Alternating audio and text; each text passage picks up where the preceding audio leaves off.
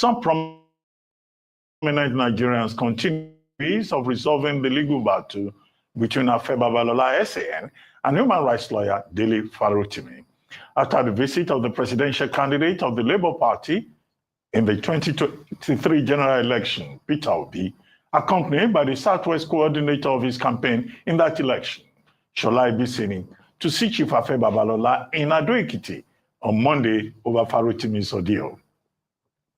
Sources say that during the 2-hour meeting between Obi and Chief Babalola, a consideration of truce was given on the condition that Farotimi retracts his not guilty plea and thereafter published the rebuttal in major newspapers. It was also gathered that before Peter Obi's visit, former President Olusegun Obasanjo and Catholic Bishop of Sokoto Diocese, Matthew Hassan Kuka, had reached out to Chief Babalola on the same issue. The source also added that the duo also visited Farotimi, where he is kept in Ado-Ekiti prison. And Farotimi reportedly told Obi that he did not invite anybody to plead on his behalf. He further demanded that the case against him be withdrawn first as a precondition for his apology. Joining us now on this show is Liboros Oshoma, a lawyer and human rights activist. Good morning, Liboros, and thank you for joining us on the show. Good morning. Well, I don't need to rehash the details about the case. It's been in the public domain, developed many dimensions. The case itself speaks for itself. Now, what do you think of it? What will you see? What are your reflections on this major case with regard to defamation? Yes, first and foremost, like you said, the matter had been flogged, reflogged, overflogged in the public domain, so I really don't need to rehash definitions and legal and the media is running a parallel trial court. No, really, like I say here, whether we like it or not today, there are two courts. The court of law and the court of public opinion. Mm-hmm. The court of law, you will be caught, those caught to the bar will do the business of law in the courtroom. But in the court of public opinion, whether those caught to restaurants, caught to anywhere, discuss the law, you can't stop them from discussing the law from their perspective and even passing judgment. Mm-hmm. So one has to be very careful in our society today, considering also because of the lack of confidence in the institution. So you can't excuse that away. It's happening. That's the new normal today in the world, really. It's always been. It's not even a new normal. Yeah, it's always been. But before now, you could say only the media could discuss it. Yeah. But today, anybody that has a phone can discuss it. Even if you don't have a phone, people. Yesterday, I was in a court in Ijebu. It was what we discussed all through while we were waiting for the court to sit. So anybody can, whether the media will always be accused of running a parallel court. It is any matter that is trending. You don't expect the media not to talk about it. They will always talk about it. But that said, I've always said it that I like the move that Peter Obi had, taken to see how we can mend fences. But also, I also like the fact that you can't ask a man who is in chains to come negotiate. He'll be negotiating from a point of weakness. There's need to create a level playing field because you never can tell. Section 377 says that truth is a defense to defamation. And so you don't know the evidence that the man on the other side has. Even if you say, oh, yes, he doesn't have. But he might have. So just give him the benefit of doubt. You can always refile. So if you withdraw the suit and say, okay, the charges and say, okay, since others have decided to mediate, I think I completely agree that you don't ask a man to go plead guilty when he insists that he's on his right, even though you're on your right. That I think the best way forward should be let all parties sheathe their sword for now. And then since the others, like Peter Obi, Obasanjo, Bishop Kuka had stepped into the matter, let them explore that possibility of mending fences, and let's see. If at the end of the day, they are not able to achieve that, then parties can go back to their gunpowders and let the guns start blazing. That's my... It's here. This is it. The federal government just come out with some new regulations that allows you to buy real estate with less money down than ever before. Less than 5%. I'll show you how to do it with no money down. I'll show you how to do it with no credit. I'll show you how to do it on 2 units, 4 units, 40 units. I'll show you how to do it on single family homes. And I'm going to show you what not to do, by the way. My team's going to put a link below, man. This is an emergency. Okay, I came out of the ocean to tell you about it. You don't need to know anything right now except that you're committed to take your stance. Okay, so let me go to Mr. Fautimi's statement where he says that the case against him be withdrawn first as precondition for his apology. What do you make of that? Do you think that should be, does he have merit? Not only does he have a case to answer in Ikiti, now he has a case to answer in Abuja, in Oyo, and perhaps even more will come as the days progress. But do you think that that's a fair deal? That at least the first instance, withdraw the case against me, and then I will apologize. Yes, that's basically what I'm saying. That, yeah, it is good that he is also ready to, mediate. Because really, the cases, like you said, more will come. And no matter how worthy you are, I don't think you want to, be jumping from one court to another. Because for a matter like this, it becomes a matter at large. Depending on where the complainant is, he can decide to sue in Sokoto, in Zamfara, in Delta. So you wouldn't want to be jumping from one state to another or hiring lawyers to defend you, all over the federation. So I like the fact that he's ready to mediate. But like I said, okay. Let me just come in because it doesn't seem to be happening. It looks like the case is getting hotter. And that's why, because only recently we heard that an Abuja court has ordered that the books be seized and, even proceeds and all that. So to how possible, or is that a reality? The first step happening? The first step is the big masquerade in the room, Chief Afe Babalola SAN.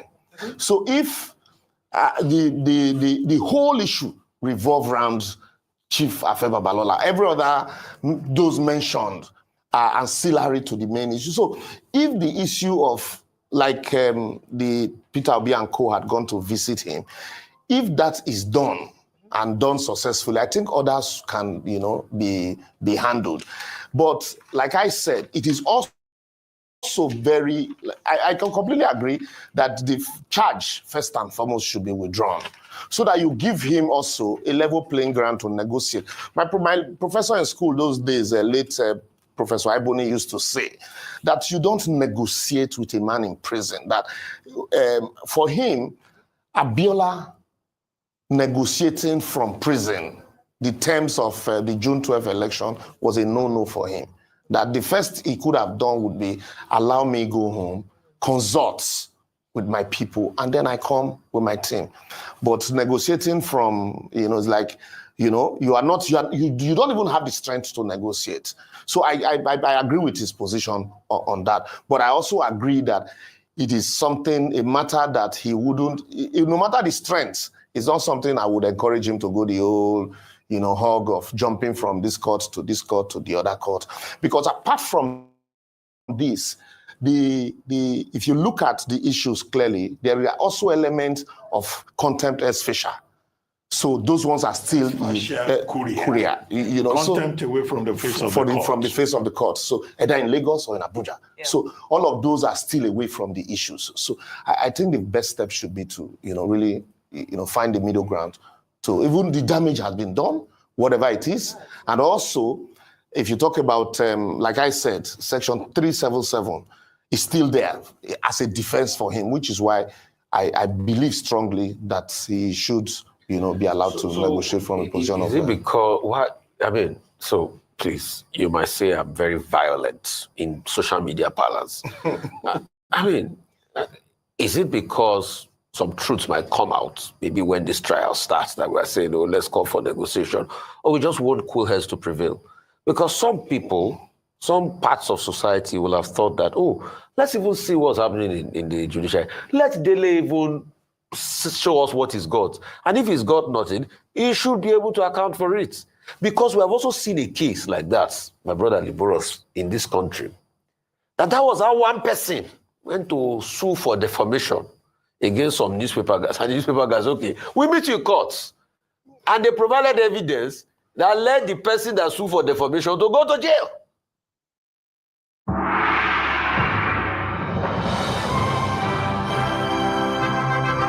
It was absolutely amazingly divine. One of the most extraordinary. I also, that case happened for this country. That's another option. But like I said, happened, yes. And the person that was not sued for defamation went to jail. And if like I said, I kept repeating Section 377.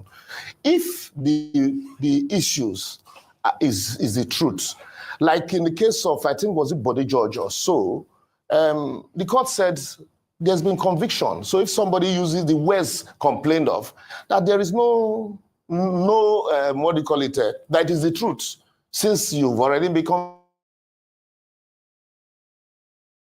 convicted. Also, in the case, there was a matter between Affair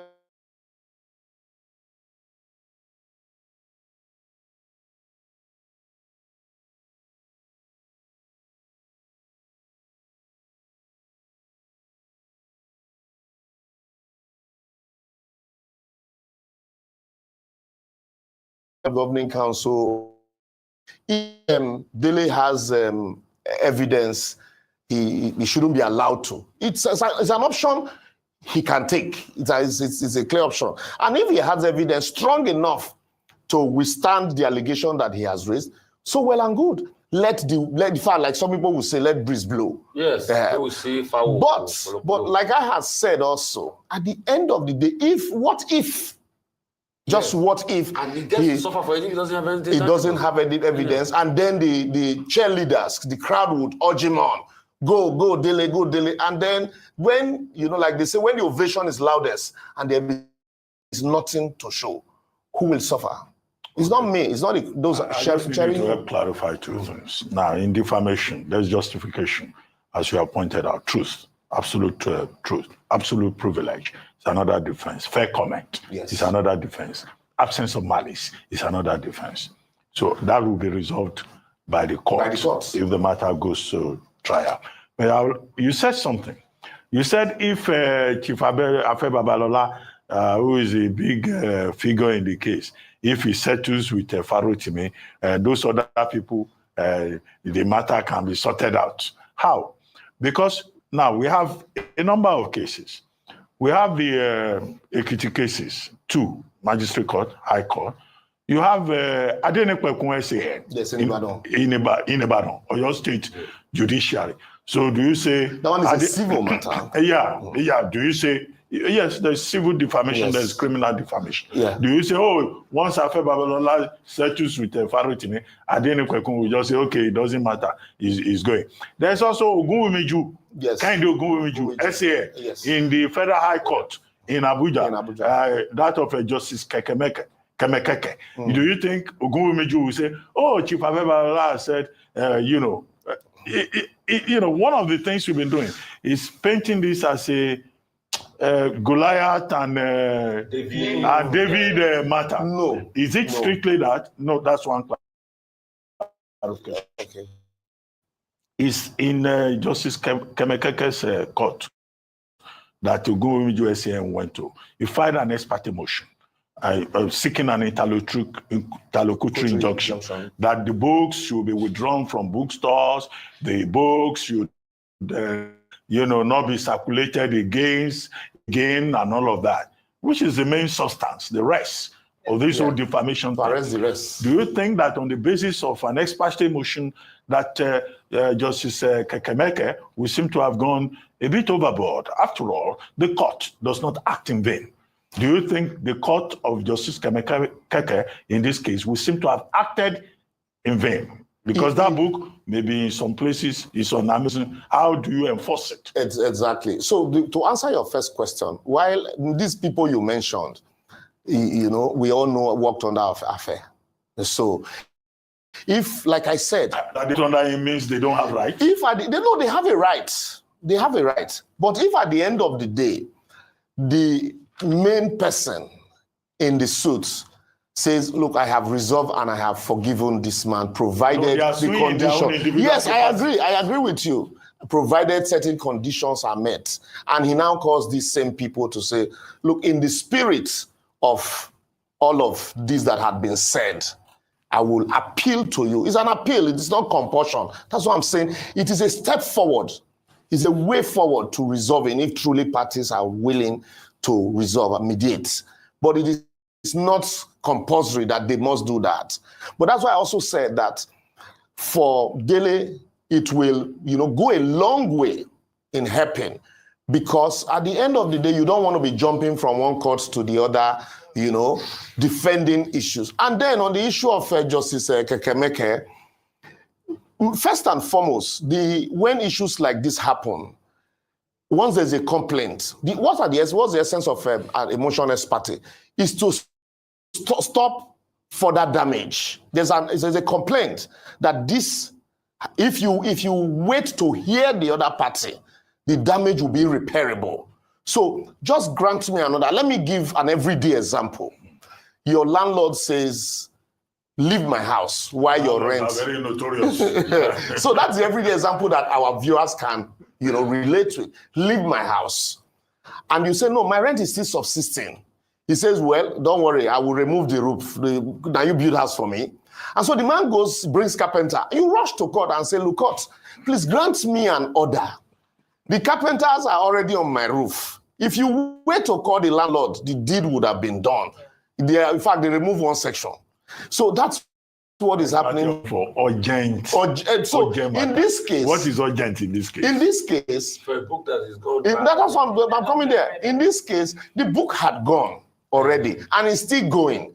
But the big question is, for those that are selling it outside jurisdiction, how will such order restrain them? That is challenging. And that's where we say today the world is a global village. Yeah. You can restrain somebody here, but there's another person in America who, will tell you, I'm not even aware of this. And, because the book is online.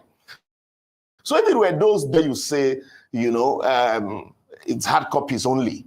And so you go back to the publisher. In this case, the book is even self-published. So you say the publisher should be restrained because in most cases you even sue the publisher. But in this case, the book is self-published. So that ex parte order would, act, maybe midway, because the horse had already bolted. All right. So that's the challenge there. But like Nigeria, so that it doesn't look as if the court would answer Dr. Bazi's question. No, you have no, you are doing like a lawyer. Lawyer, you will do color. No, you are doing like a lawyer. The question he asked is direct. He said, was that ex parte necessary? What was the urgency of giving that ex parte in the first place? No, it is. It is questioning the bona fide of that ex parte. No, it is necessary. It is necessary. How? It is now there is an ex parte on application. Because if you say because the horse has bolted, and so allow it to consistently bolt, so you also deny justice to the person who is alleging that he's been defamed. But you don't know. Maybe Dele Farotimi has evidence to back up all the things. That is why. So why don't you just listen to his side before you give a quick ex parte? That is why there is you an ex parte. No. The way it works, Rufai, is when you file an ex parte application, there's also what we call a motion on notice attached to the ex parte. Ex parte, that's why they tell you an ex parte is interim, pending the hearing and determination of the motion on notice.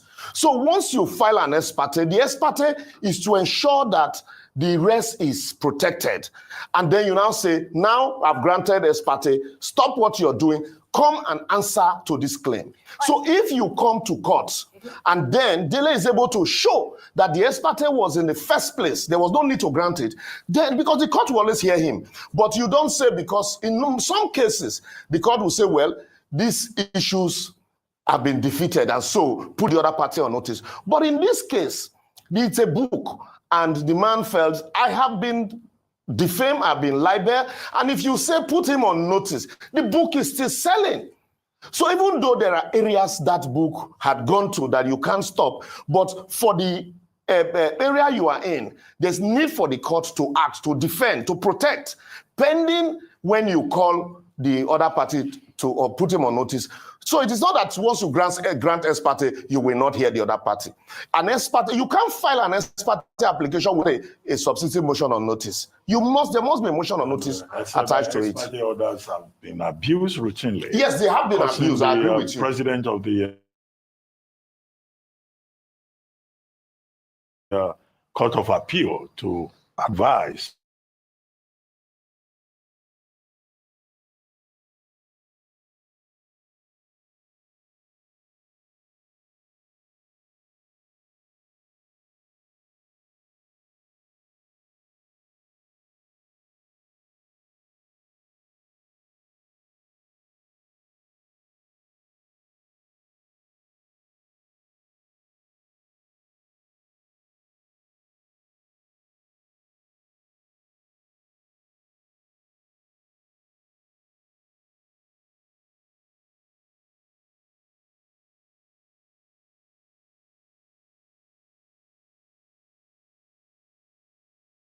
WIFO had consistently abused that they handled the case. Going back to the David and Goliath analogy, it was said that because we often say that the law is the last hope of the common man, but it doesn't seem like that anymore to a number of people, because if you have power, you have influence, and then you are able to exert extra force, as it were. How about the other part? If we settle, yes, Mr. Farotimi goes, Chief of Babalola is appeased, but how about the spotlight on the judiciary? Because this is just one of many other cases that could happen. Could it mean that if a common man does something, if you have influence and power, you can exert that much, and then there's no sense of justice for a lot of people? If you go back to the fact of the matter, whether the matter at the Supreme Court now, and that the application to correct the error in the judgment, for me, was it out of place? We all apply to court to correct errors. Even application, you can even bring an application to amend claims. So if there's an error in a judgment at variance with your claim, you can apply to court to correct that error. That's not a miscarriage. But like I agree with you also, that when a judge, Lord Denny has long ago said, when a judge sits on trial, the judge is on trial. Yeah. When you're trying a matter, the entire world is trying you. Yeah. But the issue here is, yes, parties are allowed to make fair comments, justifications. That's what had happened here. That's why we sit down here. When judgment is delivered in a matter, we sit down, we look at the judgment, we weigh it against the precedent, that had been given by the same court, and then we make fair comment. But when it's alleged to be beyond fair comment, that's where the problem is. And that's why I'm saying, yes, this is consistently, it's always been trial for judiciary and the society at large. And also, I would also think that, because Justice Kayode Esho once said, behind every allegation of bribery against a judge, there's a senior advocate who is a conveyor belt. Mm-hmm. But he didn't mention names. That's a fair comment. There's allegations that there is some person, because I also said that when you accuse judges of granting other frivolous orders, you also need to accuse lawyers who file the application, because the judges don't file application. It is a lawyer that filed the application. So I think this should be a learning curve. For the ones who get it done, the most important part is the one you need now. And the best partner is the one who can deliver. That's why millions of for the society to understand that, look, if you do not self-censor, self-check yourself, today it is Dele, tomorrow it can be somebody you don't even know. Dele might have or might not, can decide to say, okay, look, you know what, based on what had happened, I want to do, an investigative reportage. On this issue and see what I can bring out. In this country, we've seen where judges, remember Justice Pendigi, allegations between judges and the news, was it the news, those days, allegations of conversations. And the NJC, sat on the matters, and senior lawyers were disciplined, judges were dismissed. Okay. So I think going further, one of the other things that I wanted to bring out was the fact that maybe we should do like what was done in Ghana by a journalist called Anas. And I'll tell you what Anas did. I know what he did. Anas broadcasted a Ghanaian movie, Life in the Cinema, which was secret recordings of judges all over the country collecting bribe. And it was played right there in the cinema with real actual evidence. Secondly, I want to talk about a concept called intimidation as corruption, because one other thing we don't talk about in Nigerian judiciary is most of the time it's not money or allegations of money that causes the corruption. It's the intimidation of the dramatics personnel by the stature of the people involved. That is the corrupt tendency there. Bufai, in every society, no matter how fair that society is, there are certain persons who has paid their dues in certain faiths that, just like you now, there are some places you will enter. You have, journalists. You'll be given a right of first refusal, even though we're talking about fairness and balance. You'll be given a right of first refusal. But for some persons, they will say, Rufai came here to intimidate us. Who does he think he is? But because of what you have, you have paid your dues. Also, in practice, it happens. Law is a profession of precedent. I get to court. Why do you think some of us do no longer enjoy going to court over, small matters? Because you get to court, your junior. No, not big boy. Your junior, who's a senior advocate, will get to mention his case. He walks into the court, he will mention his case, and he will walk away. While your number is number 46, you will be there in court till maybe 3 p.m. And, that's... For you have other things to do in the office, but you're there. It's intimidation also. They must give liberals SAN. That's what you do now. You've requested for it. Please. It's a privilege. It's a privilege. It's not a right. And so we all work for it. We all want to be. So there are certain things. I agree that this society and the profession, there has a lot of problems. There are allegations of bribery. There are allegations of intimidation. We need to wrap up. I just need one more clarification. In this whole Farotimi saga, another thing that people have talked about is the restraint. When he was returning, I think, to the magistrate court the other day, he was put in handcuffs. Now, was there the second time he wasn't put in handcuffs? Is there a justification for putting him under restraint? That is within the purview. That is the intimidation within the purview of Section 7 of ACJA. That is the intimidation that Rufai is talking about now. Because who was intimidating him? Because... just to add to your question on that intimidation, also the case of the magistrate that has constantly detained him for a law that doesn't exist in Ekiti State. If I have time, I would. Yeah. You have to be quick about it. Yes. The handcuffs, that's why they are called restraining. It's only meant for either somebody who is violent, so as he would not escape. But in this case, no violence has been shown. And it's not also on record that the man has attempted to escape. Putting him in handcuff or further worsen, the case of the prosecutor. It's like, you are no longer prosecuting him, you are persecuting him. When we see,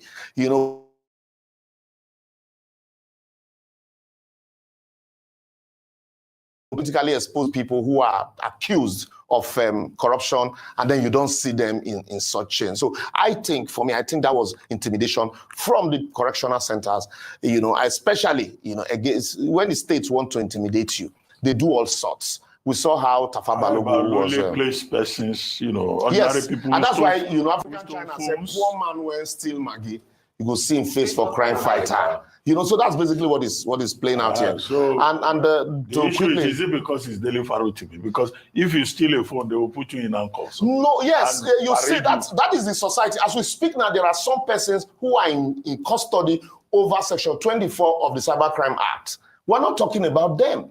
The society is not talking about them. There are people who are in handcuffs every day, and that's the privilege also that he enjoys because he's delivered to me. So people will talk about it. That's the privilege I was talking about. So in every society, there are people who they bring to court in handcuffs. Nobody talks about them. The other one I asked you quickly, the continued The magistrate, bail is a discretionary thing. Okay, it is left for the magistrates. Okay, it's discretionary. Okay, thank you, Liboros Oshuma. Thank you very much.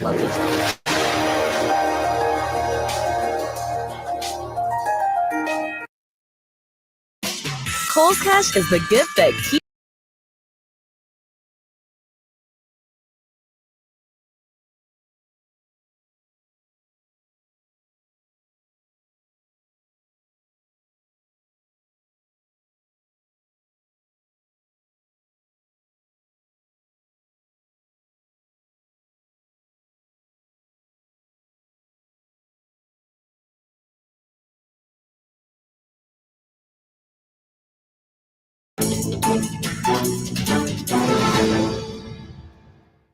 Now, recently, you might have heard a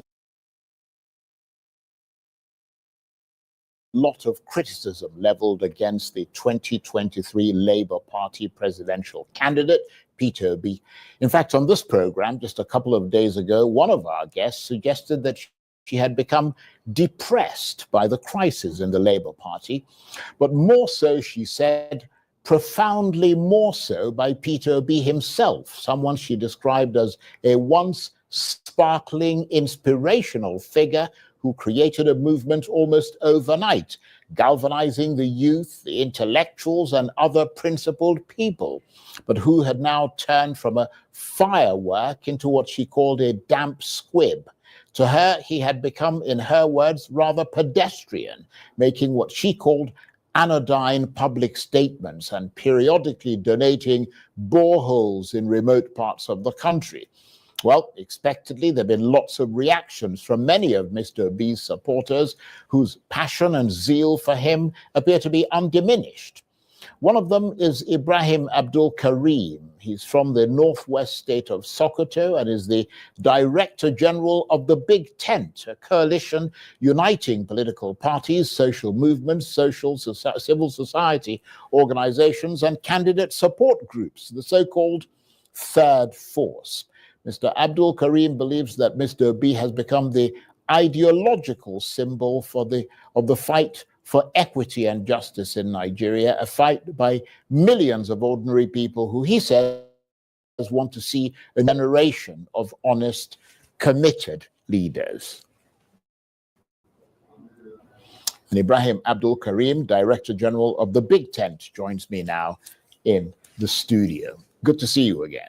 Good to see you, Mr. Charles. And metaphorically speaking, or perhaps physically speaking, you would need a big tent, wouldn't you? Because you're quite a tall bloke. Of course.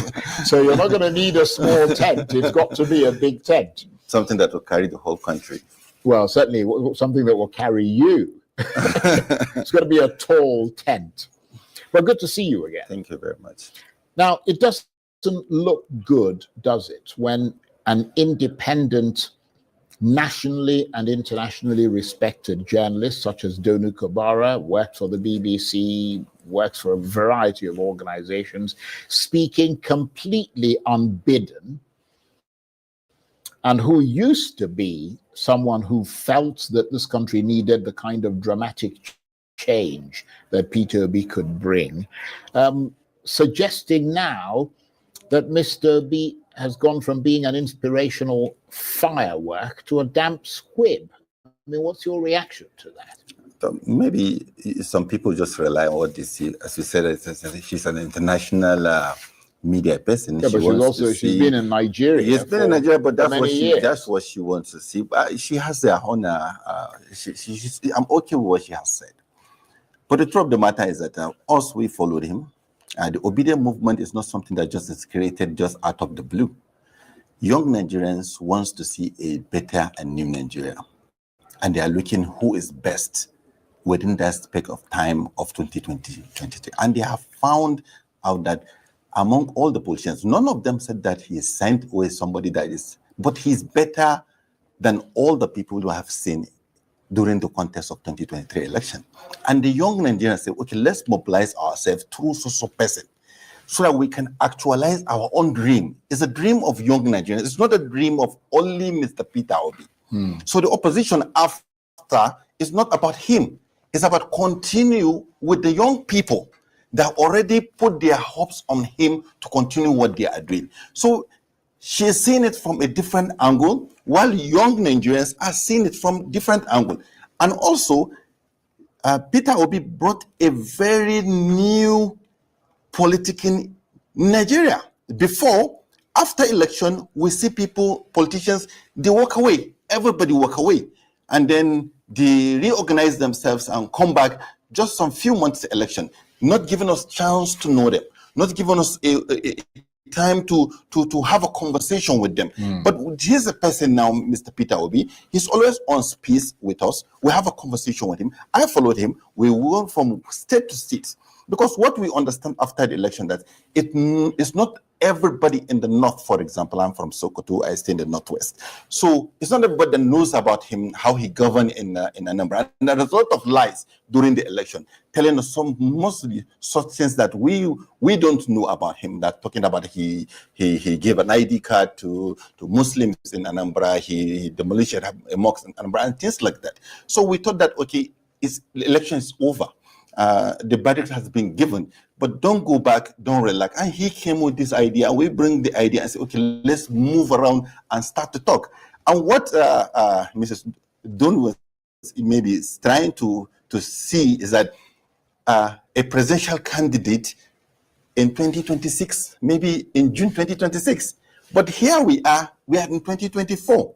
There is a government that is in place, and there is somebody that's supposed to give the opposition. And the young people are organized 2025, a whole of 2025, to re-engineer and reorganize ourselves. What we are picking is that he needs to go and see with his eyes what is happening. For example, the issue of the Almajiri, we know how it stopped during the Jonathan time.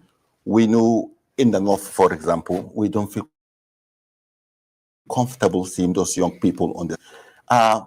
And then we now talked to him and said, go and see how this Almajiri system works. And he followed us. We went to Almajiri school. He found that one of the school in Kaduna, they don't even have a toilet. They don't have a decent water to take. And also they have to crawl out to go and look for food for them. And what amazed him, they write in Arabic. And he was suggesting, if we can take these young people that we call out of school, why not bring school to them? And he pledged and he donated money. And we went back again for him to supervise the money that he have sent. That's the leadership we're talking about. Not just somebody that will sit in the villa or sit in the government house and keep on watching. And most of these works that we have done, for example, we went to Kebbi with him. We went to commission a borehole. I think we take almost more than 15 kilometers into the bush. And we met the Fulani. The same Fulani that people are now talking about. She was saying that you see them, the Fulani, full Fulani village, and we took him there. And he interacted with them. He commissioned a borehole with them. And their leaders was there. They told him, this is an Igbo man from the southeast that wants to be president. So what we've been doing in 2004 to 2024 is right to pick him and go to those people that need to see him. And we went to Emirates, Gondo Emirates, and we went to other Emirate councils. Why are we doing that? And then apart from that, we're doing third-party engagement. And we're taking him to some politicians that we know, irrespective of their parties, to sit down and talk to him. He's from commerce. He's from the bank. He's from the commerce sector. Is somebody that knows value. Every day we are talking with him, he look at the size, he give comparison with agriculture, how he will build the northern block for us to get what we are getting. If it's Peter Obi as a president today, we will not be arguing about this tax bill, because the north is going to be producing and things are going to be captured. And it's a person, because he has that knowledge of coming from back, he is very good in talking numbers. So he liked to see things, not just somebody just flying numbers, but he liked to call numbers as accurate. So that's why he's moving around. He's been in court, he traveled by the road. As you can see the incident, it was on the internet when he saw a truck drivers block road. But he just came down and talk to them. They open the gate and people move. We went from Kano to Jigawa with him some few months ago. And then when we are going on the road, we have seen the one lane of the road is being abandoned. The other one is being used. And then there is a lot of potholes and uncompleted part of it. And then we are now discussing, okay, instead of us to take away 16 trillion and build a new coastal road somewhere, while we have just Kano to Jigawa, which a lot of workers stay in Kano and work in Jigawa, that need that road to be flying around that road. So he's not just moving around as the way she uses the pedestrian. No, he is trying to take in the option of what is happening. Let me give you an example. We had Buhari as a president. We're having Ahmed Bola Tinubu as president, and you can see the other contestant of Have you, Mr. Charles, ever seen any one of them on a journey of 200 kilometers, like, for example, coming from Kaduna to Kano on the road? They are not. They are always on their private jet. That's why when they come, they don't have the first-hand information about what to do with the situation. But what he's doing to schools, school of nonsense, where we see me every week going, check his Twitter handle. Every week he's going around, and he's now talking to Nigerians, looking at the education, because if you want to change the system, the education is the first thing you're supposed to look after. Because the young Almajiri that you see on the street, they are the ones that are going to be the vanguard of the politics, that we call them NCSA, in years to come. They are going to let me on this seat. What type of young people are we going to create in the North? Who are going to talk on the behalf of the North? Who are going to be in the offices for a system to work? So, but he believes. Come on, one thing I really appreciate about him was that on our way going around all these things, we met some of our friends, and then we met some people that will come and greet him. They have a conversation, maybe in the aeroplane or in the car when we are doing. And once he now understands that young person has something on him, he can explain issues of electricity, issue of tariff, or anything, communication, and things like that. He always asks me, "Brian, what's the name of that person?" I will give him the name. We keep the name. We remember the name. So that when building governance is not easy. It has to come through a system. And he can't govern with the people that he governed Anambra State with them. He's going to govern with people. He needs ministers in all the 37 states, yes, including Abuja. Well, so he needs to use this 2024 and 2025 to do some legwork, as we said in politics, because politics is something that can be. That's why, Charles, I used to get very worried when I heard people talking about who will become vice president, who will become president. That's not the time. The time now is for him to get people to know him, to get engaged. I mean, her point is that this is the same guy, certainly from her perspective. Yes. And obviously, one of the points here important to go around canvassing with people, talking to people, and so on. And she is a person, and a significant person. And her point is that this is the same guy who galvanized so many people across different classes and ethnicities into action in a very short period of time. And now, according to her, he makes anodyne statements on social media, donates boreholes here and there. She probably didn't hear the story about the borehole and the journey, helping people. Yeah, that you were talking about. But what she thinks is that what people really want to see is a man who is an inspiring leader of the opposition, because that is needed so desperately at this point. People need something to sustain them, to inspire them. And she says he's, nowhere to be found. You use the term that she used, pedestrian, that he's not a shining star at the moment. He's not taking on the government. And that's part of what people want to see. People want to be, not everybody has the opportunity to travel with him like you have. But people want to be inspired. People want to be inspired, but it's the only thing that we have today. if they're taken off, what she is saying, you look at the context of Nigeria, where you bring the time of apartheid, type of during the days of Mandela, people that are thrown into jail and that. But look at what we have today, where people are seeing semblance of state capture. Then press, we just finished the interview now with somebody discussing about the issue of the press, and understand. This is the person that is now uniting us from the south to the north, young people all over Nigeria and outside Nigeria, thinking of how we are going to wrestle and take over this country, because we know we've been late in 2003, but we are giving a more chance and more given time to do. If now, for example, something happened 2023, yeah. So if something happened to him now, he is the leader, he is the one inspiring us and talking to us and telling us what to do. If we have a, the kind of government that we have with the APC people and how they take politics and they do or die affair they want to do, and if he's been eliminated of maybe the confrontation that we wanted to do, or all of us have been thrown into jail and things like that, what will happen to us? Today you see him, he's in the court trying to what? To take care of Dele Farotimi. Tomorrow is going to be me. Next tomorrow is going to be another journalist. So you're saying he needs to be free. We need us. We need him. Yeah. What the mistake they will do, how they will do, not him creating the problem to himself. At least we are doing what we are doing. We are putting off our offices. We're conversing. Young people are talking. We're organizing. We can't come here because somebody wants to see us on the street fighting for us to now give out all our strategies. Yes, I understand that. I have to move on because him is against us. So I do recall, though, because you mentioned the APC there.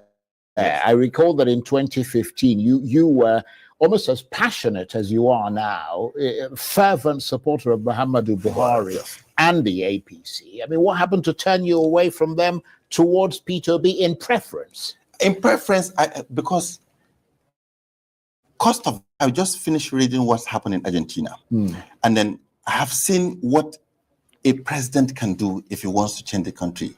I have seen what happened in Indonesia. That's Javier Malaysia. Milei. So the most important is the head. Everybody knows that with Peter Obi, even Deji was saying that at least he will vote for Peter Obi. Everybody have seen him traveling from one place to another. Even in an economy. The reason is why everybody knows, us that we work with him, the people that goes close to him know that there is going to be a reduction in the cost of government. Not somebody that's going to buy a new Jeep, not somebody that is going to pump money to build a new house for himself, a new house for his own vice president. So that's the first thing that I have seen. Number two, he's trying to fiscal prudence. Yes, yeah. And also we are trying to actualize our own aspiration through him, because we don't have his capacity. We can't be him. You understand? So, but we can be around him. The young people that are coming around him, what we are trying to do that we have not done in the APC is that now we are going to set up system that will now checkmate us when we become, because once we promise people and we tell them what we are going to do, we are going to have a process that will make sure that at least those things have been, nobody will take him over and nobody cage him, because we want somebody that can move around. The first thing I love so much about Mr. Peter, see him maybe in a day, 3 or 4 different states. That's what the leadership is supposed to be, because he's coming from commerce and he's coming from banking. That's the most interesting part of it, because if I tell you, buy something for me, and you know that I will be in that market too, you'll be careful not to inflate that what I send you to buy, and you'll be very careful to bring what is authentic, because I'm going to see it. This is the person that I know, because of what he's saying he's going to do. Definitely, he's not going to sit down in one place. He has never. If he sits in one place, he's going to fall sick, because that's the person right. I know. Okay, well, you've made that point, and we're fast running out of time. We've got a couple of minutes left. Just tell us a bit about the organization, the Big Tent, which you're the Director General of. I mean, it likes to call itself the third force, doesn't it? I mean, is it really that? Is there such a thing in Nigerian politics? Yeah, you see. The difference between us and what happened in 2015 is that in 2015, the APC put themselves together and go directly to take power. we've been sitting down trying to organize how we are going to see that power is not misused by anybody. That's the work of the big tent. And that's the kind of people that we assemble in the big tent, people from all walks of life. Our worry is not just putting Mr. Peter Obi in the saddle there. But is that what the purpose of the big tent? No, it's not. Right. It's not. It preceded Mr. Peter Obi. We were there before even Mr. Peter. Do you know that Mr. Pat Otomi is the Labour Party candidate before? Yeah, he was the Labour Party candidate. He was before he stepped down for Mr. P. Otomi. And Pat Otomi is the chairman of the big tent. So you can understand. So even when we are talking about Mr. I just don't pick Peter Obi. Somebody very prominent in Nigeria, I went to him, 3 of us, we asked him, with this number of people contesting for 2023 election, in APC they have almost getting to 20-something people, in PDP have almost 14 people at that time, and we asked him, who do you think among these people that can be a very good president for Nigeria? He said, I can't pick the 2 parties together, but I will pick one of each. He said that in the APC, he mentioned the name of Fayemi because they work together. But when he comes to PDP, he said he prefer Mr. Peter Obi. That's the first day I picked the name. I know him, just done other things, but that's when I picked the name on why, and I asked him why. He said I should go and do my research. And when I did my research, I found that, yes, there is a reason even why Atiku picked him in the first place to be his vice president in 2019. Okay. So that's how I said, this is the person that I have to study him to find out who he is. And I found that he is one of the most interesting person that you can think of as a politician in Nigeria today. On that note, I want to thank you very much indeed. Thank you very Ibrahim much. Abdul Karim is the Director General of the Big Tent. Good to see you.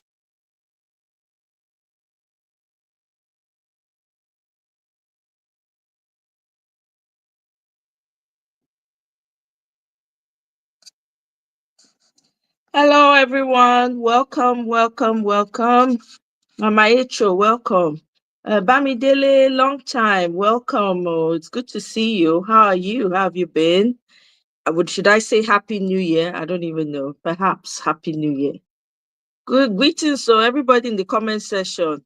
Brother Ben, I see you. Thank you for stopping by again. Thank you for your support. I really appreciate. Thank you for the information yesterday as well. Thank you so much. Mr. Ferreira, we are waiting for you on the panel. I'm going to start reading. Victory all the way. Welcome. Oh. Welcome. I know. Bukachua told you people. Yep. What he did with his wife. Now English every day. I'm telling you, my brother. We know they settle anything. Baba should go and sit somewhere. Kene, oh, my personal brother. Welcome, oh, my village brother. Welcome. Greetings. Annie, welcome. Welcome, everybody. Thank you for coming. Thank you for coming. I am Juliet. Welcome. Good to see you. So we're going to jump right into it and start reading while we wait for the other members of the panel to come in. But in the meantime, I'm just going to get started. I don't want us to waste much time. So we're starting with page 8 today. If you have your books, so please identify if you have your books, and so we can begin. But anyway, let me get started. So chapter 8, the purchased judgment. The Agbenla Alausa conspiracy and chieftaincy family. The battle to quash the warrant opened my eyes to the extent of the rot in the court systems, and I came to the knowledge of the sickening realities of the systematic putrefaction. Wow. The Supreme Court's judgment was doctored by the Confederation of Lawyers in Afe Babalola's chambers and the law offices of S.B. Joseph and Co. And the end desired by the Confederacy was sought with the active connivance of the head judge of the Lagos Division, Atilade J. I submitted a petition to the police, and I soon found that the Eletus and their crooked lawyers had co-opted the police into the scheme. You don't say. The Eletus managed to move the sheriffs and bailiffs to execute the doctor judgment, and they did this in spite of the fact that I had placed all of the relevant authorities on notice, and I had drawn the attention of the Chief Judge of Lagos State and the Attorney General to the fraud, drawing pointed inferences to the legal incongruity of having the judgment applied to people whose title to their properties are rooted in government-owned grants to the Ojomo. Vid the Gazette of Excision, and in the case of Nikon Town, to peoples outside the customary jurisdiction of the Ojomo family. In the immediate aftermath of the court order quashing the fraudulent warrant, the Eletus continued to strong-arm the small plot holders outside of the bigger holdings that had mostly lawyered up and joined in the battle against the Eletus onslaughts. Seeing as the Eletus were undaunted by the order quashing the fraudulently procured warrant, we were left with little or no choice but to fight back in the protection of our clients. We applied to the then Surveyor General of Lagos State, Agbenla, to produce a composite survey of the land in dispute. Agbenla was the Surveyor General of Lagos State at the time of the delivery of the Supreme Court judgment, and given the tip I had been offered by Mr. Osahon Idemudia about the survey fraud in the Eletus deed of conveyance, I deemed the commission of a composite survey to be of extreme importance. But I had another reason for wanting the SG's composite one that is rooted in the oral traditions of the Ojomo people and of that of their neighbor to the east, the Elegushi. From the dawn of ages and from the oral accounts of the two traditional land-owning families, the Ojomo and the Elegushi have for generations considered the Mayegun Creek, now known as the Mayegun Canal, as their traditional boundary. The village of Osapa, one of the Ojomo villages, is to one side of the canal, and Igbokusu, one of the Elegushi's village, is on the other side of the canal. The Ojomo is the consenting authority for the Baale stool of Osapa, and the Elegushi is the consenting authority for the stool of Igbokusu. Nikon Town is located inside Elegushi's Igbokusu village. I know this because I had worked for Bassa and Partners and Oyekon Abdullahi. She was the lawyer to the Igbokusu community when they sued the Elegushi to challenge his right to sell the land that has today become known as Nikon Town. How did the Ojomo come to sell land to Gbadamosi Eletu beyond the clear boundaries of their own land? Remember how I had been integrated into the Ojomo family by my early associations with the young princes? Well, they might have introduced me, but I had become part of the fabric of the Ajiron community, lived amongst the natives, and befriended them with integrity and honesty. They told me their war stories as we shared life's experiences. One of the stories that the more elderly ones never appeared tired of sharing was the story of how they were defrauded, cheated, and exploited by Major Bamidele, Bamidele, Gbadamosi Eletu. The older generation will tell of how the affluent member of the Eletu Odibo chieftaincy family of Lagos Island, a family to which several prominent Ajiron families were equally related, was granted land on which to settle at Osapa, and how they subsequently sold him a vast parcel of land with their bugbear. How they subsequently sold him a vast parcel of land. Their bugbear was that the surveyor, which he was to subsequently attach to the deed of conveyance, which they signed as illiterate, exaggerated the extent of the land sold. They were universally bitter, and I never forgot their stories. The judgment brought back the memories and the attempt to extend the judgment to Nikon Town. The judgment brought back the memories, and the attempt to extend the judgment to Nikon Town was sufficient enough to warrant the need for the composite surveyor, even if I did not have the benefit of Osahon's tip. I had made the original application for the composite very early in the day, It was made within weeks of the judgment and as part of the immediate response in the wake of the aggressive claims of the Eletu. Once the Supreme Court's judgment was delivered, I'm sorry, I have to take that again. It was made within weeks of the judgment and as part of the immediate response in the wake of the aggressive claims of the Eletu. Once the Supreme Court's judgment was delivered. Now you have to understand that in the course of my legal practice, I had built up a vast network of contacts within the Lagos State Civil Service. 12 years of my life spent in Okokomaiko, and I'm sure that I have never entered a civil service establishment in Lagos State and failed to find a LASU brother or sister. The survey department was not an exception. I have handled thousands of governor's consent applications in the course of my law practice, and the survey department is fundamental and critical in anything that one might seek to do in Lagos State that is related to land or any real estate. I have informal channels to plug into in any quest requiring governmental involvement, however tangential, and the survey department was not an exception. Even as I awaited Agbinla's execution of the composite surveyor report, and whilst it took months before same was received from his office, I received an official confirmation and Agbinla's survey proved to be quite interesting.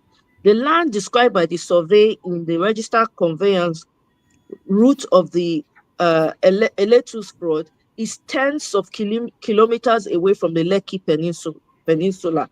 It is in Badagry. Now, to be sure that report merely confirmed what I had been told by Osahon Idemudia, who had taken a case against the Eletus a couple of years before and had discovered the surveying discrepancies when he sought to ascertain their claims on his clients by having a composite plan drawn.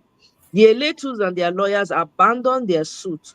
When the composite was filed in court, as the mountain of evidence in proof of the Eletu's fraud began to pile up, and in view of the order that Atilade had granted quashing the fraudulent warrant that she had issued, and as Afe came to realize how useless the original judgment had become, Afe went back to the accomplices at the Supreme Court, and this is the only logical explanation for the shameless and brazen review of the fraudulent judgment by the second sitting of the court, where the justices destroyed whatever doubt one might have harbored of either their corruption and or incompetence.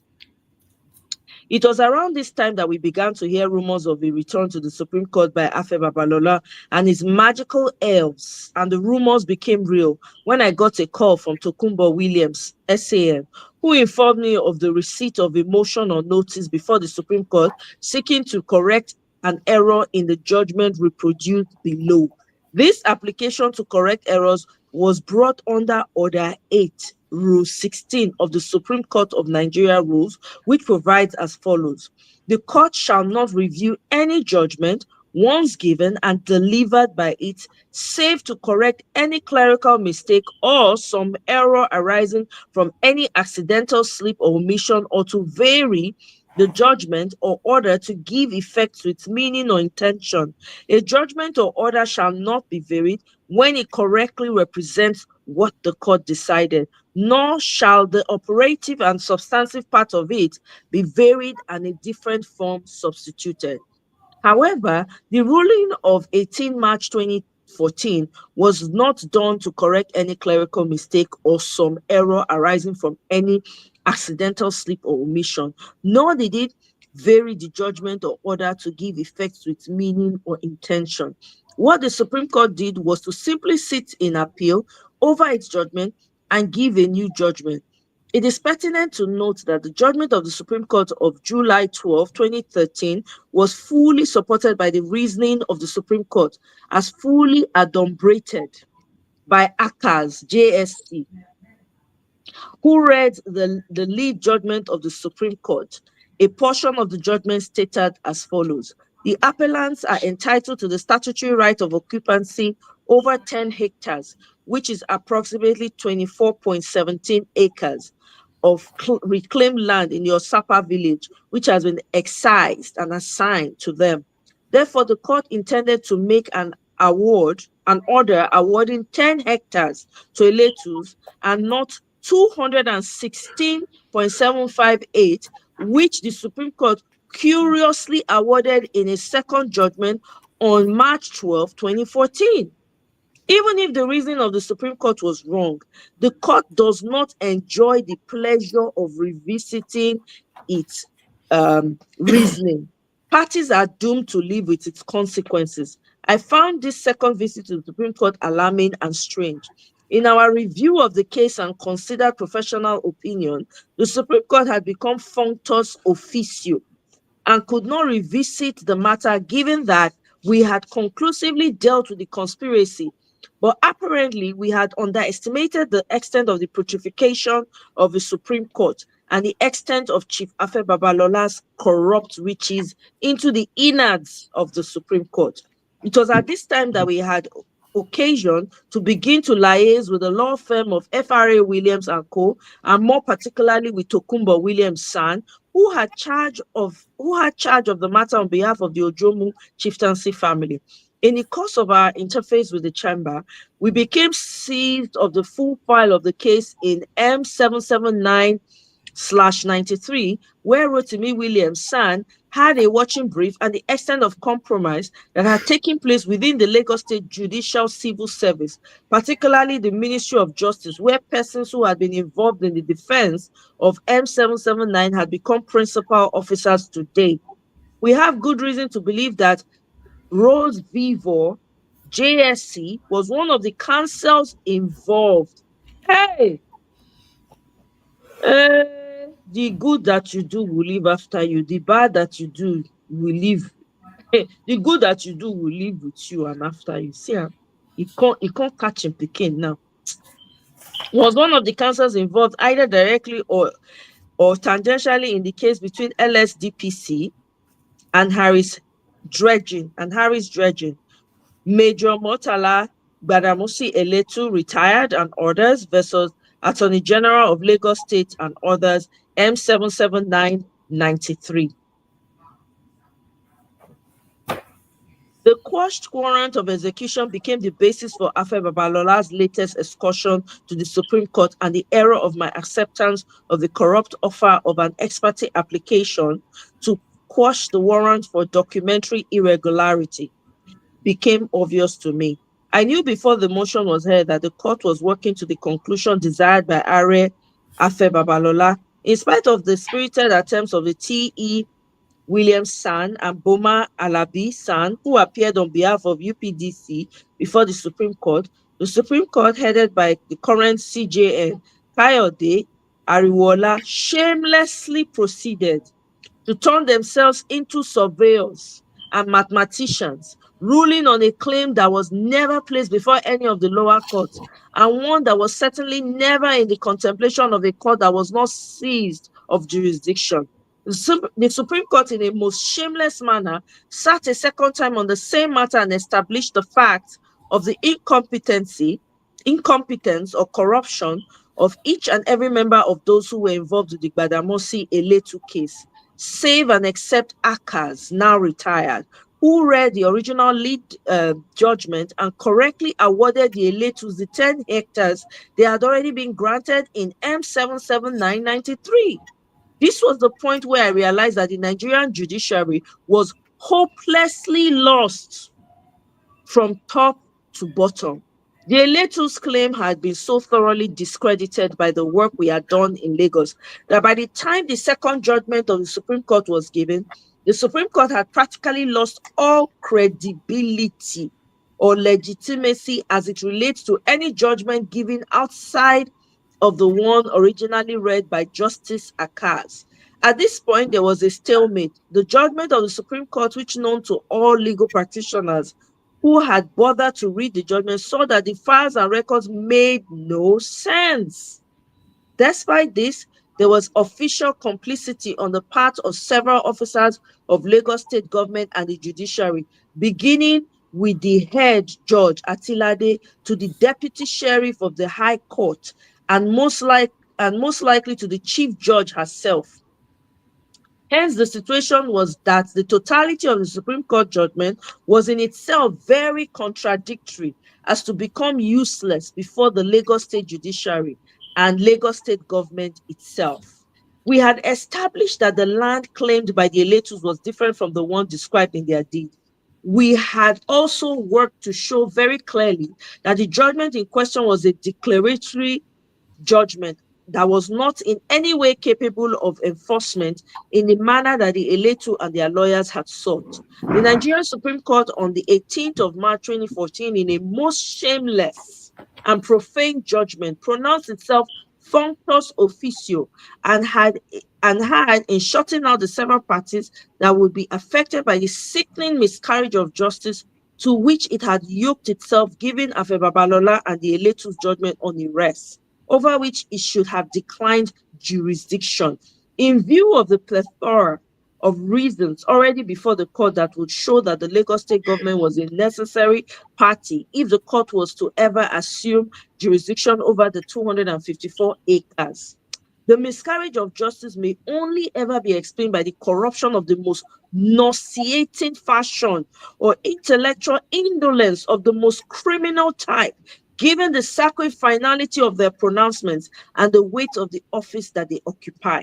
The problem for Afe Babalola and the Eletu's confederacy was the unyielding force that my firm became in the several petitions that we had written to place the Lagos State government on notice of its obligation to defend the title of several clients who had relied on Lagos State Gazette of accession to the Ojomu chieftaincy family via the existence of suit number M799/93, Major Murtala Badamosi Eletu and others versus Attorney General of Lagos State and others, M779/93. The incontrovertible and clear fact that there was no cover for the issuance of a warrant for the 214 hectares rendered the judgment useless and changed the power dynamics in the conspiracy and amongst the co-conspirators. With the comprehensive destruction of the legal basis of the procured judgment, the Lagos end of the conspiracy that had the law firm of S.B. Joseph and Co. at its head, hitherto the junior partner in the conspiracy, fulfilled its role, began to deliver the execution content of the conspiracy once Afe Babalola had perfected the Supreme Court end of the job. These plans were made without factoring in the X variable, a law firm that saw through the fraud and the shenanigans, and the counsel who just would not let go of the injustice. With S.B. Joseph rendered incapable of delivering on his brief, and Afe Babalola unable to move the Chief Judge of Lagos State, and by extension the Lagos Judiciary, to issue a warrant of execution of the fraudulent judgment as evidenced by the letter dated the 28th day of May 2014, which formed part of the exhibit annexed to Afe's claims against Pedro and is the basis of the suit that I filed against Chief Afe Babalola in suit number LD 2787 GCMW 2016. Dele Farotimi versus Are Afe Babalola. The Lagos crowd had been snookered into a corner by the exertion of my chambers, and we had demolished the original fraud that was hatched before Afe secured the first of the two judgments. I have known of the Eletu family since the beginning of my legal practice. I know as a fact that the entirety of their claim is founded on easily established and incurable fraudulence. The Supreme Court cannot hide behind the incompetence of counsel, as it has a duty to examine its own appalling intellectual indolence, corruption, or incompetence.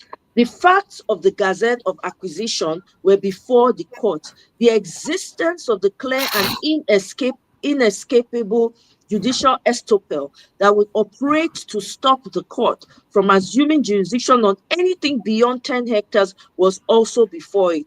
But the court, as though enthralled by whatever Afe, the circus master, had promised the justices, acted with utmost carelessness about the integrity of the court, the interest of the citizens, and the state that they had been sworn to protect.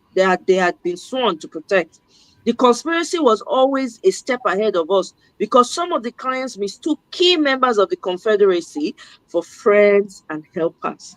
In the immediate aftermath of the second Supreme Court judgment, a stalemate arose about the enforcement and perhaps enforceability of the judgment. We had provided copious reasons to the judicial authorities in Lagos. The Attorney General had been dragged into the matter. The brutal attempt at enforcement of the original judgment against organized estates and corporate establishments had served to galvanize extremely critical and sensitive mass of the affected peoples, and this was when Afe Babalola lost his influence on the Eletus and the Lagos Mafia, whose original brief to procure enforcement of the judgment became the dominant force in the conspiracy muscling out the Afe gang. With Afe Babalola rendered impotent, Lawal Pedro muscled in on the kill. Wow. Wow, wow, wow. That's all I can say. Mr. Ferreira, welcome. Oh, greetings Well to done, you. Well done. Good read, great read. Thank you. So let's hop on to chapter 9. Mr. Okay. Ferreira, are you up for the read? Yeah. Okay, I came in thank for you. that. Although tired, but came in. Oh, I appreciate it. Thank you. We can Thank share you. it. So when you get a little bit tired, you can just let me know. I'll No take it from problem. wherever you stop. Yeah. Okay, yeah. Chapter 9, Pedro the Jackal. Lawal Pedro lent himself a negotiator and became a broker between those the elite were seeking to assert their judgment against and the judgment debtors. He began to play a double game. In one breath, he would assure the affected persons that he was seeking to find peace, and in another breath, he was assuring the elites that he would be able to find them some sort of settlement. He held himself out as the solution to the problems of both the litigant and those affected by the judgment. He inserted himself into the situation and became a factor for the elites and their victims. In the midst of this, Oyekon Abdullahi, who had been connected to the Ojomo's family long before I was called to the bar, and who still enjoyed a charming relationship with the Kabiesi and the Balogun, and who was equally friendly with some of my clients, was busy undermining the client's confidence in my capacity to do my job as a lawyer, erroneously advising them that the Supreme Court judgment remained valid and that they should consider negotiating a settlement with the elites. I had a situation where the Solicitor General of Lagos State was advising my clients to discount my legal advice because he was interested in brokering deals between my client and the elites, who he knew or should have known had a fraudulent claim at best. Oyekon Abdullahi, on the other hand, was largely motivated perhaps not only by money, but also by personal relationship that had gone sour. She did everything under the sun to make sure that my clients did not have confidence in the legal advice I was offering them. Eventually, under pressure from the elites, Lawal Pedro, quite a number of clients settled the elites' claim in sums running into billions of naira.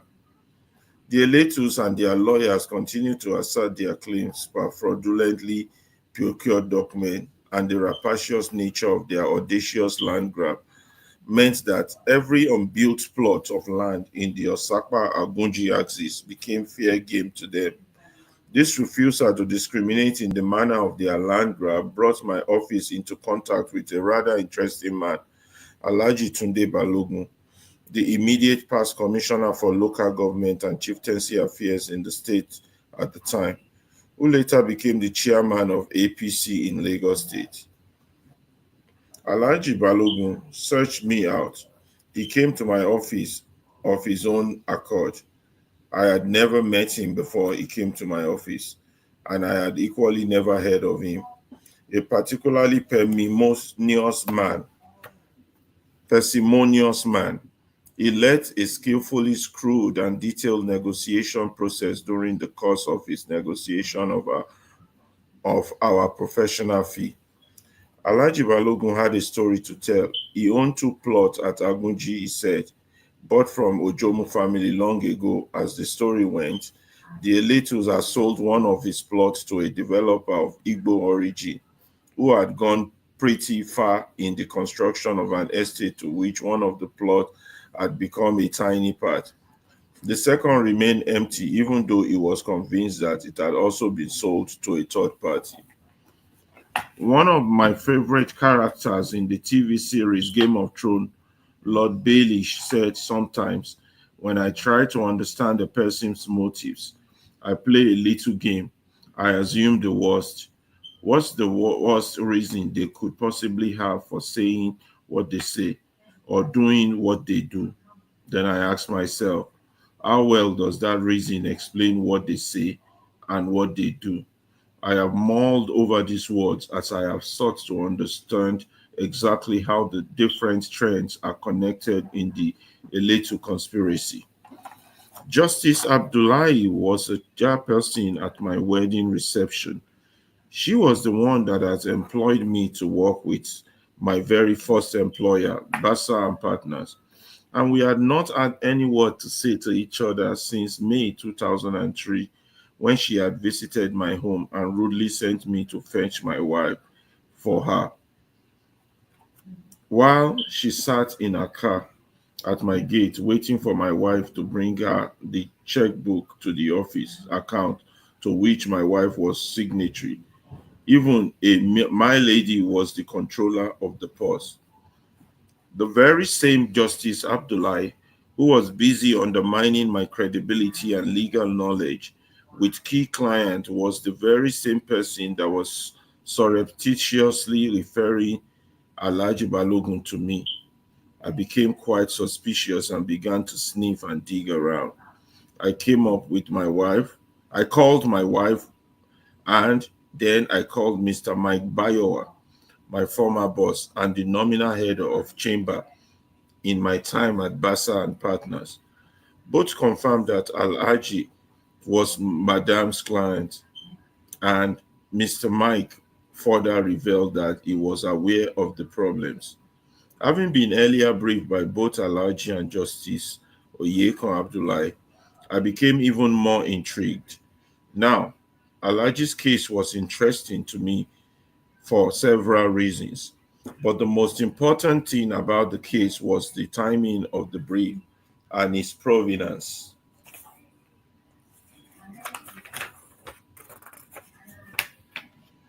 Bigger clients were being urged to settle with the Eletus by force within the Lagos state government and judiciary. But here we were, playing counsel to a prince of the political establishment, a 2-time commissioner of the state, and one that was still very much in the good books of the powers that be in the state. I became as intrigued as I was suspicious. I took on the case after pretending to haggle over the fees in which I had little or no interest. I sued the Eletus and their buyer on Alhaji's instruction in suit number LD 3121/14. With Alhaji's case, I was able to make the case that I had always made against the Eletu judgment. I pled particulars of their fraud. I filed evidence of the survey fraud. I sought to draw them out into a defense of their shaky ground. We sued the Igbo developer, sued the Eletus, but I was rather unhappy when, instead of fighting the claims before the court, the Eletus opted to settle the case on clear terms, considered the validity of my client's claim, and procured the Igbo developer to pay 30 million naira to our client for one of the plots.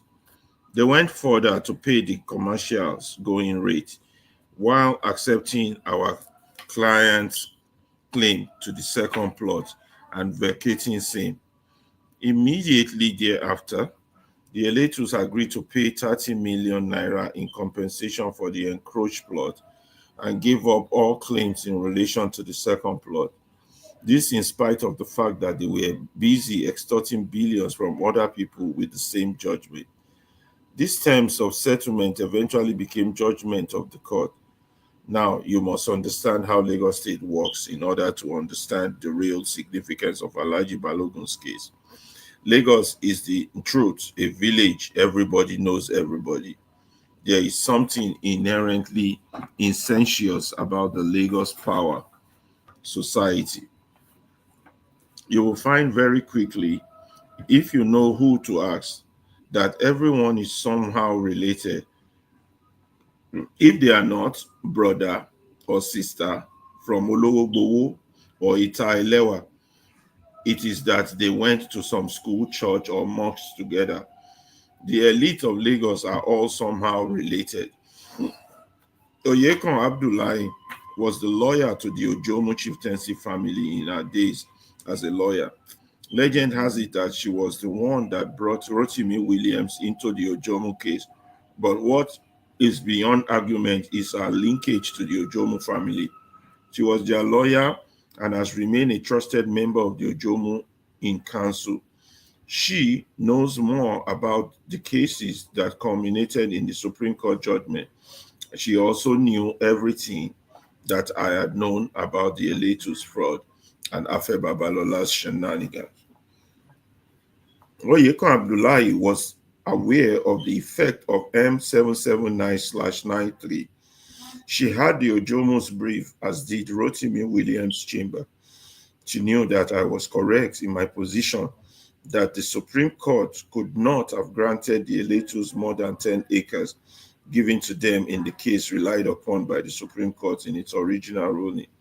She understood the incongruity of the Eletu claim for 254 hectares in the face of the clear judicial estoppel raised by their pleadings and the judgment in M779/93. She knew, and she sent Alhaji Balogun to me, knowing that I was correct in calling out the fraud.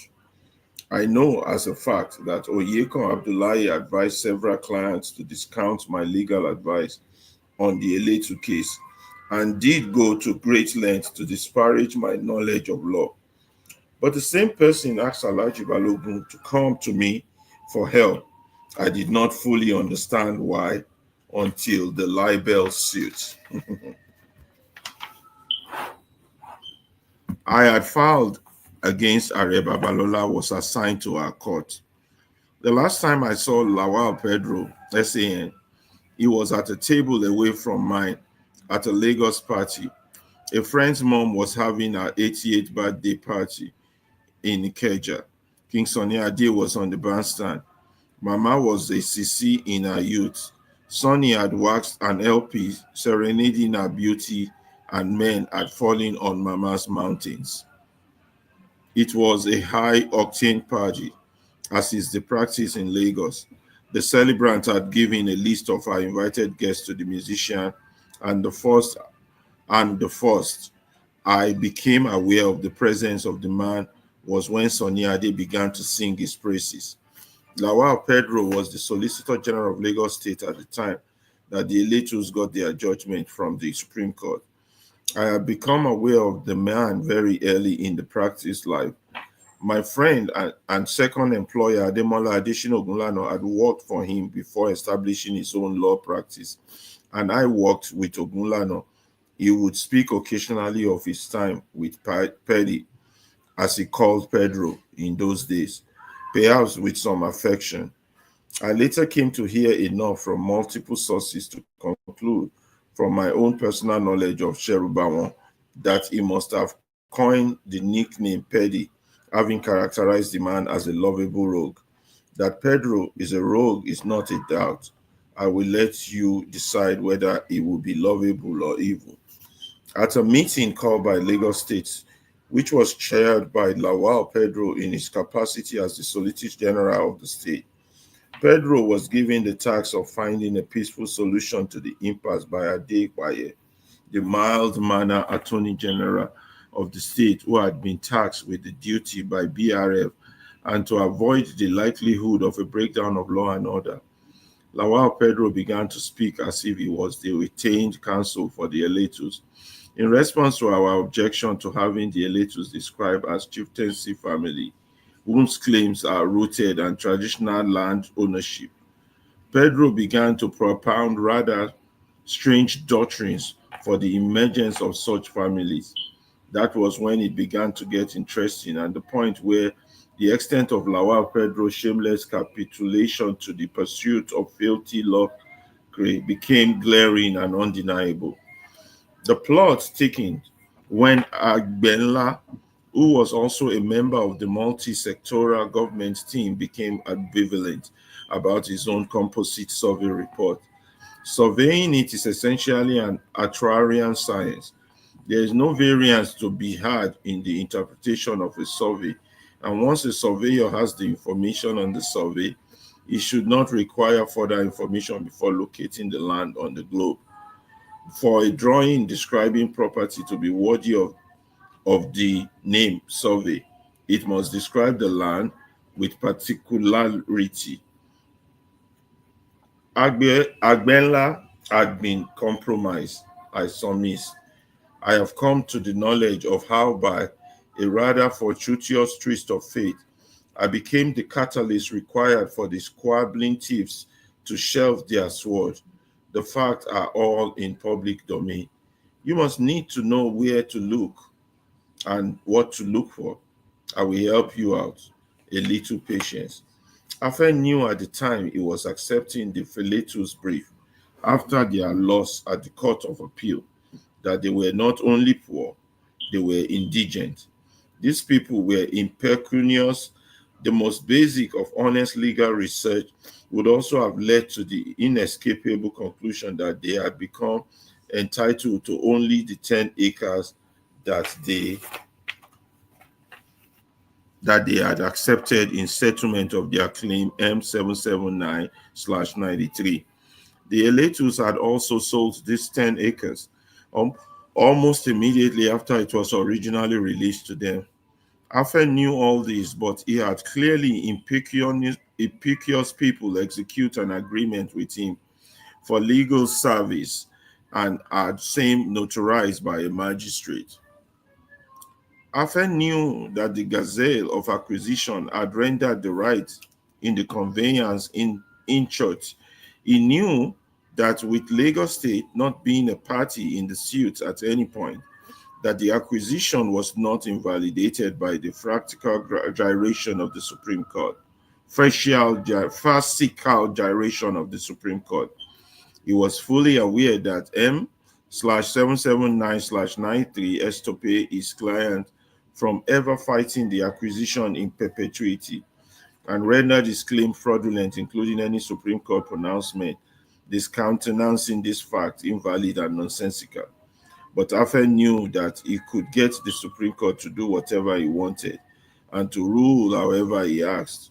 Pedro knew this too. He's been the original Lagos boy, showed Afe a bit of Lagos magic. Afe Babalola and the Eletus might have killed the buffalo, but they had no way of feeding from the carcass. We had turned the corrupt triumph at the Supreme Court into a psychic victory. It was at this point that Pedro craftily inserted himself into the plot. He presented himself to the Eletus as the one that could get the corporate developers affected by the fraudulent judgment to pay up, and as the one that was best positioned to get them any form of recompense for their judgment.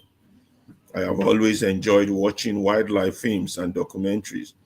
I am particularly keen to draw parallels between the country of my birth and the animal world, and I warrant that you would be surprised to find how alike we are. When it comes down to it, if Afe Babalola might be likened to the lion, Lawal Pedro and Lagos gang are the original African wild hyenas. They literally chased Afe Babalola off his kill. They repackaged the conspiracy, cut the losses, and went for the low-hanging fruits.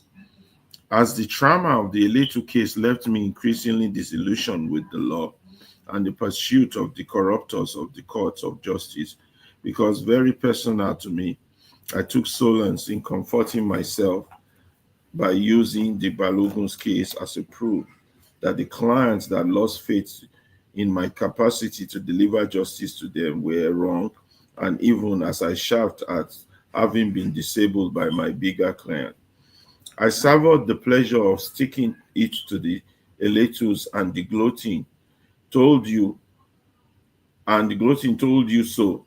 So, to the corporate players who were panicked into settling with them, this was enough until Ed Kamal caught up with Afe Babalola. He dragged Lawal Pedro before the Lagos High Court and the electors before the ICCPC. I'll take it from here. Mr. Ferreira. Okay. Yeah, it's pretty long, and I can sense that you're really tired. But thank you. It shows in my voice. It shows in your voice. I can tell because you didn't catch Eddie, Kama. I was like, okay, you read quite a lot, and this page is actually a lot, to be honest. Yeah. So let me just take it from here. Sometime in 2016, I started hearing rumblings of some serious fights brewing between Chief Afe Babalola and Lawal Pedro. I was told that Chief Afe Babalola had written a petition to the LPDC alleging that Lawal Pedro had railroaded his client, Badamasi Eletu, into an agreement that circumvents his own legal agreement with the Eletus. About same time, I also heard that the ICPC had been pressed into action against the Eletus, Lawal Pedro and SB Joseph, which seemed quite incongruous, given the fact that the Eletus were not public officials. This event stirred an interest in me. I got my popcorn at the ready and waited to be entertained by the squabbling thieves. I had no idea that I was going to be forced into the fray. What transpired with the case is another story entirely, because it proved yet again to be another occasion where the Nigerian judiciary denuded itself, as well as Justice Oyekon Abdullahi. The judiciary at large confirmed above all else the Lagos conspiracy of the Afe Babalola Supreme Court larger conspiracy. It is Afe's claim. Let me pull up if he. Okay. It is Afe's claim that he had notarized contract for legal services with the Eletus. It is his claim that he discounted the original bill of 20 million to 10 million. And that whilst he had delivered on his obligation to prosecute the case at the Supreme Court, the Eletus had defaulted and had done so under the influence of Lawal Pedro San and SB Joseph San. Ashimi was tangentially implicated because of the fraud he coordinated with the then Surveyor General of the State, Surveyor Agbenla. When I saw Surveyor Ashimi's name amongst the parties sued by Afe Babalola, I laughed with unrestrained mirth. I had met him in Agbenla's office at the peak of the Eletus problem. He attended a meeting in Agbenla's office and were also there. After I had obtained the composite surveyor report and apparently in coordination with Pedro, who had by then become the undisclosed attorney for the Eletus and was fully aware of everything, Agbenla was seeking to give official cover to the Eletus attempt to doctor the survey and to provide additional information to explain away the inconsistencies of the fraud. Let me mute. Sorry, let me mute them. Okay, he muted already. Ashimi came with an explanation that was not only fraudulent, it was also disingenuous. He had some cock and bull story about a shifting local originating point for the survey, and using a survey report I had commissioned the Unilag Survey Department to prepare. We demolished the spurious argument he was raising, but I needed not to have worried. My clients were not the intended consumers of the fraud being concocted. That part of the scheme is the emerging fraud on the state and the expected solution to the many problems birthed for the conspirators. When Afe found that he had been schemed out of the game and that Pedro was reaping from his exertions, he was enraged and sought to understand what had happened, and why the fact that he had gotten the Supreme Court to do the impossible was not enough to make the Lagos crew deliver the execution of the revamped judgment.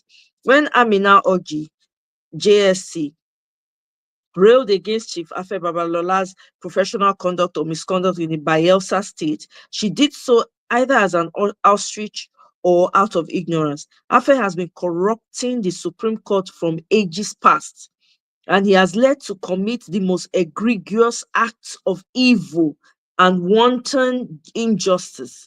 Afe knows what her ladyship does not know, or pretends not to know, that justice does not live in the Nigerian court, and you can get the court to do whatever you want, as long as you know who to speak with and who to pay.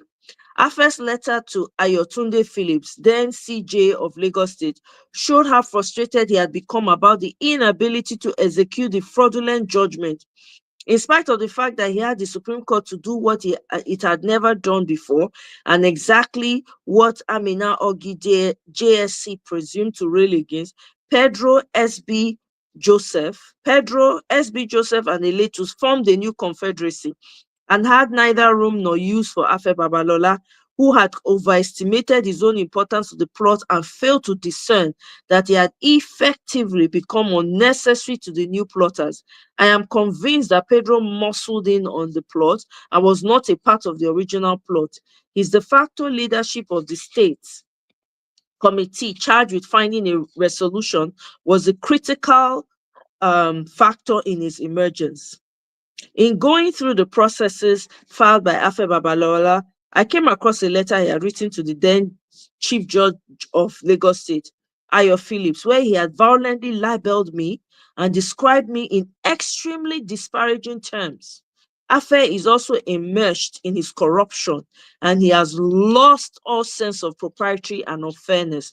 I will let you decide the fairness of the doyen of Nigerian injustice and lawlessness in describing the younger counsel who had only sought the cause of justice from the well of justice, into which the old man was always pissed. I immediately caused counsel in my office to write a letter to the old man and made clear that I was not going to be satisfied with anything short of an apology and a retraction. I have absolutely no interest in taking Afe Babalola's corrupt money, but I was not going to allow a corrupt, amoral man devoid of any integrity to define me for posterity when none of us will be around to dispute the hagiographic accounts of the events. The doyen of Nigerian illegalities ignored to offer any acknowledgement of the letter and arrogantly refused to retract nor apologize. I caused writs to be issued against Afe Babalola's son for libel. I told everyone that cared to listen, including my trusted partner and friend, Ralph Nwoke, that the case would never be allowed to proceed to trial, that it would be killed within the system. No wonder they refunded Ralph Nwoke. They refunded the man now. Afe simply had no leg to stand on and would not dare to join issues with me in court. I spoke with the finality of divinity, but I did so only because I know my country and the extent of the rot that my suit against Afe was threatening to expose. I was bang on the money. Afe Babalola was imperiled by the suit I had filed in court. It was designed to blow open the tawdry details of his dirty deals with the Supreme Court, but the suit also represented a threat to the Lagos part of the conspiracy. It was one thing to be having a quarrel amongst thieves. Each knew how far they might push their claim, but it's quite another thing to get into a rough fight with a man seemingly incapable of walking away from a fight. The alleged conspirators found a semblance of peace when I filed the suit against Afe. The perils that were being faced by all key members of the twin camps of the conspirators preoccupied their minds, and thanks to the verbiage that had been released by the camps for public consumption before I entered the picture with my libel suit against Afe, it is possible to piece together key fragments of what took place. I must close with a caveat. I'm not privy to what happened in the conclaves of crooks, but I do remember that I have heard it said, if it waddles like a dog, quacks like a dog, it's most likely a dog, or similar words to that effect. In the early days of the Eletu saga, I was often heard making an unequivocal declaration that I would burn my wig and gown in protest and on the steps of the Supreme Court if the Eletu judgment was never enforced. I'm happy to have been spared the nuisance of making a spectacle of myself in order to draw attention to the madness of the court. I knew exactly what message I was passing when I repeated that statement in front of the likes of Lawal Pedro, who I knew had repackaged himself as the Eletu's lawyer, he had to my knowledge had the brief of the defendants through his remedium chambers whilst involved in their persecution by the state. And he had acted as counsel to parties suing the state when it was his duty to defend the state. I was making it clear to all that I was happy to die in the defense of what I knew to be true. Pedro exploited that resolve to further neutralize Afe's influence over the Eletus and thereby strengthen his own importance to the conspiracy if they were to get anything of substance from the imperial judgment and their Pyrrhic judicial victory. This resolve became a key factor in the negotiations that have ensued, ensured the cessation of hostilities amongst the competing interests in the conspiracy too. When the conspiracy was reconstituted, Pedro was exactly where he wanted to be. He became the deal maker. The Eletus took whatever they could get off the victims with Lawal Pedro, the constant broker, and Pedro began to help them to package a deal reminiscent of the one that the government had done with the Oluwa chieftaincy family after they had won a court judgment in the Jora axis of the state. The deal structured by Lawal Pedro extracted money from the corporate players in the neighborhood, but considerably less than the Eletus had been originally offered by the panicked parties. The sweetener in Pedro's deal was the peace and calm he brought to the traumatized business entities. The Eletus, having been stymied after the initial bombast of the early days, became more reasonable under Lawal's influence, and he made them see further reason for accepting the settlement by influencing the state to offer the Eletus land to be reclaimed from the lagoon bed. The land to be reclaimed from the lagoon bed is important in the resolution of the squabble within the Confederacy. The expected reward for the sickening injustice laid in the Eletus paying up on the agreement that they had signed with Afe Babalola to pay $10 million. Hey! The Eletus had no money for anyone at the time. Afe was signing them on, and the assumption was always that the corporate players expected to be caught up in a trap would be the ones to be squeezed into coughing up the monies. I am not privy to what was said by anyone, but the Eletus began to flash the cash. Rolls-Royce cars began to compete for parking space in the hovel that was home, and the younger ones began to live the high life. Afe's findings revealed Lawal's roles, and Afe dragged Lawal into the fight. This fight ended with my suit. In one of the interviews granted by Pedro at the peak of his dogfight with Afe, he let it be known that he had gone to Ado Ekiti to see the old Koja, that he had explained himself to the old man, and that the man had come to see that he had not done anything to steal or influence the Eletus. Nothing could be farther from the truth. Afe was offered 2 incentives for the settlement of his problems with Pedro, and I'm aware of both. Even as I must concede that I do not know the details, Afe was offered part of the land that had been packaged. Wow. For the Eletus by the Lagos conspirators. Pedro said as much in one of his press comments when he made the announcement of ongoing reconciliation efforts between the parties. I am not aware of the details of what Afe was offered, but I am convinced that the Afe part of the Confederacy was settled with the promise of a portion of the land. But there was a second incentive. This was the promise to get rid of the nuisance that my libel suit against Afe represented. I knew when I was filing the suit that Afe was not in a position to ever defend the suit. He has no defense, and he never anticipated that I would ever become aware of his libel. And if he did, he wasn't concerned about what a mere mortal like me could do to a god like him. Afe was offered assurances that he needn't worry about the case. The Lagos conspirators had it in hand and would extinguish the fire. Recall what I told you of Lagos society. Everybody knows everybody. The Lagos power elite is highly incestuous. It is a closed group. There are circles within several circles, and it takes the initiates to discern that there are neither religious nor political divides amongst the Lagos ruling class. Pedro has spent a lifetime in the Lagos judiciary. He rose to the head justice ministry as the SG. He was a good son of a system and would probably have made AG if he had been considered useful when Ambode emerged. He knew he would deliver on his word to Afe, assuming that he hadn't concluded before going to Ado Ekiti for the peace meeting with Afe. By the time I was filing my suit on the 19th of September 2016, Pedro had been removed from office as the SG. He had made strenuous efforts to be promoted upward and made the AG at the dawn of the Ambode era, but Pedro had no immediate value to the powers that be in Lagos State at the point in time. He was tuft to pasture to the raucous joy amongst lawyers and staff of the Lagos State Ministry of Justice, where he was almost universally derided for his avarice and legendary parsimony. I first became aware of his problems with Afe from tales borne to me by staff of the state judiciary.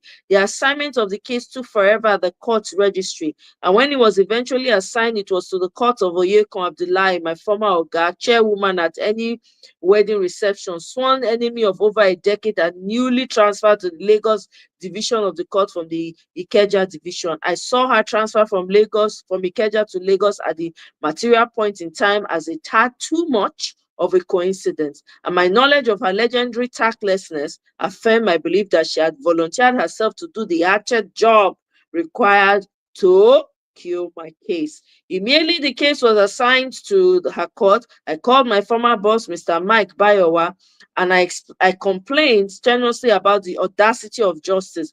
Oyekon Abdullahi assuming jurisdiction in a case that has me as a named party. I mauled the idea of writing a letter to demand that she withdrew from the case, but decided against it, as I felt that it would be seen as an attempt by me to scandalize her for no reason. I even had it pointed out that she was merely the pretrial judge. I knew I was right to be paranoid about her, and I was proven prescient in my deductions by subsequent events. The case suffered several unnecessary delays at the instances of the court and the defendant. The climax was when Afe brought a preliminary judge objection to the suit.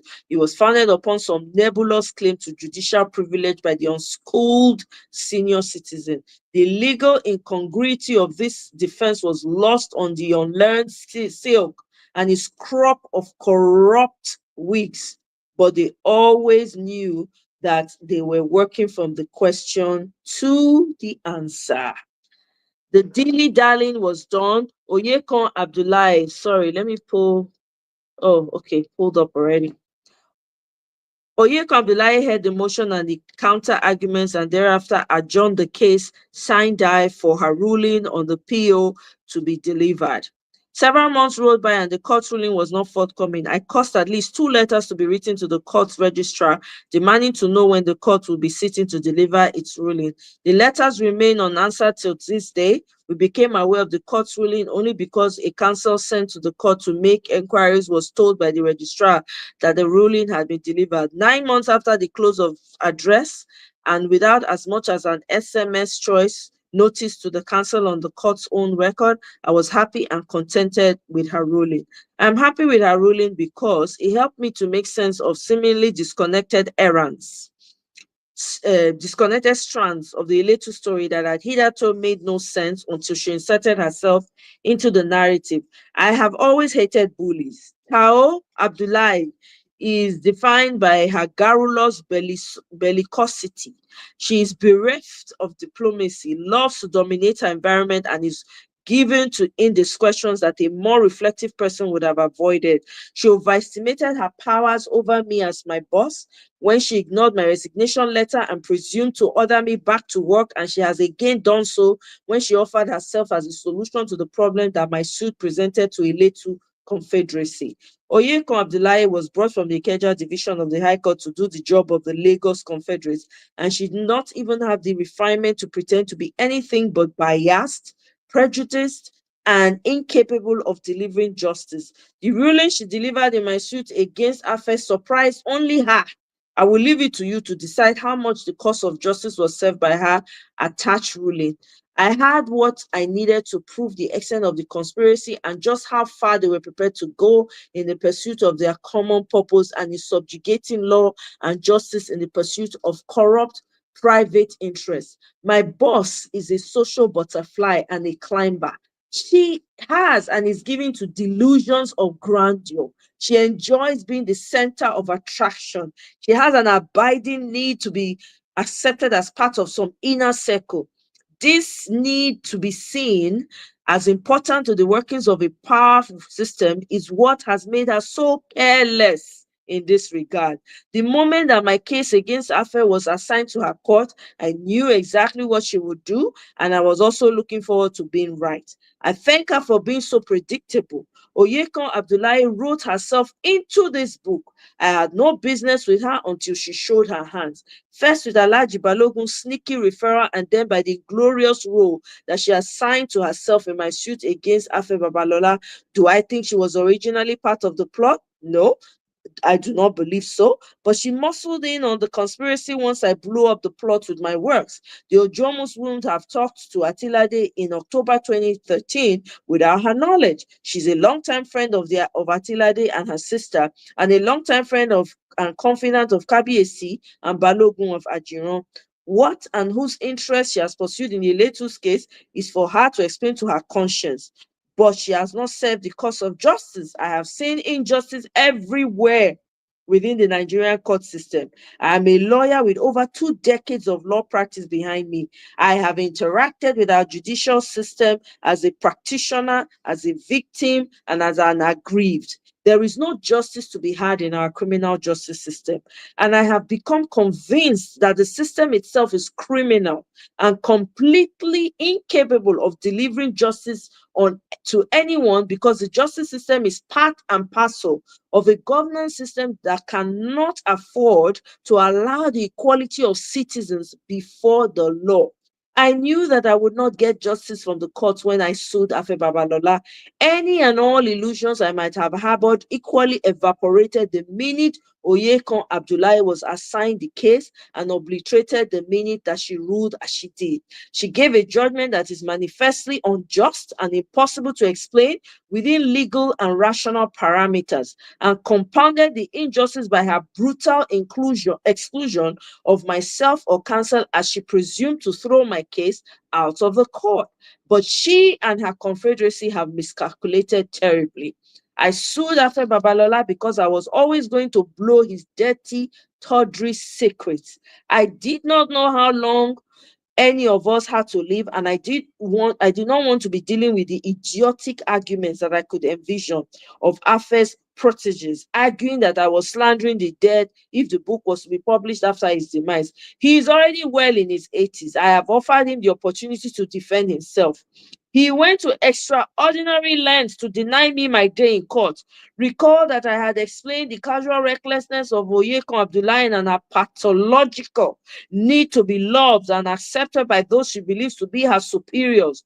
All these factors brought her into this story. She volunteered for the hatchet job that she did. She had every reason under the sun to have asked to be excused from being involved with the case, but she predictably discounted what common sense should have warned her to run away from. Nobody would have insisted on her being the one that did the dirt on me. If she had told them our story, she could have told them of the new wig that she employed, as she was also newly sworn to the judiciary. She could have told them of how she was a chairwoman at my wedding reception. She could have told them about how her greed, disrespect, envy, and the resultant hate in her spirit ensured that despite 2 attempts by me to make peace over the years, she had been too blinded by hatred to embrace the peace I had offered. She volunteered for the job. I had known from the day she was assigned the case that she would do exactly what she did. I filed the case and I allowed it to remain in her court sans protest, because I was already aware of exactly what I would do in response, which is to write this book. Hey! Osalobwa. Osalobwa. Nigerians, you people don't have, forget, no judiciary. With this one, it is the end of the judiciary. I don't know, lawyers, I don't know what the lawyers in Nigeria are going to do. It's such a shame. He attached a copy of the lawsuit behind the book. So anybody that wants to, you can go back and read it. Read this thing. That's the end of the book. We have conquered the book. Eh? My people, this is what your country, Nigeria, is giving to you people. This is what your country is giving to you people. Is it not a shame? Your judiciary is a sham. Your entire system is a sham.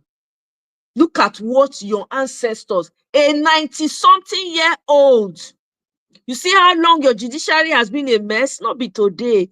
It have been long, been coming from back, been doing like this, like horse. They ride horse, they come. It don't come Jamuna for modern day.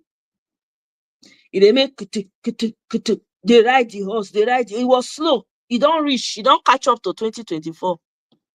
Now Peter Obi go court. So why were we expecting victory in court? There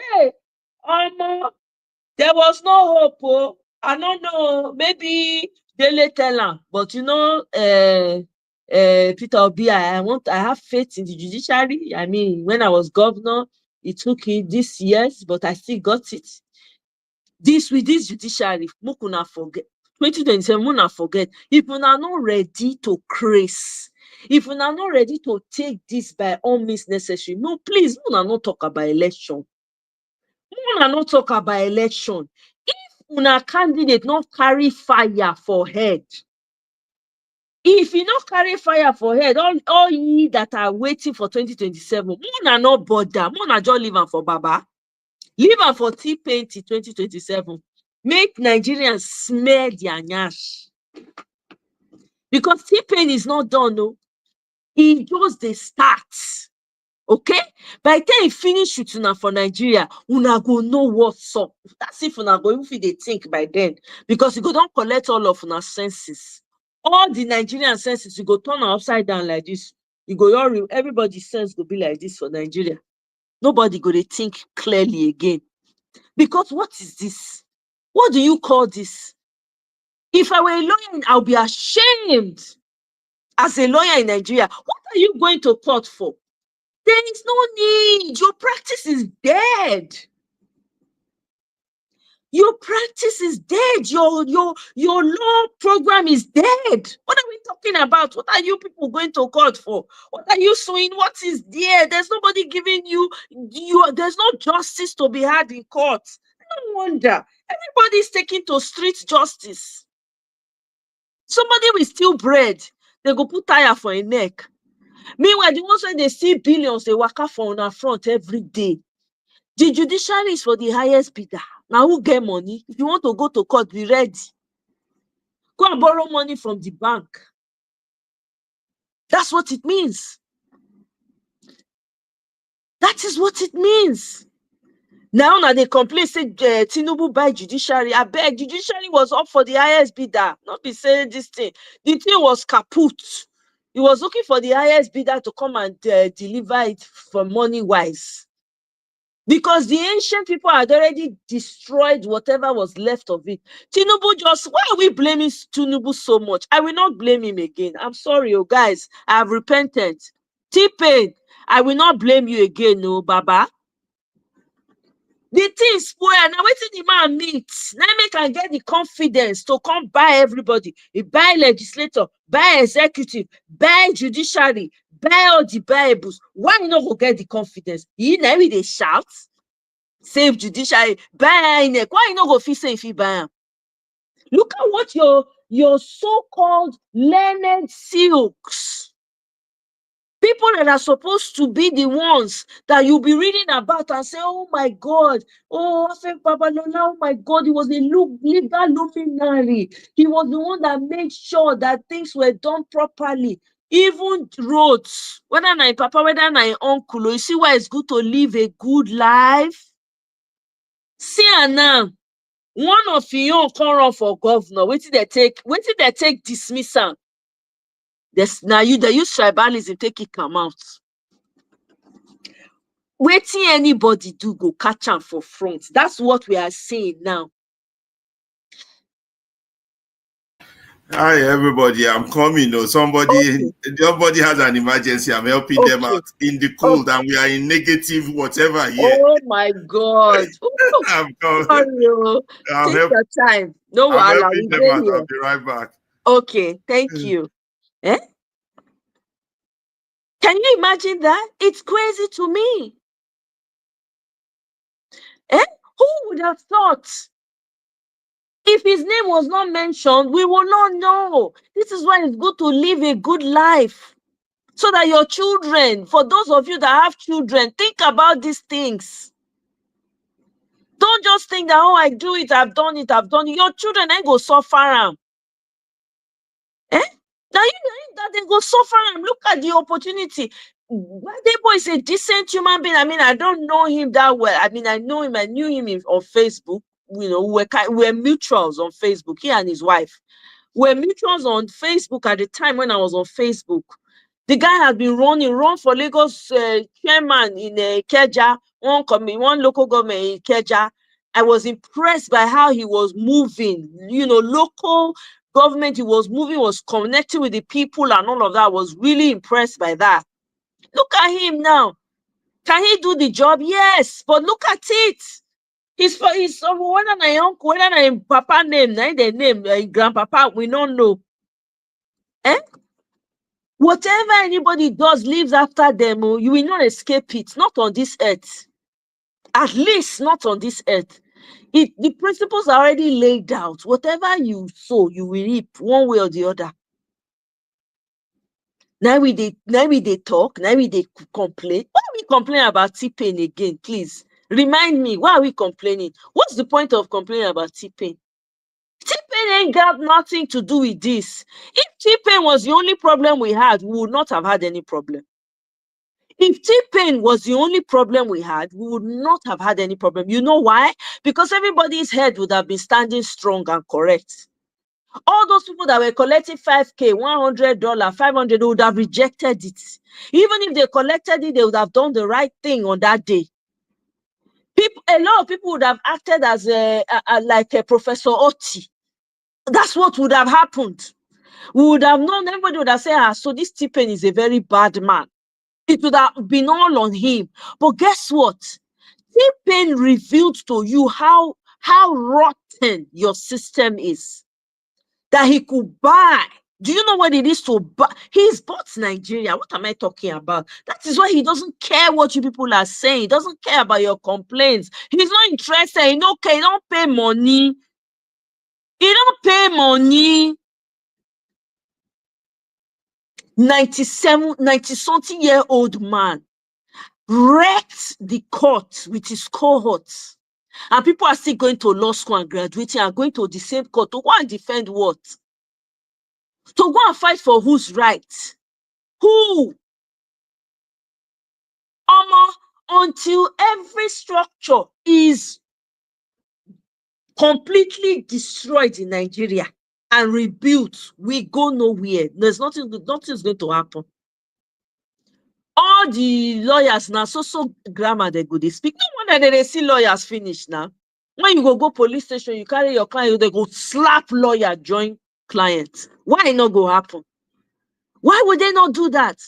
They have no regard for the profession. They don't have you because you have not carried yourself like that. Even your great-grandfathers have wrecked the judiciary.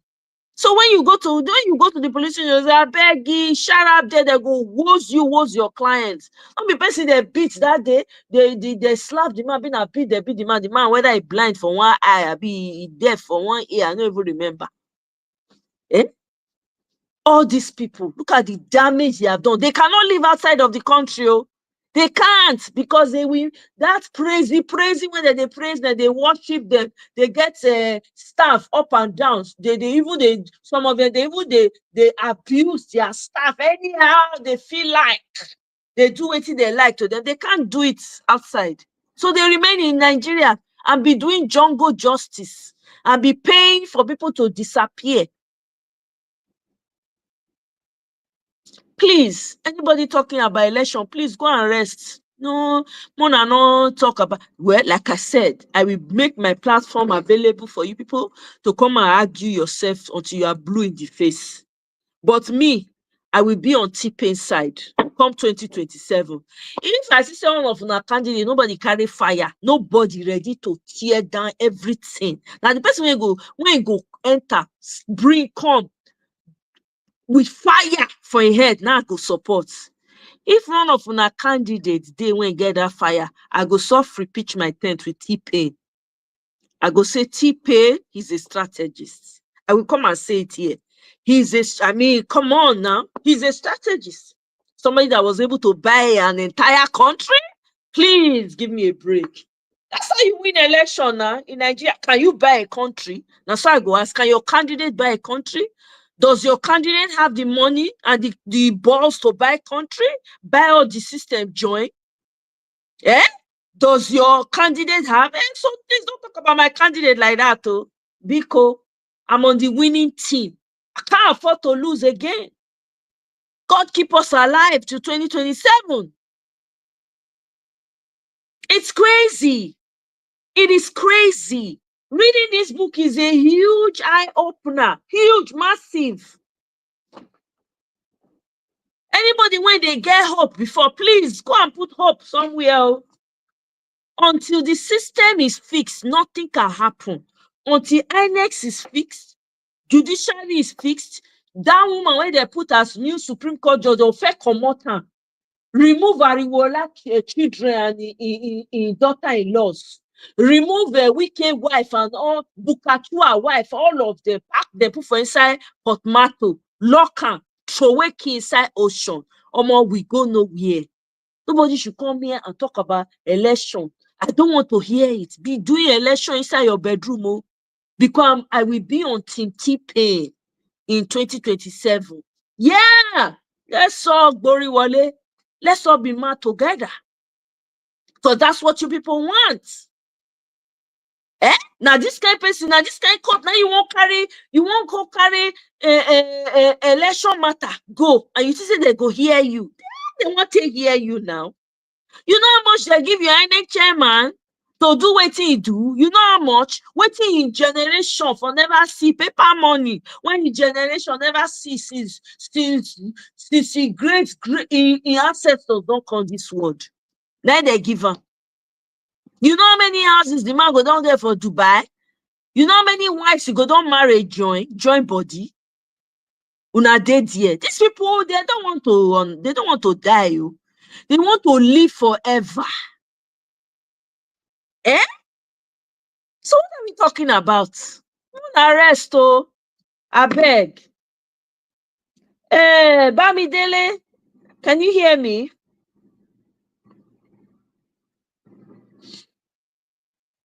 Bamidele, is you're on mute. Yeah. Okay. Hi, how are you? Long time. How have you been? Good. That's good. Welcome to the show again. Thanks for stopping by. Any thoughts on the read so far and what's been happening generally about this case with Dele Farotimi? Well, to me personally, I don't believe and I don't think that their laws they make any sense personally, because they doesn't work in favor for the people, even though they're innocent. So that's just my take on it. Right. They don't have any laws that work for the people. I 100% agree with you on that. 100%. They don't have any laws working for the people at all. Nothing. Nothing. Somebody said earlier to me today, so do you think that they are saying that they asked Dele Farotimi questions in court, and they asked him, were you part of the case? Did you go to court? That he answered in the. I said, were you in the court when he was saying it? They are coming up with one manner of stories, angles. Were you in court when he was saying it? You were not there. Then tell you how you tell no say now waiting talk with that. There's an interview of where he said he has evidence. He has the evidence. He's been working on it for 11 years. Let me see. I saved that video. Let me bring it here for you people. People are just coming up with all sorts of angle. If you go ahead. Welcome, my sister. How you doing now? Good evening. Good evening. Welcome. Good to see you. Good to see you. You see, honestly speaking, I don't think any of us is. I don't think we are surprised. The only reason why we are kind of shocked is that Dele talked about it. I listened to Aisha. Aisha said something. I think they were trying to go into negotiation with Reverend Kuka and Obasanjo, where they are trying to see if there can be some sort of negotiation, right? But Dele was like, they have to first of all withdraw the case. He's a lawyer, so you don't expect Dele to be intimidated for him to have exposed them.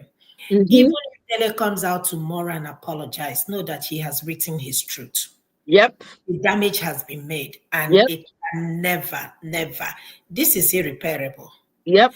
So whatever that he knows that the consequences of what's going to happen, when he wrote this book, and he is not surprised of what is happening.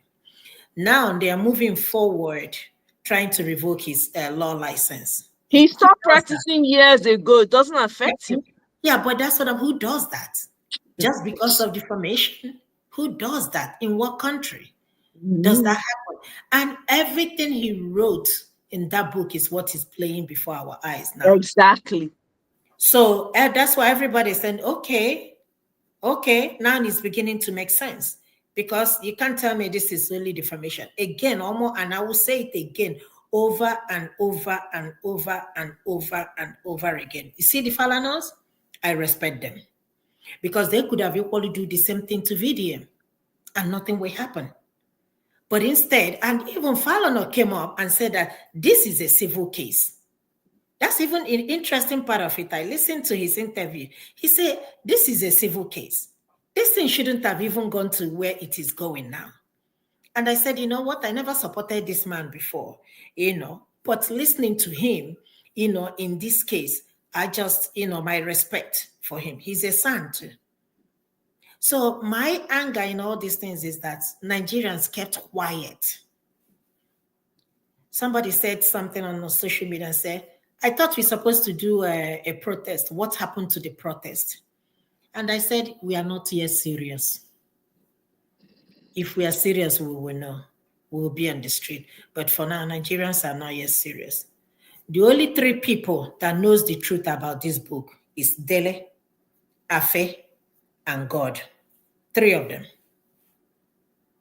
No, there are more than 3, and the lawyers that were part of it in the book. No, I'm not calling the lawyers. I'm just the main, because he is the Obonge of the case. So that's why I say it's him, Dele. But if you ask me to believe this book, I will believe 99.99%. This is his truth. Tell us your own truth and let us see what's going to happen. But hey, who are we? This is our country. This is what happens in Nigeria every day. Imagine this is Dele. Imagine if it's me or if it's you tomorrow, Omoye. He's going to speak for us. A lot of people are in jail today because of just minor offenses. Like you said, they will put a tire around your neck because of 1 cup of Gary and Indomie. People are stealing billions. Instead, they are congratulating them. For people hoping to fix Nigeria, there is no hope for that country. And like Dele will say, if you have the way to escape, escape. If you have your way to escape, leave. Because don't let Nigeria to happen to you. Nigeria is happening to him. Something like this, will it happen? We saw what happened during this election. People were calling Kamala all sorts of names. Did she sue anybody? No, she did not.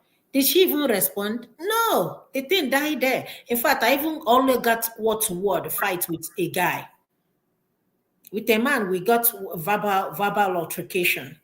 My mother saw that and warned me, I don't want to see you again on that this thing. So we live in a country where there is law, and anytime the Nigerian government talk about democracy and they say that they are copying American, I get angry. I get angry because they're not copying America. This is not what democracy is all about. But you know what? We'll see how this is going to go. But I'm so disappointed in Nigerians that none of them, they are not on the street protesting for this guy. And why are other people not speaking? Because they know the truth lies in that book. They know. That's why a lot of people are not saying anything, because they know that the guy exposed everything. He did not hide it. And guess what? He will write another one. I think he will write another one after this. He's going to tell you people the experiences, the court and the jail and everything and the negotiation. We will all hear about it. And my prayer, just let him, let them hurry up and let this man go. For other lawyers or other sons that sued him in different states, you know your truth. Your children are future generation. They will suffer. That is my happiness. Look at Abiola. Who is talking about Abiola's family?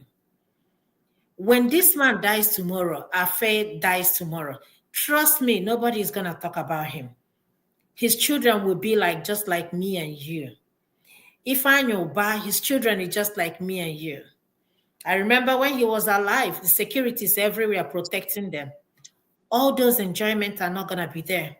They will come down. We will all be on the same level.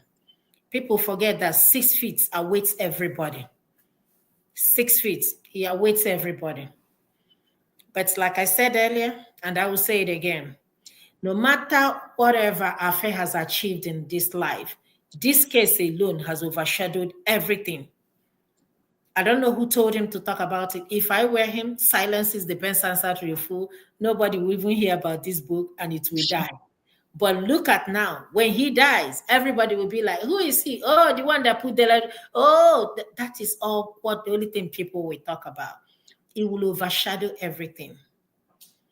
So I just, Dele's family and his wife, to stay strong.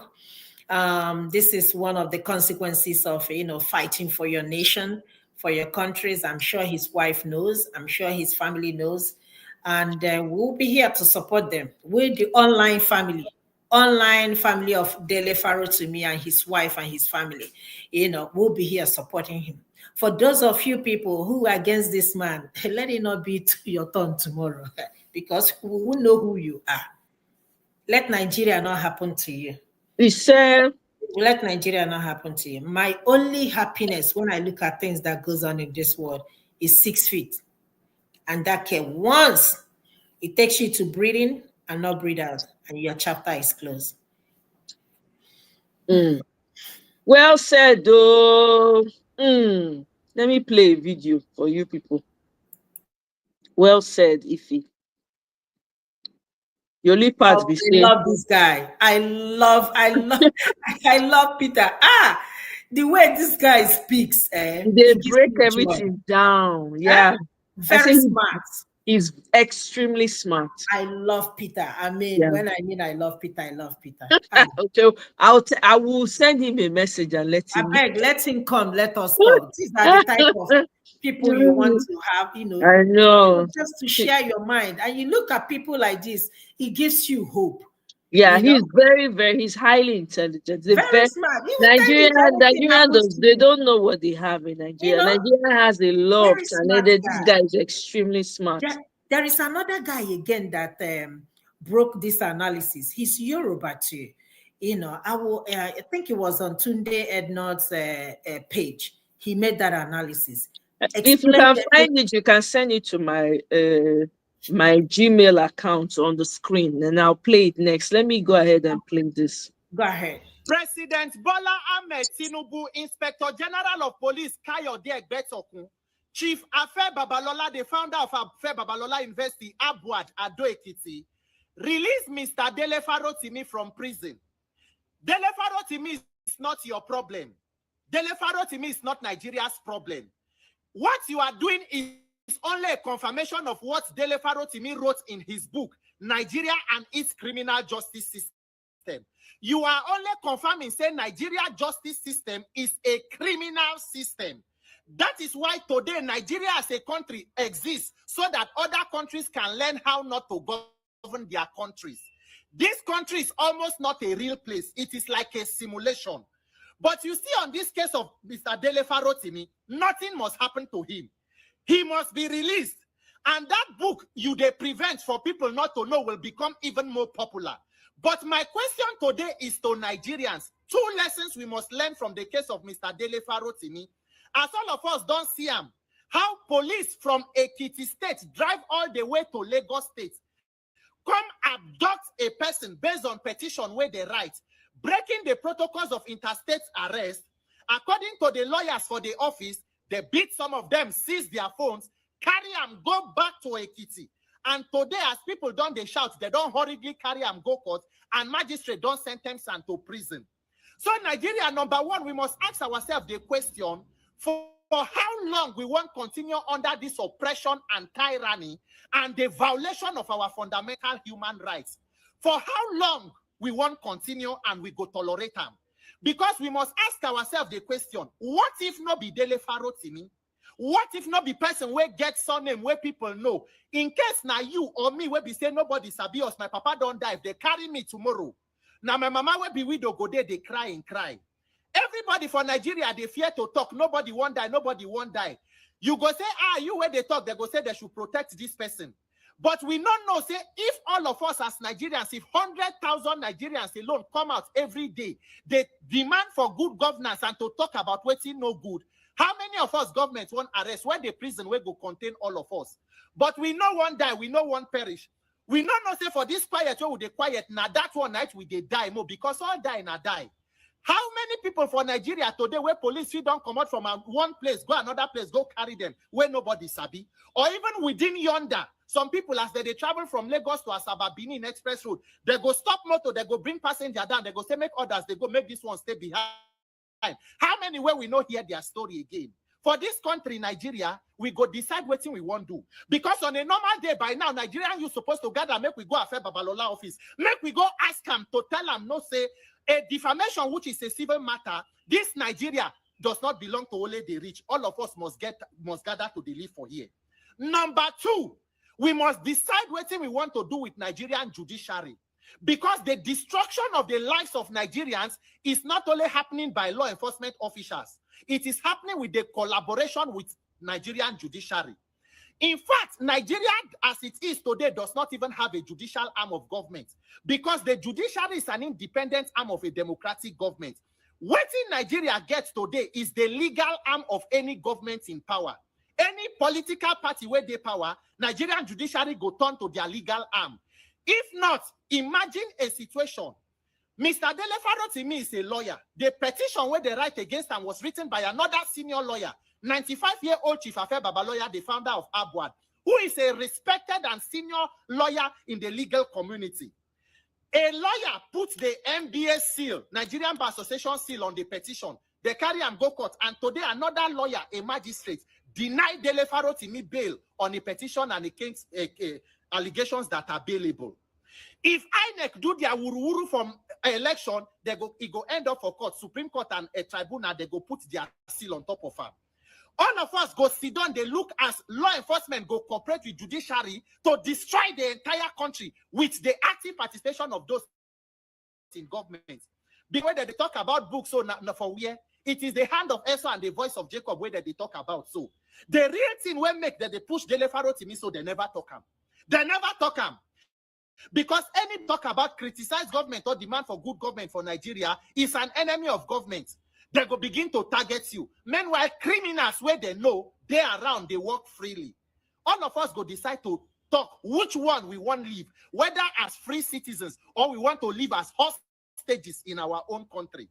Now, Nigerians, we deceive ourselves, say the judiciary is the last hope of the common man. Nigerian judiciary is the last hope of the uncommon man. The more uncommon you are, the more likely you are going to prevail in Nigerian judiciary. We must put an end to that level of rascality.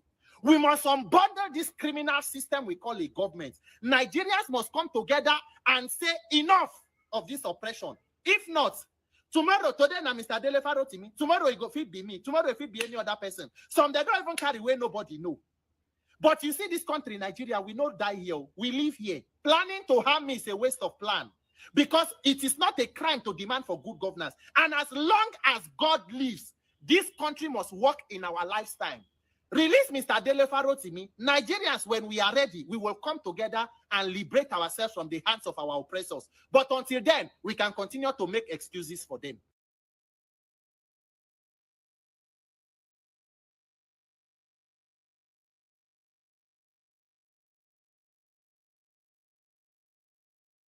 President.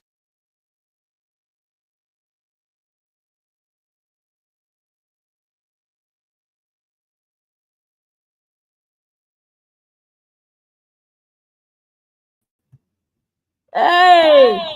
Oh, sorry, guys. I apologize for that echo. Oh, my goodness. If all Nigerians fall out, the reference in Ifuno will dey prison at this time. He won't be in jail. Therefore, don't release them because they will fear the people. But una say una dey, you guys, Nigerians, they do like wimps. So guess what? They don't say they go pick them up and nothing will not go fit do. Now daily today, we don't know who it will be tomorrow. At least see me now. Daily since when they say he arrest, how many people will come out for you? That's the question. Daily get name, we know him because they talk for us. Where our maths not fit reach, maths they reach here. Eh? But you, if they carry you today, Pekem, who go talk for you? Who go do life? Turn by turn Nigeria Limited. This is how everybody's going to Nigeria go your fold hand. Ekiti State when be say people citizens suppose don't flood that place. Flood Afebaba, flood everywhere. Mount your guard everywhere. No. Everybody sit down. People they do like say nothing they happen for the country. Hey, it be like joke, but you know it's in Nigeria. As long as you are not ready, T-Pain will continue. Because that I think you people prefer T-Pain. It's also you guys are proving it by your actions that you prefer T-Pain. You love T-Pain. The suffering that T-Pain is giving you people enjoy it and you want more of the pain to continue. Because if you did not want more, your ass will be out there shouting. But no, you don't care. So T-Pain will continue. 2027, please give it to Baba. Just give it to him. There's no need coming out to go and vote. What are you going to vote for? It's not going to count. Your vote is not going to count. So what are you why are you bothering going out? For what? Stay in your house. Let them give the numbers that they've already written and declare themselves. Okay? Let him squander your life, squander the lives of your children. Steal your ancestral home and give it to people. France, now France be best friend now. Sign now. Whether I don't sell Nigeria to France now, we never know. Make it come show us receipt. Now they wait for. If to say show us receipt now for good. If for good. We dey here. Nigeria, no matter what happens, no matter how they push them, they go. You think the world is not watching and paying attention to the way you guys are taking this matter? They watch you now. The guy does not see. Anyway, let me play this video. So yo wa.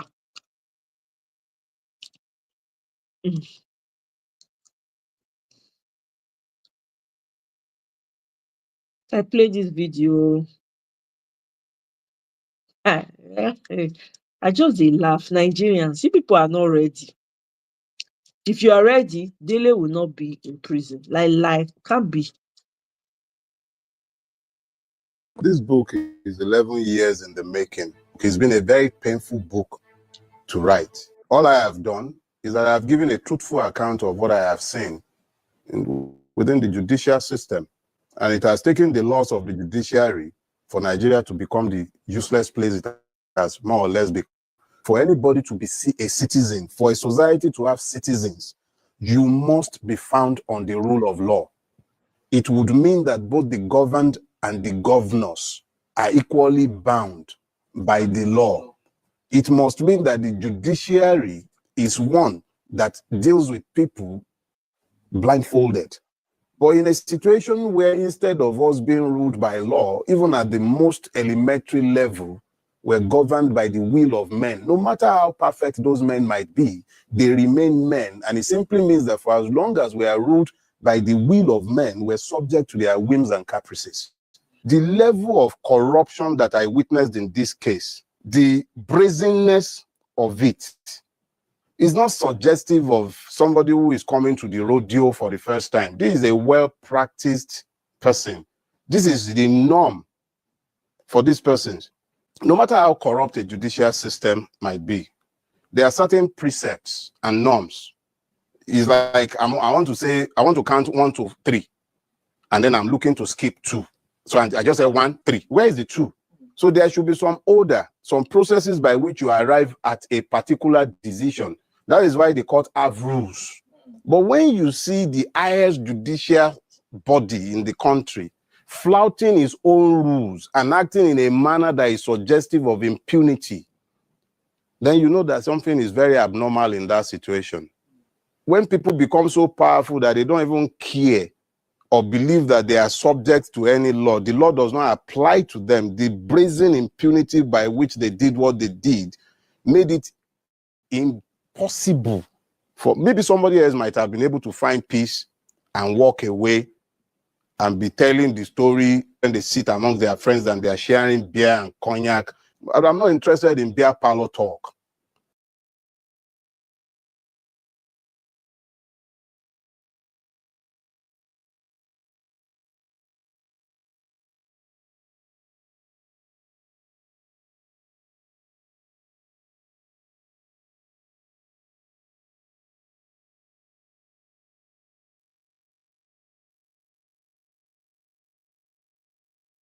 Five words.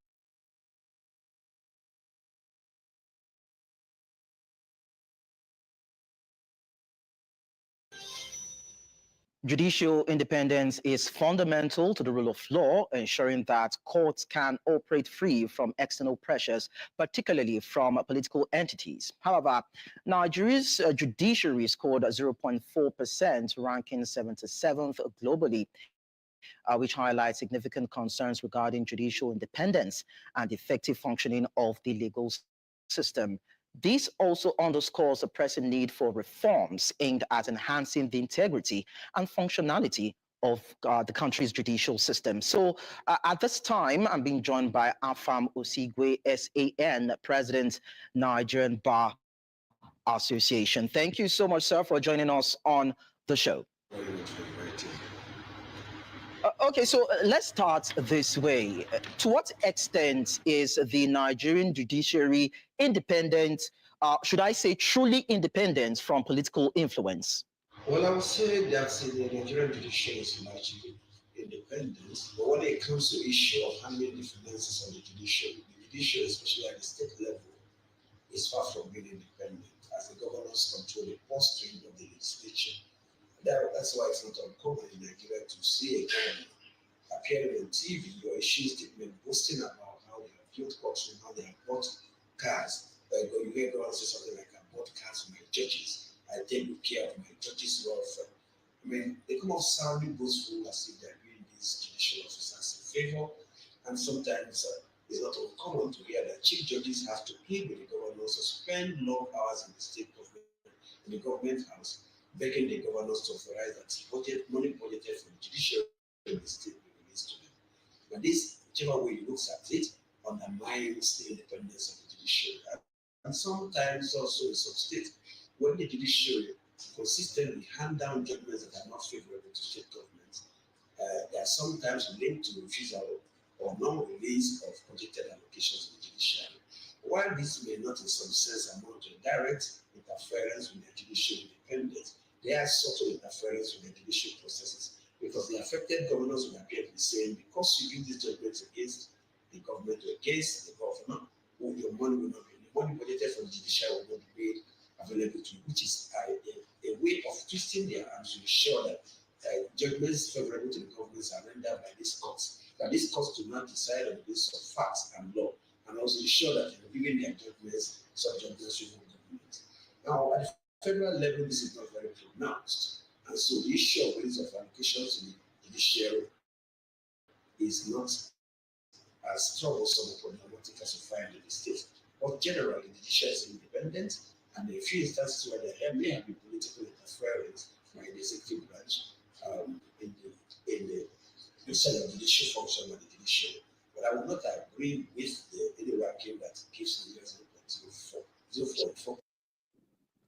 Can you guys hear? The audio is kind of distant, so for me, I they try figure out in the man they talk. That's my classmate, or rather schoolmate. Oh yeah? Can you guys hear him though?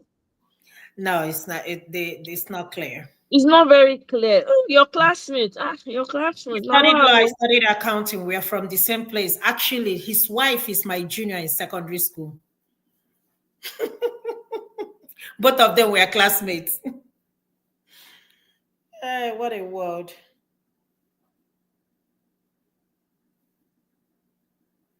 On a very short break. When we return, we'll continue with the conversation. Just stay with us. You're watching Politics HQ on New Central Television, and tonight we have been looking at the Nigerian judiciary and, of course, how it can be free from all forms of influence, most especially on the part of the executives, political class, so to speak, and how justice can be effected in all corners and in all situations and cases. And earlier on, I talked about the fact that Nigeria's judiciary scored about 0.48%. So looking at a global ranking, putting Nigeria at 77 globally, according to the 2024 World Human Rights and Rule of Law Index, compiled by the World Justice Project. And this actually talks about the position that Nigeria's judicial system is and the challenges that it has been faced with so far and what needs to be done to correct those anomalies. We've had situations where a miscarriage of justice has pervaded the system, how Nigerians do not feel comfortable or cannot trust the verdicts or the sentences of court cases, so to speak, and the fact that there have been questions around even if the judicial system is actually the common or the last resort for the common man. So these are part of the issues that we have been trying to bring to the fore on the show tonight, to see maybe there's a way whereby Nigeria's judicial system can be independent and we can have justice being served on all sides. And of course, we've had situations whereby there have been talks around why will the government be in charge of upward remuneration review for judges and why they would have to give gifts of cars, of houses, and those things are being seen as inducements for these judges in a way by the probably might be a skewed judgment being handed down during the court of cases at the court of law. So these are part of the issues whereby we continue to chronicle, and we've also seen situations whereby the political class have been accused of, in a way, trying to stifle justice. And even we've even heard cases whereby lawyers, so to speak, have tried as much as possible to delay justice being handed down. And these are part of the challenges that we are trying to underscore on the show tonight, and bring a thorough and factual perspective to see how we can ensure that independence of the judicial system in the country can be finally gotten. There have been issues around upholding human rights, maintaining the rule of law, evaluating different factors as regards government constraints, corruption levels, civil justice effectiveness, and so many things that have actually bedeviled Nigeria's justice system. And now we have been talking to Alpha Mosigwe, SCN, President, Nigerian Bar Association, and he will be bringing so much light to the issues affecting Nigeria's judiciary. Thank you so much again for staying with us. I want to believe that the audio quality is quite good and we can have a robust conversation at this time. I'd like you to just confirm, sir, by responding. Okay, so earlier on, you said that you do not agree with that particular ranking that actually pegged Nigeria 77 globally in terms of how it has played out or affected justice in the country. But then we've seen so many cases around how a lot of people feel that justice has been skewed, and the fact that based on technical grounds, the true nature of justice have not been handed down in several situations. So I'd like to point it or to bring it to you why you will say that you do not agree with that rankings when a lot of people do not really trust Nigeria's judicial system. If you've ever dreamed of owning an apartment complex and you live near one of these cities, then you've got to see the same ad that I saw 3 years ago. So if the issue is about judicial independence and Nigeria scoring less than 1%, that is what I do not agree with. I will be one of those that will agree that the perception of the justice system in Nigeria is not as high as it should be. It's at a low point at the moment. If you're saying that some of our courts rely on technical justice, I'll very much agree with you. If you're one of those who will say that some trials in our courts are delayed and that people's confidence in the courts is low, like I said earlier, I will agree with you. But if we say that judicial independence is basically non-existent in Nigeria, I will not be able to agree with you. But I will agree with you that judicial independence is not as good as it should be. And I try to differentiate between the independence of the judiciary at the federal level and at the state level. And I pointed out that the problem lies more at the state level than at the federal level. What is that judicial independence? Are there questions with it, whether we look at it holistically or we're bifurcating between the federal judiciary and state legislature? Oh, yes, there is a problem.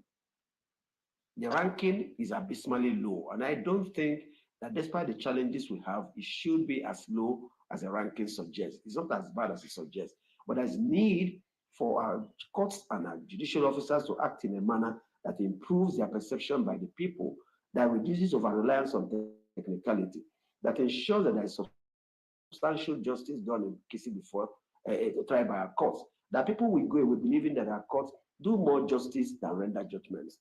There's a whole lot of work to be done about the perception. Now you said something about, sorry to butt in, you actually said something about corruption by either lawyers or judicial officers should be seen to be tackled seriously, and those who are found to be involved in it should be shown the way out, and lawyers who are involved in it should be disciplined. You said that the challenges are more pronounced at the state level. Some of the problems is by judges or judicial officers who give judgments that neither accord with reason or common sense or law. Yes, please. Yes, you actually said that the challenges or the issues are more pronounced at the state level more than the federal level, meaning that we should focus more at the subnationals. What do you mean by that? Judicial independence. When you talk about judicial independence, in answering your first question, I made a point that many governors make it look as if when the judiciary is funded, they are doing the judiciary a favor. They see the courts as belonging to them, and that whatever they give to the court, whatever the state does for the court, is something that they are doing out of their own benevolence, out of their own magnanimity. So they boast about buying cars for their judges, building houses for their judges, funding the courts, as if these are not constitutional requirements, as if these are not entitlements of the court, as if the courts must go cap in hand to the governor before they get them. And that is why the judgments of the court that go to show that the judiciary should be independent, should be able to pretend its own judgment, have financial autonomy, present their budget before the legislature, should be respected. That the funding should be, that the judiciary should not be tied to the apron string of the judiciary. These are issues we must tackle. But if you're talking about administration of justice, it's an entirely different thing. Some of the judgments emanating from our court, which may have given negative perception that some of our courts do not do justice, have nothing to do with judicial independence, but may be a function of either corruption, poor knowledge of the law, or just incompetence on the part of judicial officers, or some reason making it difficult for the courts to be consistent in their judgment, thereby leading to uncertainty in the law. But then how can the judicial system attain financial autonomy when the appointments of justices or the judges, so to speak, are done by the governors at the subnational levels and by the presidents at the national level? This one organ can make a woman's belly big and stick out. And no matter how many diets or how much exercise you do, it won't help. So the way a person is appointed does not suggest that because a governor appoints you, a president appoints you, you should not have financial independence. The Constitution has granted them financial autonomy. How you are appointed, how you become a judicial officer should have nothing to do with your ability to control funds or money meant for that arm of government. The judiciary, remind you, is an arm of government, it's an organ of government. So how they get there should be carefully separated from the fact that they are guaranteed financial autonomy. And this financial autonomy is coextensive with the independence of the judiciary. Because when they have to beg for money to be made released to them, there can be some arm twisting. Because a court can also be starved of funds as a way of taking away from their independence to bring them to their knees. That's quite interesting, saying that there's possibility for the judicial system to be starved of funds. So in situations like that, that probably might seem as though they might be cajoled to sway judgments or sentences in the favor of government, so to speak, in such scenarios. Is there a legal process that they can take to address such situation?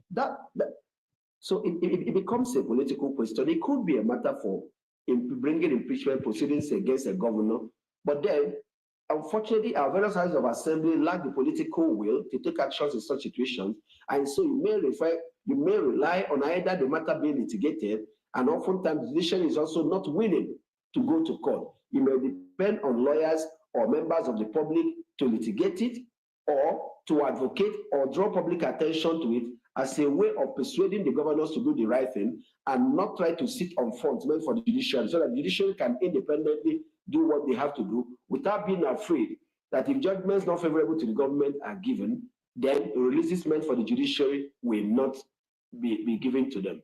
It's quite interesting. If we're seeing the lack of political will on the part of the governors, so to speak, or the political leaders to do the right thing, and of course, a lack of sheer will on the part of harbingers of justice to also uphold their own part of the law and refuse not to be cajoled by the whims of the political class on them, then we have a problem. But then there's something that you also mentioned about the giving of cars. We sure have a problem. Of course. The issue around gifting of cars, houses, remuneration, review for the judicial arm of governments. Now, that seems to be also raising a question. In what you've said, it seems as though it is not a bad thing. But then when we see those things happen, how can the judicial class, so to speak, or the judiciary system, or place within that particular system, stand their ground to do what is needful, despite the fact that these things are given to them? Because it seems as though it is to encourage them not to be biased in their judgments, but then the opposite is what we see.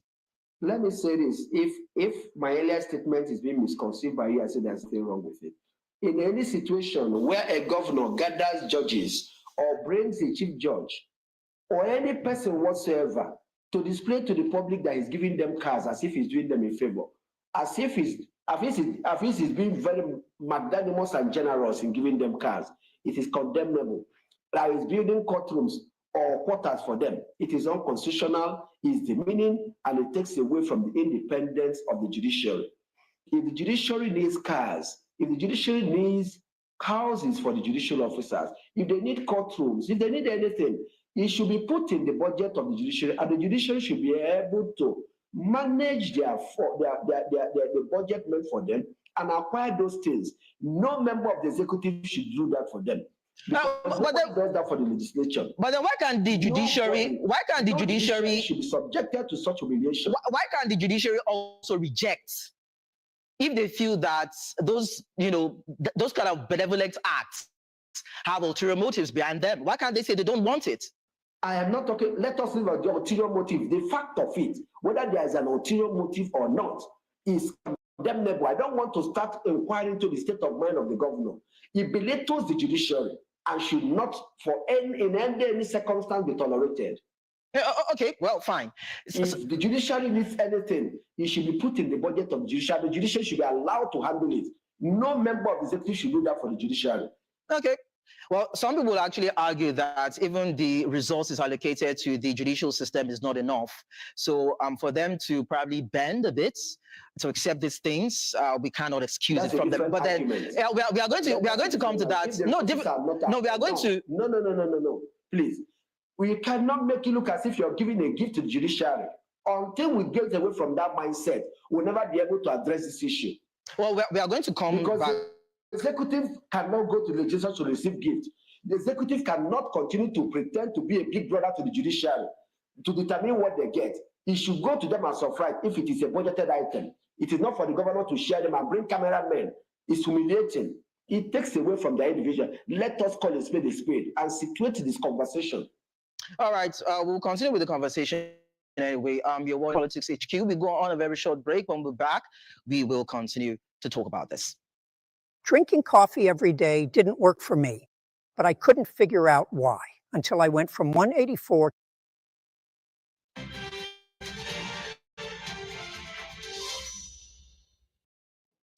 We are talking about Nigeria's judicial system and what can be done to give it some sort of freedom when it comes to the administration of justice in Nigeria. We have been talking to Alpha Mosigwe and President Nigerian Association. And of course, in your response, of course, everybody understands that it is condemnable to have some sort of ways by which the political class tries to encumber the judicial judgments, so to speak, or the ideologies of the judges when it comes to cases brought before them. But then we'll still go back to the issue around funding of the judicial system. It's being talked about that Nigeria's judiciary is underfunded, and that seems to be a lot of challenge when it comes to independence or being independent when it comes to the administration of justice. I'd like you to speak to that in terms of resources allocated to them and how that can be improved. Okay, so in many states, the governors refuse to allocate adequate resources to the judiciary because, according to them, the judiciary does not generate revenue. They feel that the judiciary should, for them to get more funding, they should generate revenue. But the act of judging or adjudication of disputes is a much needed social service that should not be operated profitably. It should not be operated with a profit-making mindset. So the judiciary in many states is underfunded. And if not for the fact that at the moment, salaries and allowances meant for judicial officers, either at the federal courts or the state courts, come from the NJC, many states judicial officers will be owed their salaries. Indeed, until the recent alteration of the Constitution, which enhanced the salary of judicial officers and also took away the responsibility for payment of their pensions from the state and gave it to NJC, many retired judicial officers were being owed their pensions and other entitlements. So the governors in some cases also may deliberately be starving them on the funds so that the chief judges or judicial officers would have to beg them to fund them or to perform some much needed or release money for some much needed thing in the infrastructural development and the judiciary, believing that the principle that he who pays the piper will dictate the tune will apply, so that in so doing they can make some requests that may not ordinarily be right to make. And you can't rule out the fact that such things may work on the mind of the judges or judicial officers. So I reiterate that the judiciary should be well funded, and the governor should not take away some items that is better handed over to the judiciary to manage and be doing them and be presenting the judicial officers or judges, chief judges like school children before the whole world to tell them how well I treat them, see how good I've been to them, see the beautiful cars I bought to them. My predecessor did not do. Look at the courtroom I built for them. They should be allowed to do these things for themselves as a way of asserting their independence and minimize their contact in that regard with the executive, so that they will be able to determine for their courts what they need and administer them in a manner that will shield them from political interference or pollution. So permit me to ask, have there been any sort of rapport, maybe some sort of engagement with the governors on matters like this? Have these things or these concerns been tabled to them to let them understand the standpoint of the Nigerian judicial system, the members, so to speak, and let them also understand their role, so that by the time we have an understanding of this cross-pollination of ideas and ideologies, then both arms can know what they need to do and begin to do what is right for the growth of Nigeria's judicial system and, of course, the administration of justice in the country. Have there been some sort of, talks around this? Of course. Here's how savvy investors are getting the government to send them tax checks. This is a hidden gem that people... Many fora, either at the level of the Bar Association, either in a different fora engagement between the judiciary and the executive. This point is made in many non-related public discourse by civil society organizations, by court users, and every person. And even some have been litigated. One of them was by Judicial Staff Union of Nigeria, and then by Orisabakoba. People have gone to court. There are judicial pronouncements on this. It's not an issue of lack of knowledge. It's not an issue of absence of provision by the law, but deliberate refusal by political office holders to do the right thing. Willfully manipulating the finances of the judiciary as a way of exerting control. It is such as a show of power. Starve the judiciary of funds. Make them beg for funds. Tighten the screw. Stop them of financial aid so that they will not be too active, or they do not be act in such a way that if the executive cannot make demands on them. It's not for want of knowledge. It's a political show of power, if I could use that expression. Okay, so there's no way we can conclude on this conversation without not bringing to the table the issue around Dele Farotimi, who is also, interestingly, a legal luminary in Nigeria. And a lot of Nigerians feel that the allegations leveled against him are defamation of character, so to speak, the handling of the matter, and how the issue around the former Kogi State Governor Yahaya Bello, how his own case was handled, seems or smacks of some sort of favoritism, so to speak. Now, let's look at what has been leveled against him in terms of defamation of character. What is your take on that? And how do we balance between handling cases that involve state actors and ordinary Nigerians in the country? Well, I'm sure you would not want me to comment on the matter that is pending before the court. As you say, the matter is sub judice, and so I will not be able to comment on it. But I must say that sometimes different individuals, depending on their status in society, sometimes the way the court treats them, the kind of bail condition they are granted, sometimes give the impression that the Orwellian state of nature, where all animals are equal and some are more equal than others, is operational in our justice system.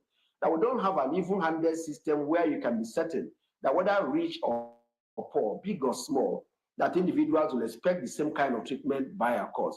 But then again, I warn myself that how a court, that what the bail condition a court imposes on a suspect or a defendant, it depends on the discretion of the court and the antecedents of the persons and the nature of the charge. So while not commenting on any particular case, I will agree with you that sometimes how individuals get treated in criminal cases sometimes give the unfortunate impression that is because all animals are equal and some are not more equal than others, and that shouldn't operate in our criminal justice system. But then it happens, and we hope that we come to a day where, irrespective of who you are, irrespective of where you're coming from, that you'll be able to expect and get even-handed justice from our courts. So if you say this, a lot of Nigerians or a lot of people might feel that there is more on the part of the judiciary to actually guard their acts in terms of probably in the course of administering justice, do what is fair and balanced. That is what, the impression that some Nigerians are actually having, because it seems as though if we begin to see technicalities and these kind of judgments and these bail conditions that seem not to be consistent in the eyes of those that might not really understand what the full extent and the interpretation of the law is, may seem as though it is stifling freedom of expression or justice not being given as at when due to who is deserving of it based on the facts presented before the judge. Look, dirty, disgusting, doesn't matter. It's still going to put it out every time. No heat transfer. My hand is... I have made a point to you that I agree that sometimes the perception is that the rich get away more lightly than the poor. I've also agreed with you that sometimes the impression is that there's no even-handed treatment of persons. And I also agree that sometimes it would appear that the judicial process would appear to work harder on persons, and in some cases, work to suppress the right to freedom of expression. But then this does not tell the full story. And every case must be taken on this individual merit, because there's also no one size that fits all. Individual judge in granting bail or in treating a defendant or an accused person in a case must look at the nature of the charge, the character of the person, his antecedents, and a whole number of factors in determining what condition to. What is important is that the judge acts judicially and judiciously. And so we only treat individual cases on their own merit. I cannot sit here and then pretend to have a holistic position that will address all cases. But then our courts should act with some degree of certainty and predictability, and which in some cases we don't get that. And that is why, to that extent, I will agree with you. Well, we're still going to probably dwell on that a little bit more, even as much as you're trying to, of course, let us understand your position. At least maybe some position that you can take is if there's a need for a total overhaul of the system, or maybe some reforms that can come into play. But I'm going to take your reaction after this short timeout. So we go on a very short break. We'll be back, and when we do, we'll be concluding on this. And of course, on Politics HQ, we're looking at Nigeria's judicial system and how we can improve the system to ensure that justice is served. I've been talking to Alpha Mosigwe, SAN, who is the president of the Nigerian Bar Association. Of course, I must say that it's been profound in terms of your contributions on the show this evening. Thank you so much. But before I let you go, I need to take your position on.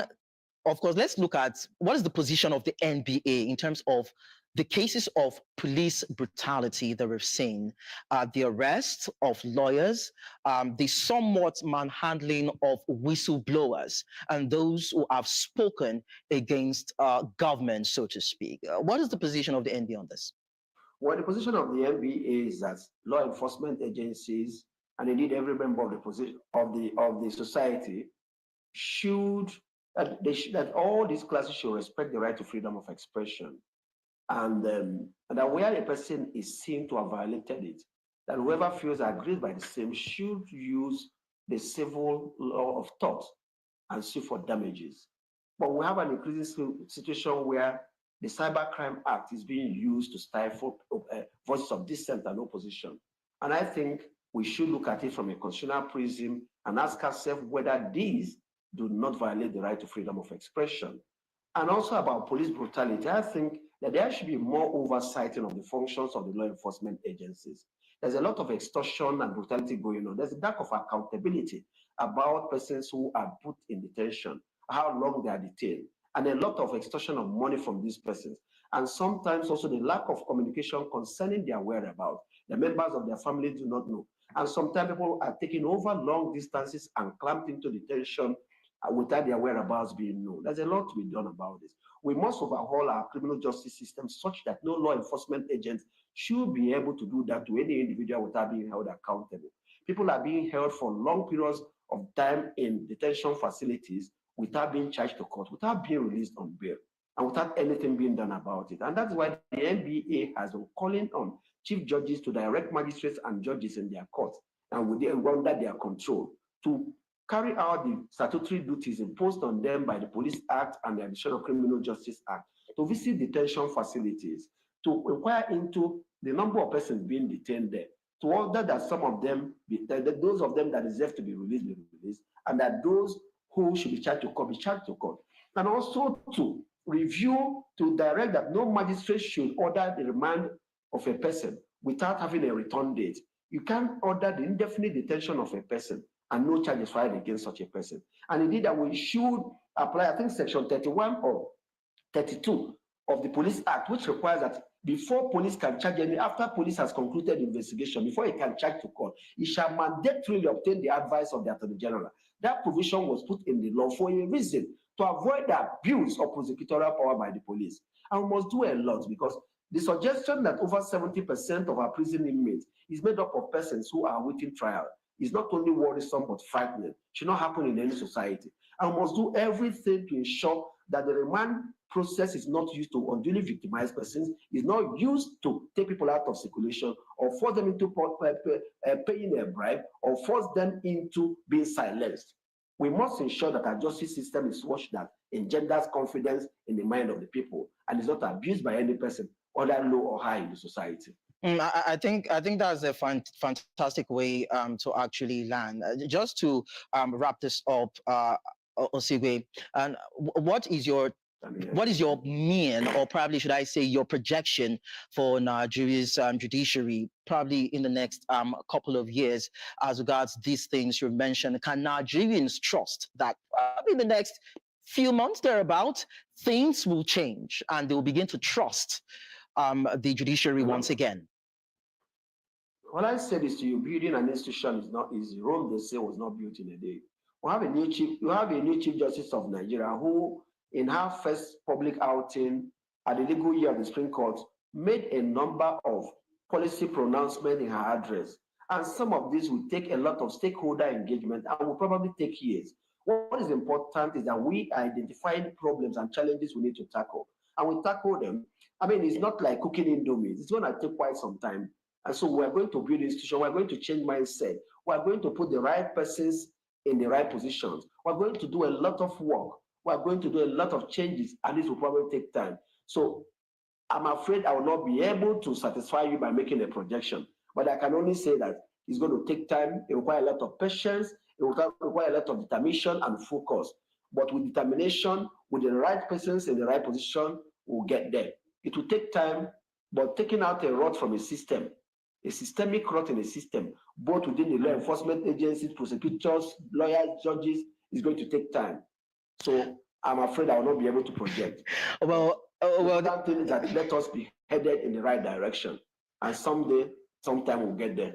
Hopefully we'll get there. Thank you so much, Afam Osigwe, President Nigerian Bar Association, for your time on the show. Amen.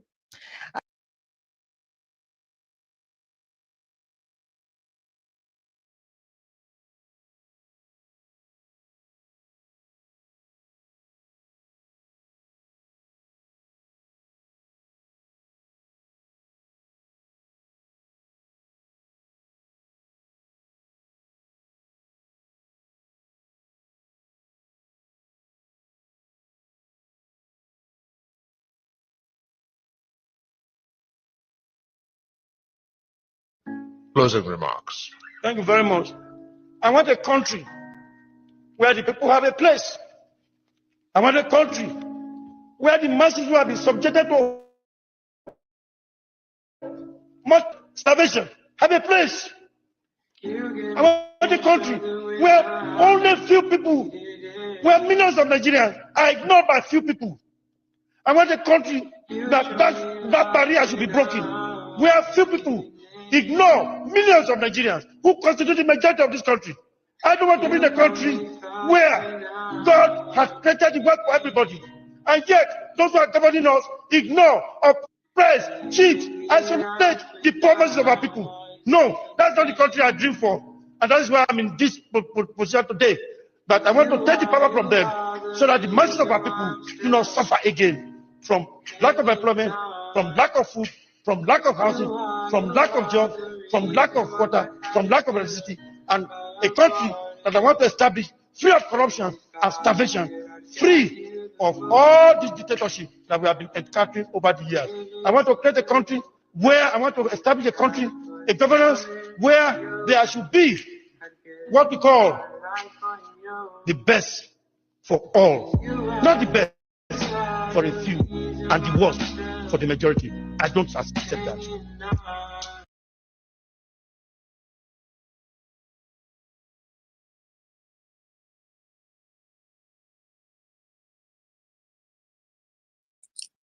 So that was late Gani Faweyimi. I thought I'd bring that up so that people can listen again and hear the man speak. You know, I don't know. Nigeria, I really don't know. I don't know. I don't have anything else to say. If anybody has anything else to add, Please go ahead though and add it. I'm going to be wrapping this up now. I think I've said all that I need to say. There's nothing else to add. Nothing else. Until the judiciary is fixed, we go nowhere. Until INEC is cleaned, we go nowhere. Until everybody that needs to do something in that country does it, we remain where we are. Nobody's going to come fix it for us but us, unfortunately. So we either allow the greed to continue to take advantage of us, or we come together and fight the system. It's just one way or the other. There's no shortcut to it. Knowing full well that none of us are going to get out of here alive anyway. So you got to choose which way do you want it, the hard way or the easy way. The easy way is T-Pain should ride it out for 7 years. If that's what you people want, I will support T-Pain come 2027. And I will even be the one singing his praises and telling you how much of a strategist he is. Because I don't know. Short of what's the word I'm looking for now? I don't know what to tell you. How that terrible the judiciary has become. Man, I beg. Kene, you say reading the book every night is painful. I'm telling you. No, walai, Kene, you've said it all. The book has a leaf. Now me be Afe Babala, I go feel am too. I will even be crying. I'll say, oh my God, so I did this. Oh God. Hi, I was a terrible person then. I will read it. That's why he's looking for how he's going to take it out of circulation. That's why he's looking for ways to take it out. Not only Nigeria, the answer not be everybody for Nigeria if you collect that book from. Maybe the ones when they carelessly leave the book for inside their car, and they go fit take the book from. They not fit take it from come up for any other person hand. Ha! I don't know. Everybody saying Sani Abacha military was better. It wasn't better. In fact, Tinubu took his I think he's understudied them, so that he won't make a mistake. Everything that Tinubu learned, he learned it from you people's military, that you people are now thinking and romanticizing about. Let's not don't forget how he be under military rule. I bet I leave that thing. Then he can't learn from Obasanjo, add Obasanjo own join, come perfect the art. Observe Nigerians, say, observe your so-called Lagosians, say na money. If you give them money, they go sell their soul to you. Now the man say, okay, I will use money to buy everything I want. He don't see you now finish now. He say na money, na na first name. Now he use money to buy, shut everybody mouth. That was his first thing. Then he come observe all around Nigeria. He look north. He say these ones, they don't care about their people. It's only how much they can amount for themselves. That's what they care. Let me just look for the strong ones amongst them and give them very cushy position so that they can shut up. That's what he did. The man see all of them finish. He went to the east. He said, all these they are corrupt eastern people, all these greedy people. When they all over the country, make I find them up and down, go east, collect the worst of them. Say, okay, let me pally these ones, put them in, give them cushy positions, empower them. That's what he did. Went to the west, the same thing. Forget the way the west was sold. It's our son. That one, tribalism. You use and win. You use and take light to those ones. Come south, the same thing. Look for the worst. Say, bring the dumbest people, the greediest. The ones that will do anything to get anything. Oh yeah, position them. Went to the Niger Delta. That's how he did it. That's how he was able to buy the entire system. And the rest is history. Here we are. Here we are today. I'm talking about respect for individual rights and recognizing the common English. That none of that exists in Nigeria. We have never had a leader, not one. We've never ever had it. We don't even know what it feels like to have a real leader. We don't know. from one vicious leader to another vicious leader, from one greedy leader to another greedy leader. In fact, the military they were the most corrupt. They were the ones that introduced now Babangida na open road for 419 people now for Nigeria. And I give them opportunity to thrive. Eh? For years, because those ones did not last long enough. Forget. I beg. I know they eulogize any leader when they don't die for Nigeria. No, not sorry. I don't have anything good to say about them. Sorry. Greed, selfishness. And they were corrupt military men. You know, you tell you how much your Abacha steal? How much? All your Abacha money see this Switzerland. Every Eke market day, then they get discover new money for your account. Abi you don't know. If you okay, you don't they go. Thank you very much. Oh, I appreciate. I'm working tomorrow morning. Okay. Have a wonderful night. Yeah. Thank you, my sister. I appreciate.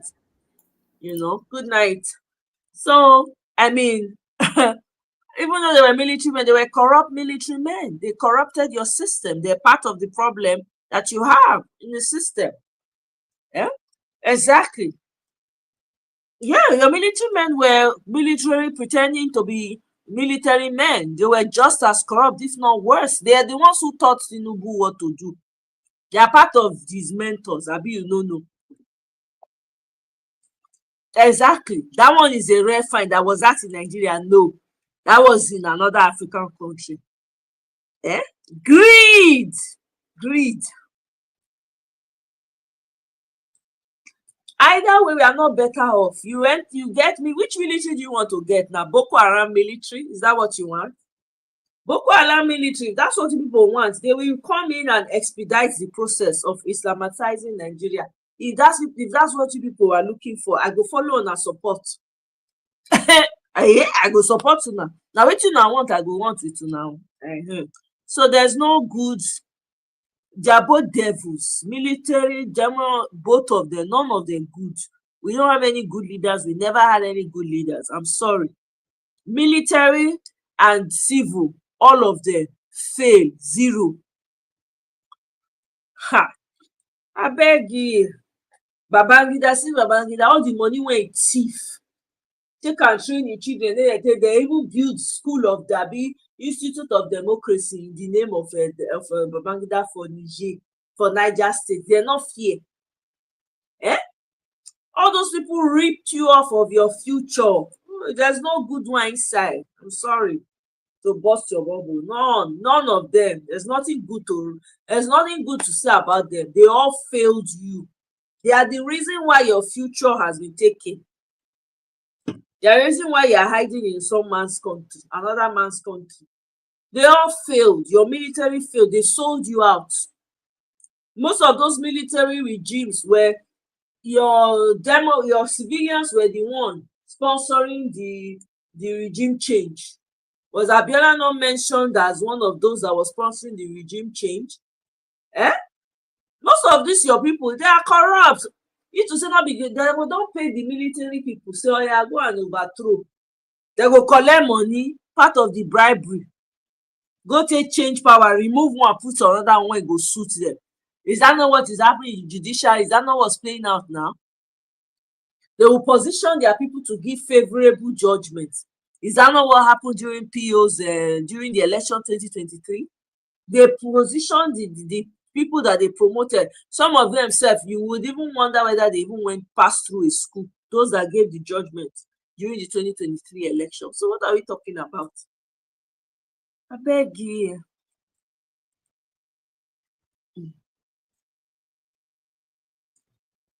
We have not gotten our independence. That one is true. 100% true.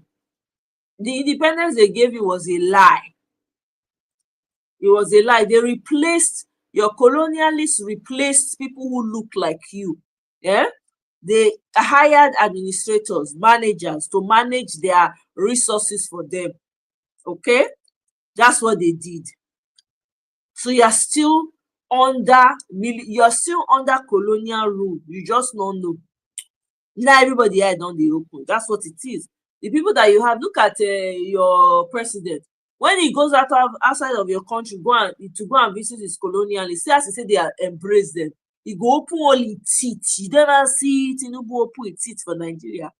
He go they run like Indian movie. What they call Sunita, when they love run into each other hands, love affair. You see your president, they run into France president hands.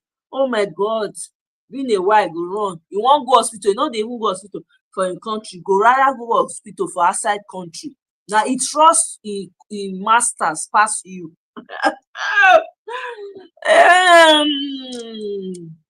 Saw something of Twitter that pissed me off. Oh, you be happy and excited that she was part of it. I saw that when I was pulling videos to play. I was like, what in the world? Look at how I'm honored that I was invited. I was so ashamed. We have a problem, oh. I'm telling you, this change with the fire, a lot of people go down. A lot of people, oh, it's not what you people expect. This new change, it will affect even the people that you thought, oh my God. Imagine a young Ojiokwe saying, boldly declaring, I'm honored that I was invited by the president of Germany. Can you imagine? I've never seen it. See, I've said it before. Most of these people, if you give them, if you say, let me give you a card for being British, they will gladly dive it. They are attacking Kemi Badenoch, even though I don't support what the girl is saying, because that's a level of self-hate that I will never ever understand. People, Rishi Sunak was a prime minister in London. I never hear him one day insult a heritage. I never hear him one day. But Kemi dey there. If they use una till they sweep ground, every opportunity we get go throw Nigeria under the bridge.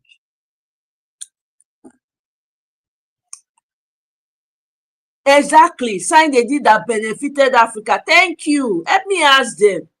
They don't know. This is part of the problem we have. And somebody like Ojioko Okpe cannot say she did not be. I should say now abroad she said go school. All these people, they are the problems. That's why I see. Anybody they call an illiterate in Nigeria, oh, the illiterate is not the governor. Is not. I don't hate on them because some of them have more sense than the ones that went to school, went to Osh school, different school. Those ones that went to school, they'll come and use biro to steal all your money. All the professors we have in Nigeria, are they not the ones that cheated for Tinubu? Are they not the ones that put him there?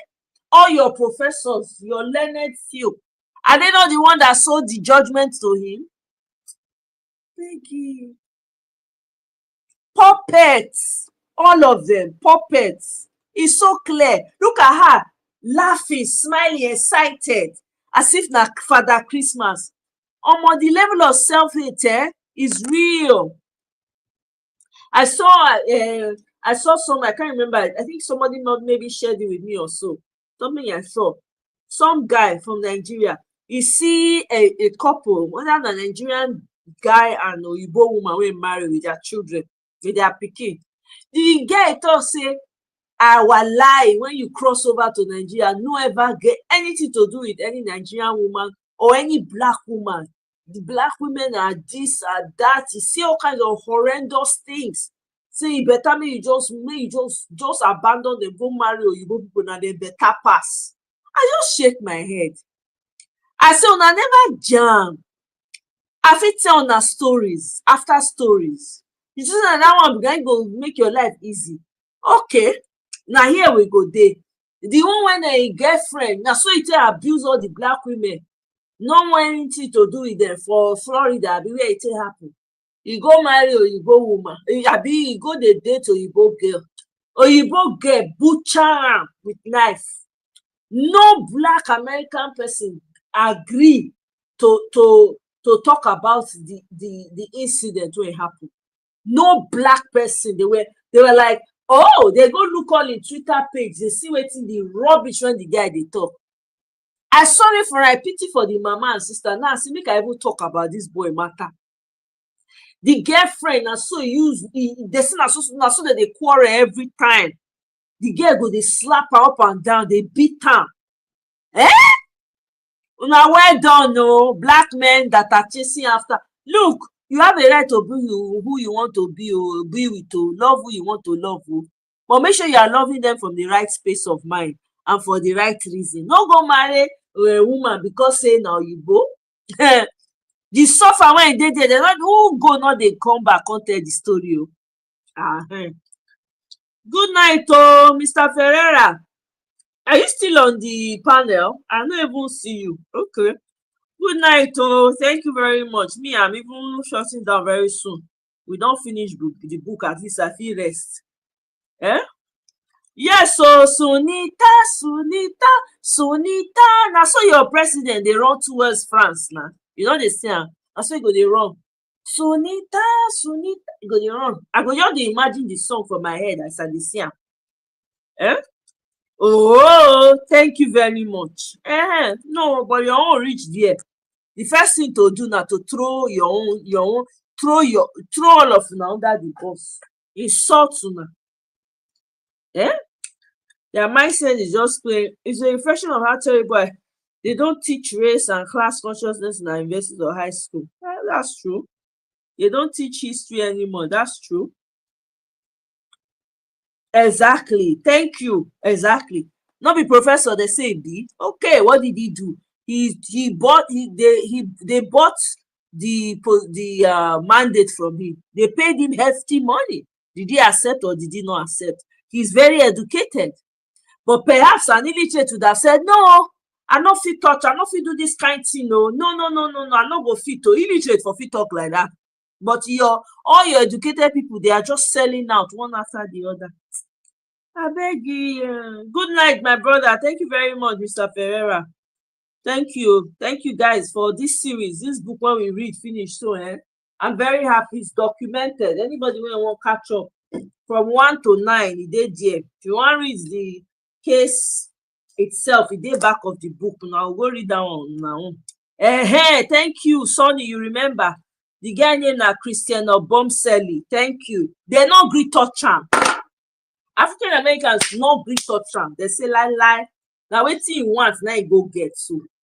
It became a problem. I sorry for the guy, mama and sister. Now see this guy. I had to talk about it on my channel. Even when I talk about her, one lady, African American lady, they come my comment section. He say, yeah, you know.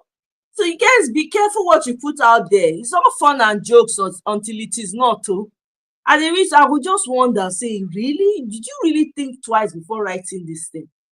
If that means you are insulting your mother, that's what it means. You hate your mother, you hate your sister, heck, you hate yourself. That you will abandon black women when you reach there because you see you, but you don't know waiting there under.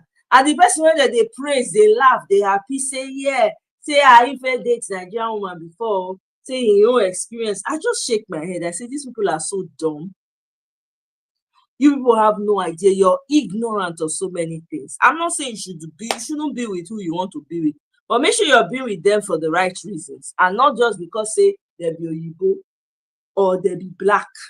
Make sure who not go no know.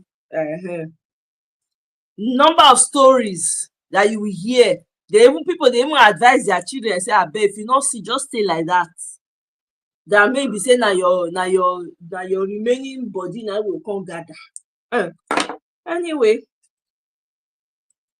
Well, now so we see when their leaders they worship them like God who can not see Tipe.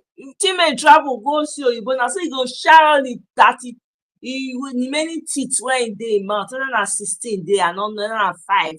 Now so you go pull all the teeth up. When you call Nigeria for where the same people when they go escort and come out now they wave am. Now they line up for them when they come back to welcome them.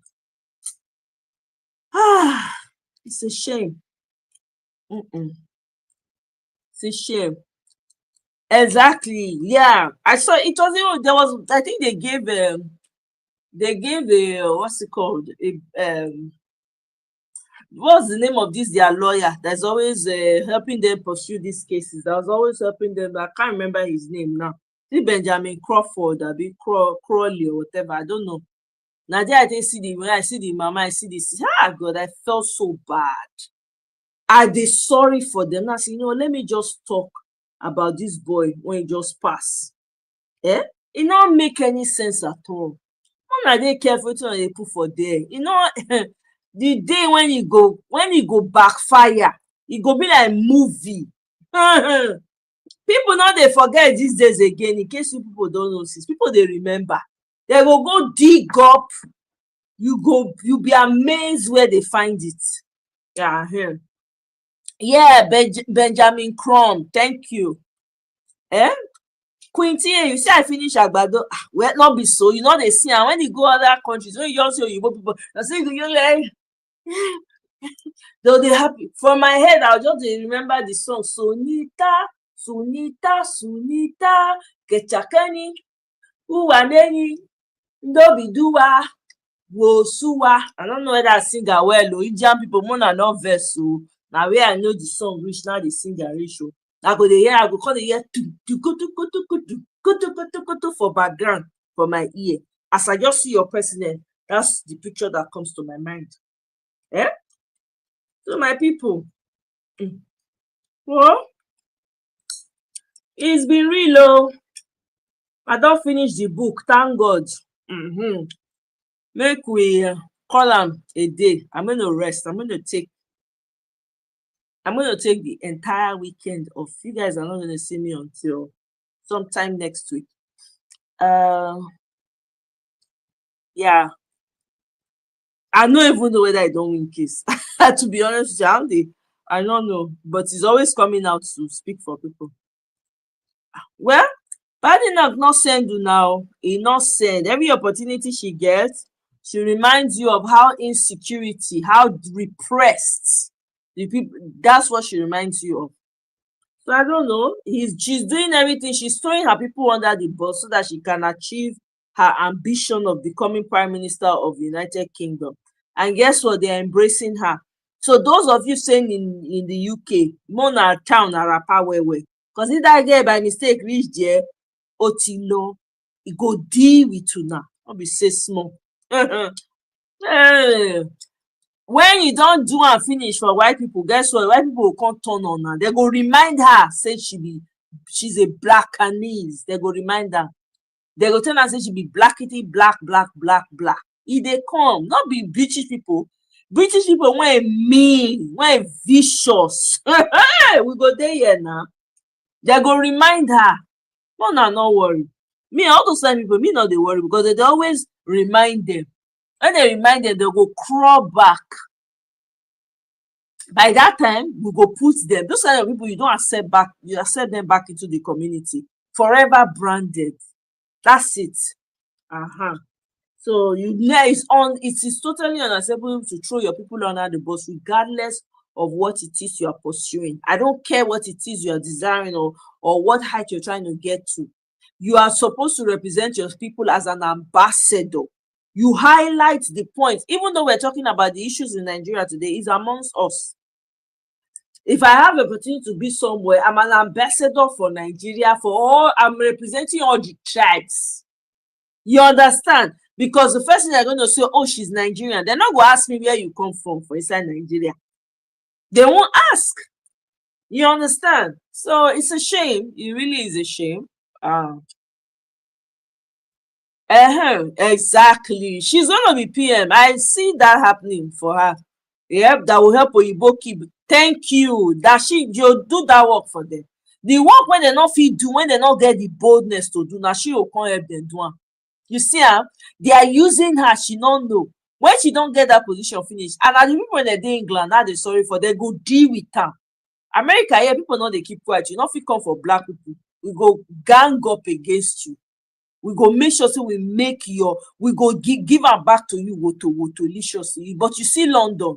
I don't know, it's going to be unfortunate though. Because now that girl, they go can't do their dirty work for them. The dirty work when they not fit do, guess what? They will use her to do it. That's what they're going to do. It's so unfortunate.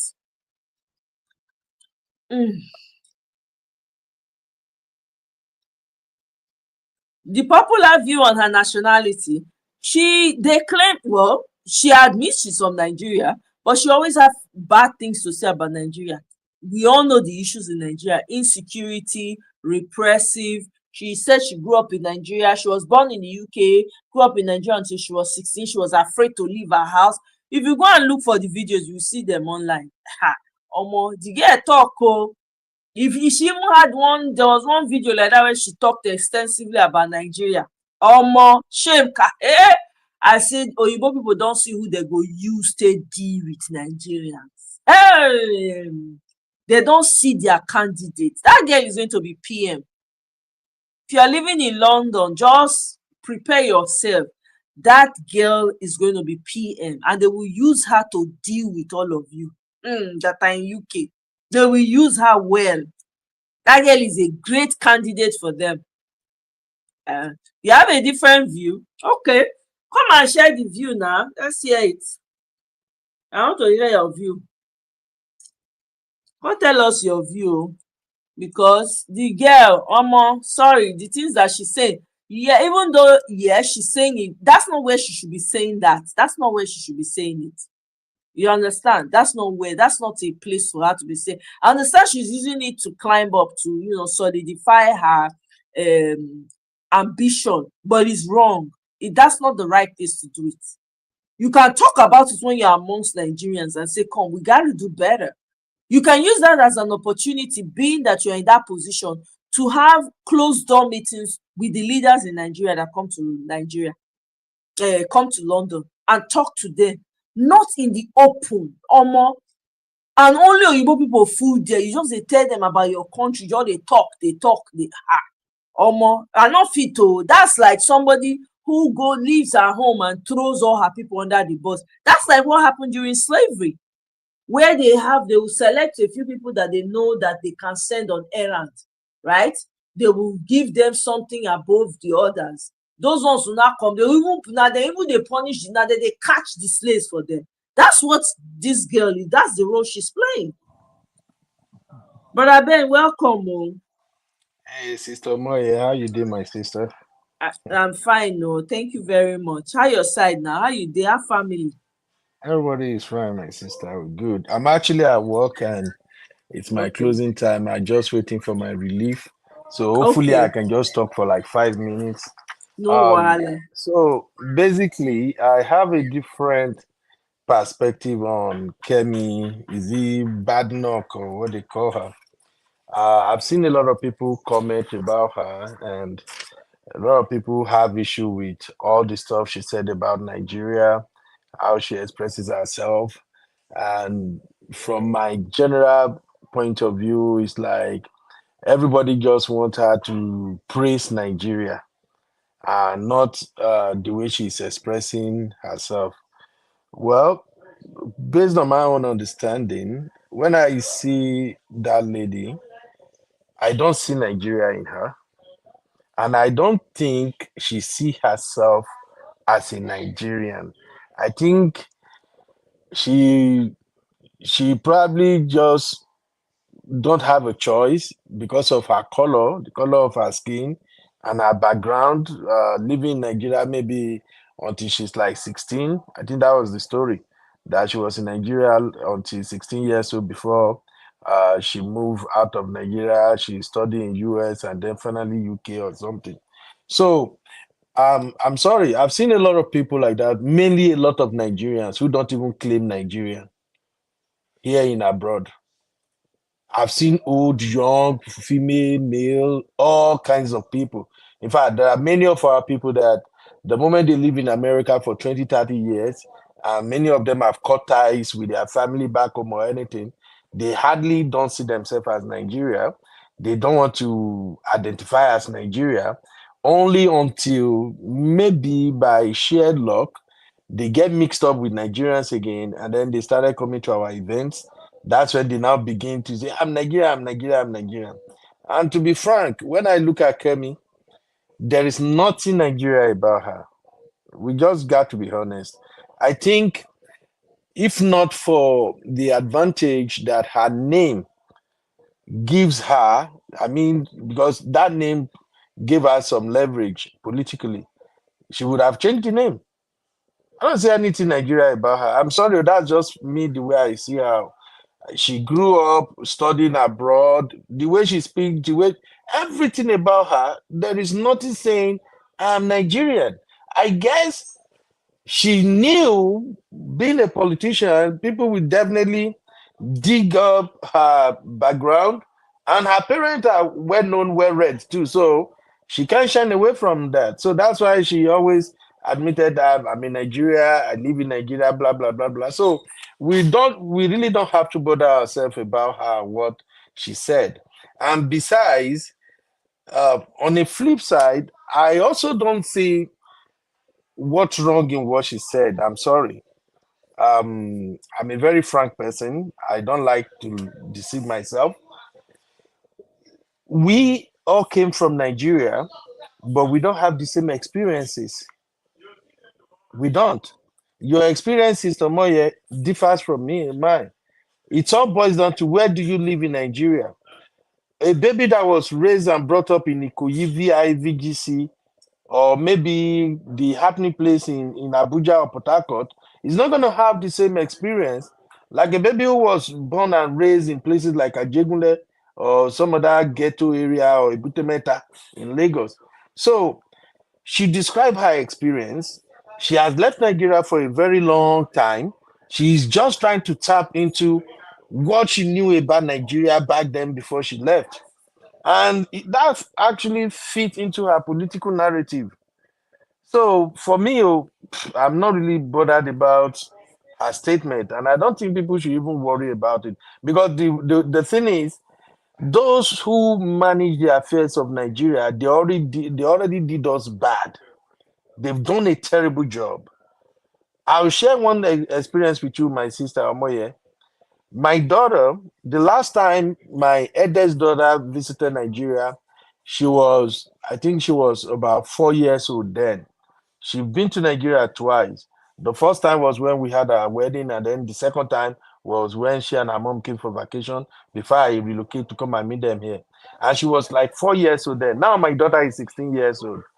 I have a problem in my home. It took me a while before I can work with her to see Nigeria in a different light. What happened? As a child, when she was in Nigeria, I have to run gen day and night. In fact, I bought 2 generators. One will be working in the day, another one will be working at night. At that time, my daughter never believed that there is nothing like power failure. One time, there was light when I was leaving home. This is in Nigeria. There was light when I was leaving home to my office. I told the gate man, please, if they take light, help me start generator quickly for them. The light went off, and it took like about maybe 20 minutes before the gate man can start the other gen. And when I called, my daughter was telling me, Dad, the light went out, And I'm like, calm down. This is Nigeria, light went out. But she didn't knew that all the time that they stay in Nigeria, I've been running gen day and night.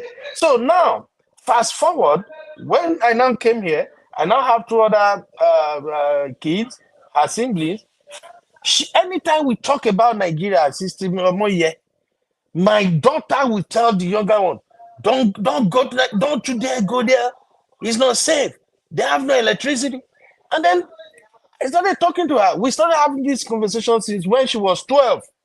It is now that she's 16, now that thanks to TikTok, social media, she's beginning to see more people and things that are happening in Nigeria. That's now, her perception is now changing. So what I'm trying to say is this. If I fail to recognize the fact that the memory this guy has was her 4 years old memory, and the Nigeria she knew at that time isn't the same Nigeria now. Even at that time when she came to Nigeria, I haven't completed my own building then. We were still in my apartment. So if we go back to Nigeria now, she's definitely going to live in a bigger house and everything. So if I haven't caught it that, man, the experience this girl is describing is her 4 years old memory. And I quickly stopped her. She will stay with that idea until she becomes an adult, until she's grown, even married, and she will continue to say, oh, Nigeria is a terrible place. Do not do this. So when I see, anytime Kemi talks, I just feel like, well, you haven't been to Nigeria recently anyway. You don't identify as Nigeria. You are married to a white guy.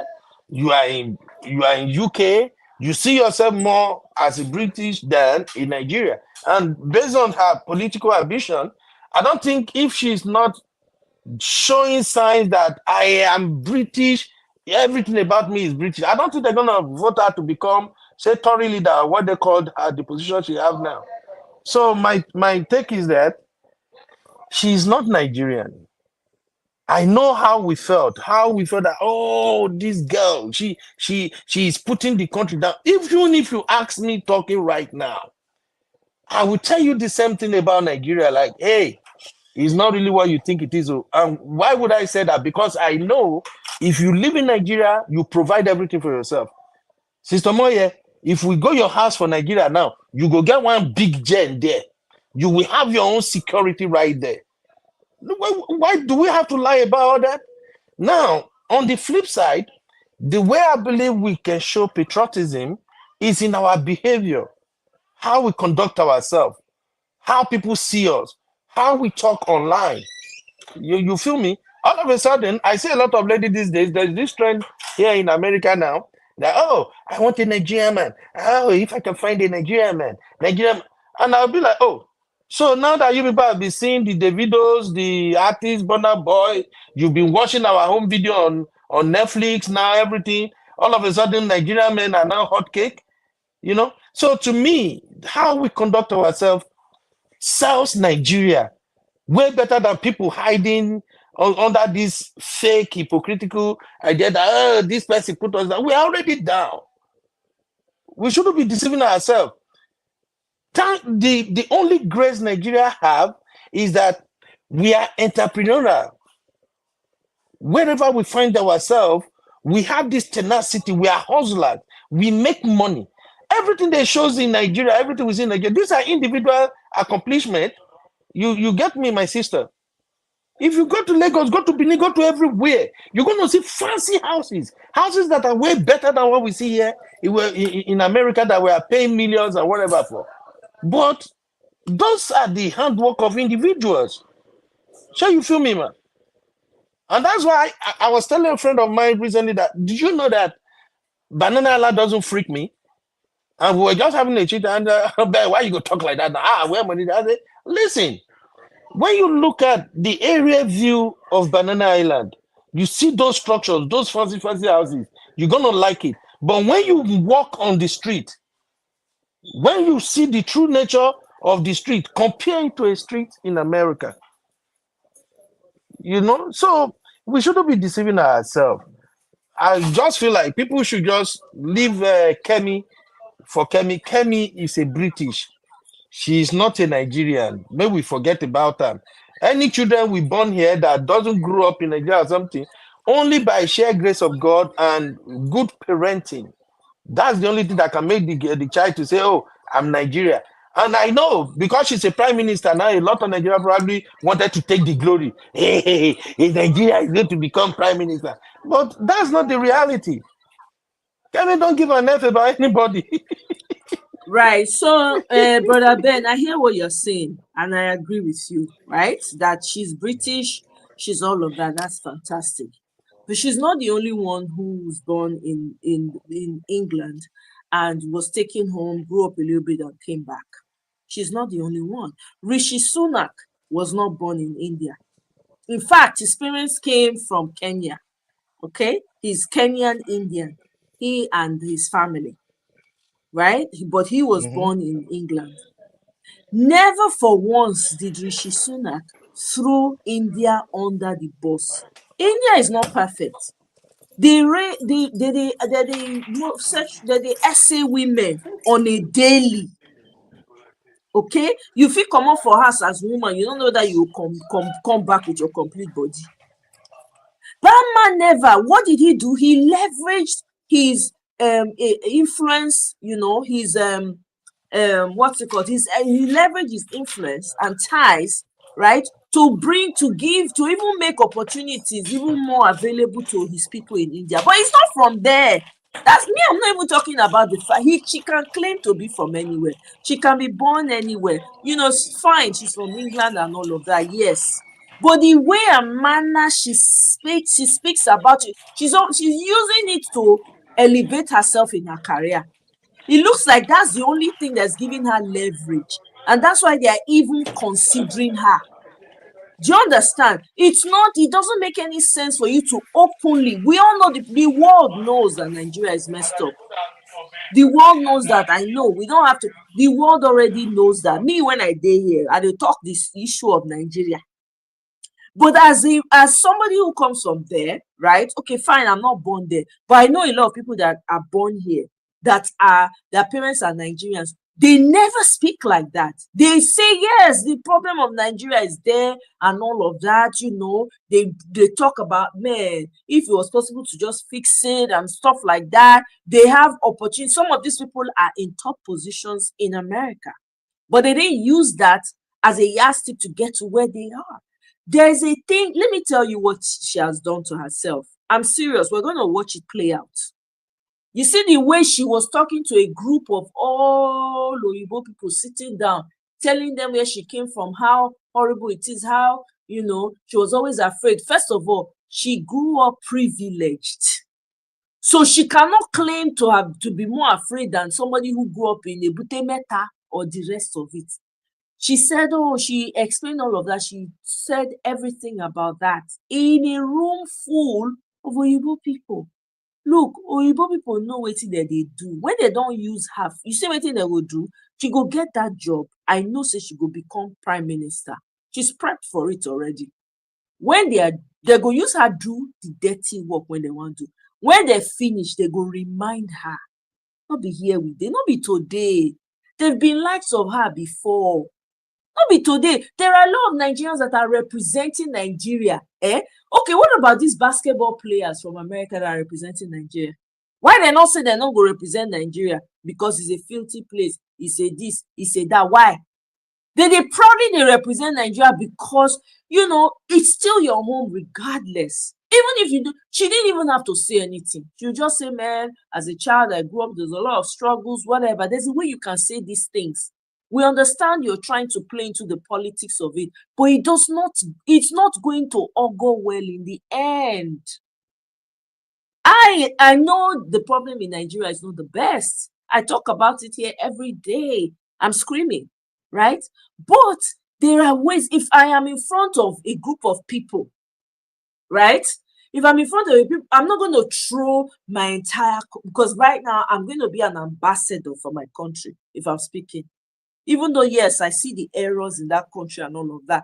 Yes, did she say the truth about what's going on in the country? Absolutely.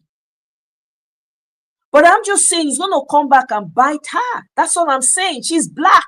There's nothing she can do about that. No matter how she claims that she's British, she's black at the end of the day. They're going to remind her. They're going to remind her. That's the whole point. The problem with us as black people is that we do not know history. We don't go back and listen to people that have been in similar shoes as we have been. That's why it's easy for us to just throw everything under the bus in a room full of strangers. In a room full of people that are all enemies. That's really the right word, because they, one way or the other, put you in the position that you are in that country. Let's not kid ourselves. I'm not saying that what she said is not the truth. I'm not saying that she did not have a right to speak her experience about how she grew up, but not in that manner. There have been people that have occupied that position that were not, that were from other countries. I didn't hear anything about them saying anything about their countries. See, Rishi Sunak, when the term don't finish, they were throwing, when they work out for streets, now so that they abuse her. Go back to where you came from. Go back to where you came from. That's what they were telling him. There are videos. Go and look at it. You're not from here. Go back to where you came from. On the street of London. I don't know. I mean, I just feel like wisdom is profitable to direct in certain scenarios. I understand she's building a political career, but again, where they reach, you don't feel just build your political career by throwing your people under the bus. To be honest with you, on the flip side, I'm happy she's saying it openly. To be honest with you, I'm happy she's saying it. She's like throwing it in the faces of the federal government, because Shetima was forced to come out and say, you cannot say, yeah, I'm not Nigeria PRO. I'm not being a PR. When I do na PRO work, when I not come for me. I like it. But on the flip side, there are ramifications. So they will remind her, we will be here. We will be here to watch it. Even that other lady, I forget her name now. She's like an activist in London. She's also Yoruba. I forget her name now. She's always going after them. I've seen her on some of these their channels on British channels and all of that. The girl has come for her too and said, they're saying there's a way I don't know, but to me, what she said, was it a lie? No, it wasn't a lie. I mean, we all know it's even worse than she said it. Sister. Thank you for that, my sister. She is not lying. We need to just. I know it's painful because of the way we love Nigeria, and it's not to hear painful someone to me. like that Don't saying, get me wrong, go. It's not painful. Me, I'm just I for guess me. it's painful for a lot of people now. Because the way people are really dragging her, really going out. Just look They are at it as dragging her because some people are dragging her. Number one, you have to understand, some people are dragging, not really dragging. They're just dragging her because they want to be relevant too. Some people are not happy. They are in Nigeria. They are typing from the borrowed data. Okay, they are miserable. Those are the ones that are angry. But for me, I'm not even angry with her, to be honest. I am just saying that we've seen this play out before. They will remind her at some point that you're a visitor here too. no, that one is certain. They will remind her, of course. But the thing is, even however it turns out for her, it really don't have any bearing in Nigeria as far as I'm concerned. It doesn't, of course. She has claimed she's a British, so anything happens, she should deal with it as a British. It has nothing to do with us, okay? So, but for me, why I am kind of, I say I'm happy that people are talking this way about Nigeria. I should say I'm happy, and the reason I'm happy is not because I don't want something good for Nigeria, but I think it is high time people tell these leaders in Nigeria what's up. They've been telling them what's up. They've been telling them what's up. They're not the Yeah, they are not. They need to carry fire enter streets. Talking no go work for Nigeria. That vice president that has never said anything tangible since he became Tinubu vice president. Now it's easier for him to go after Kemi. And I'm just like, dude, you were the one they spent, is it how many billions to fix your house? Why people are suffering? Why subsidy was removed? You didn't do nothing. So now somebody talk and it gets to you that you almost feel that, okay, let me speak this grammar. Let them know I know how to speak grammar. So to me, it's just okay. It's okay that they are calling the whole thing out. The video called it out. Now Kemi called it out, which is fine. You see the way Davido said it. No, Davido and the way Davido said it is different. They asked Davido a question, right? He was being very honest when he said that. I would tell, she was talking to a group of friends. My friends, I have a friend who's traveling wanted to travel to Nigeria to this Oshun thing, because she's into this Oshun kind of worship, whatever. She was going to Oshun to go and worship that Oshun River, whatever. She was asking me that, and that's what I said. I said, this is not a very good time. I'm uncomfortable, but if you must go, make sure anybody that is hosting you, you're with them at all times, and they have people pick you up from the airport, and you've seen them before and you're familiar with, I kind of gave her a tip. I'm like, this is not, your country is not the best time right now. There's a lot of insecurity issues. I told her that. To me, the only difference was the camera for Davido. Davido was speaking from an authentic place. Nigeria is not working right now. That's a fact. That was from a place, for me, the way I read Davido's comment was from a place of concern and at the same time disappointment, to be honest. But Kemi's own right? She's using it to build a career.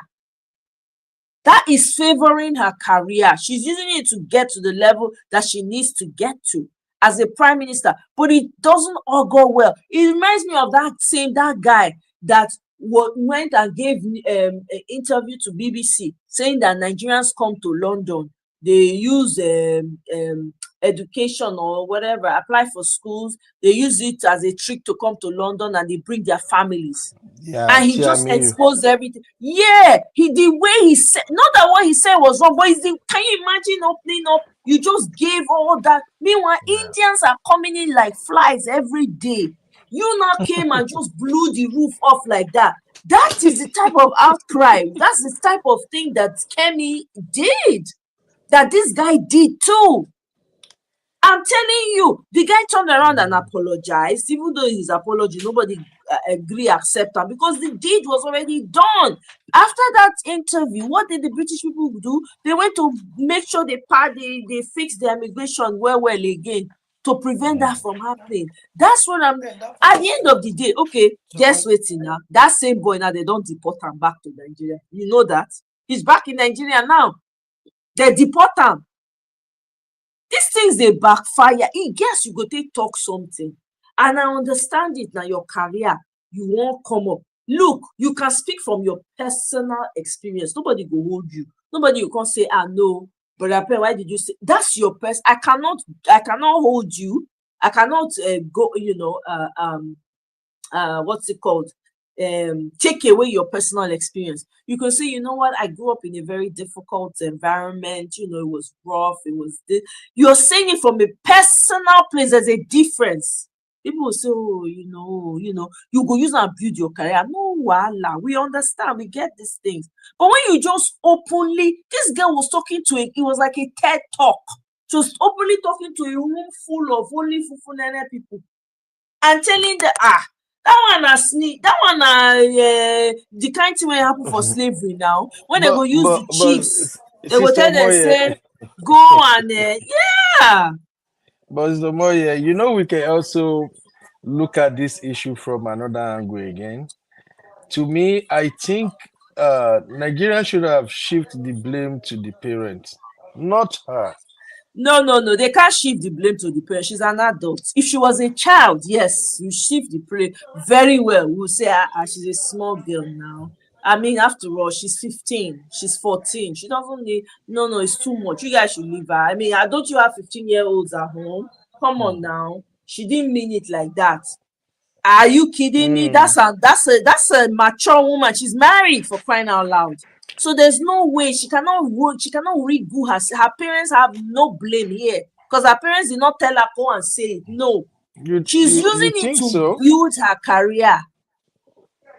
Even if her parents told her, did she have to come out and expose her parents? If your mom says, Brother Ben, don't open, tell them I'm not at home. Then the person knocks and you open the door and says she says I should tell you she's not at home. Why I say that is because I've seen a lot of Nigerian parents making some critical mistakes, some very crucial mistakes now, that to them it means nothing. And the result is what we are seeing in Kemi right now. Okay, a Nigerian parent that doesn't associate with Nigerians. And I know what I'm saying, my sister. I meet you, videography. Brother Ben, you cannot blame the parents. I'm sorry, I have to interject. You cannot blame the parents. You know why? Lie with this, my sister. Okay, go ahead. Go ahead. See, it's like this. You too, if you look around, you are in US, right, Sister Moye? Are you in the US? Okay. Just look around, my sister.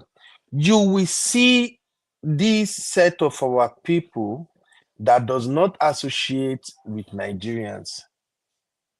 There are many of them like that. If you pay attention and look around, you will see them. They don't associate with Nigerians, they don't party, church, everything. No. They identify more with Westerners. There is nothing wrong with that. But the problem is where you get somebody like Kemi. Your child's growing up, never see you mixing up with Nigerian, Even though we live here in the US, we still practice our culture here. Every weekend, we still have Nigerian parties, weddings. There is always something going on that brings us together as Nigerians. But for somebody who stay away from gathering like that, everything they do is Western, Western, Western, Western.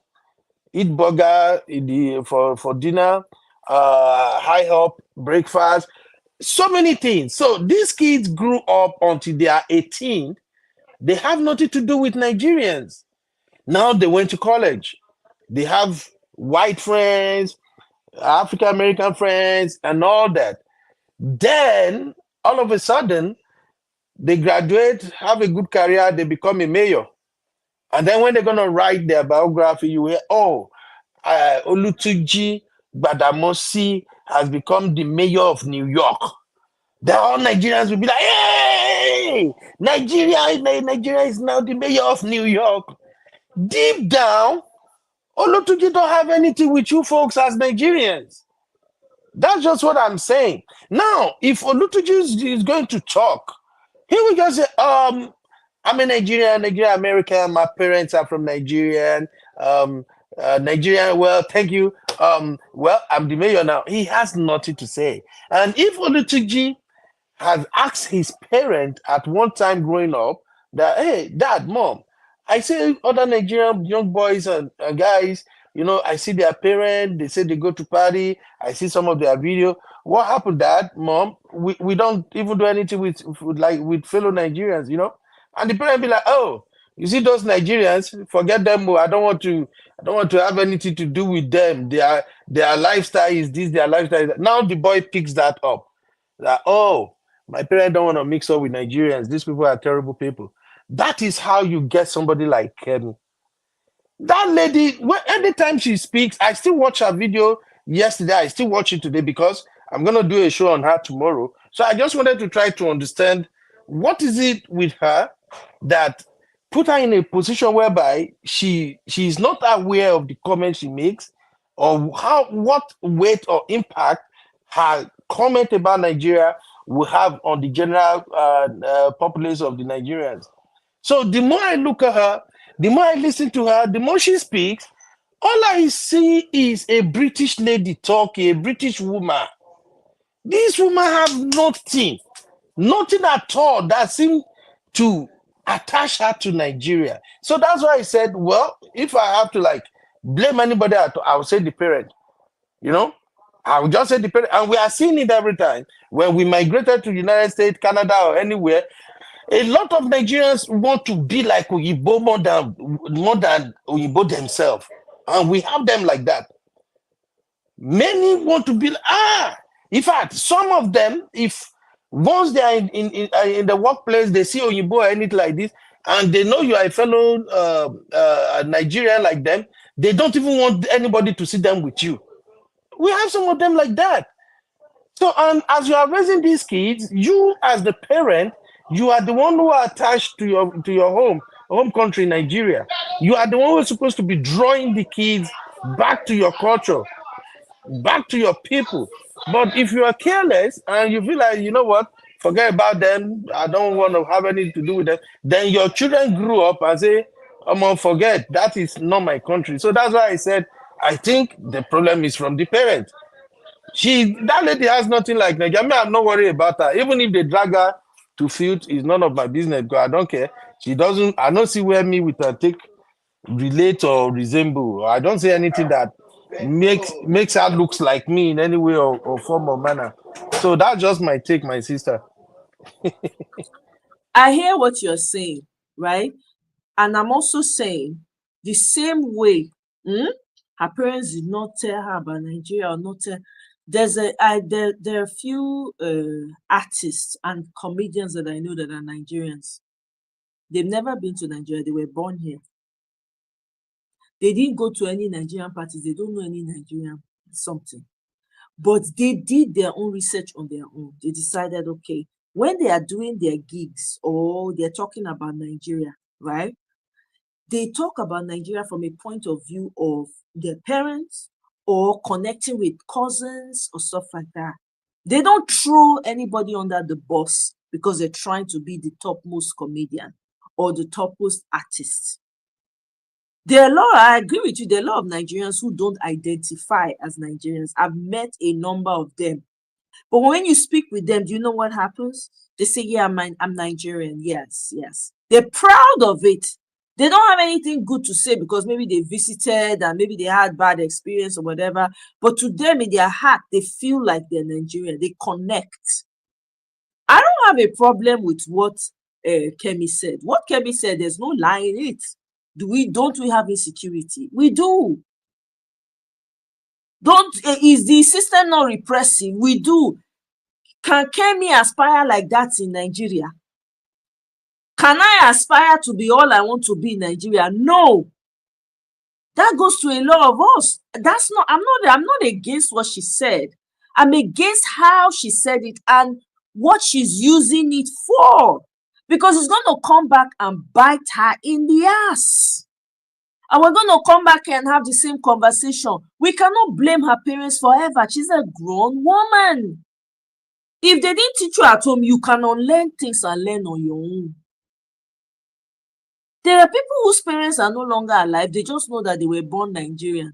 They know that their parents were Nigerian and they passed. They got to find out on their own and they learned it for their own. So what do you have to say there? You can't blame their parents forever.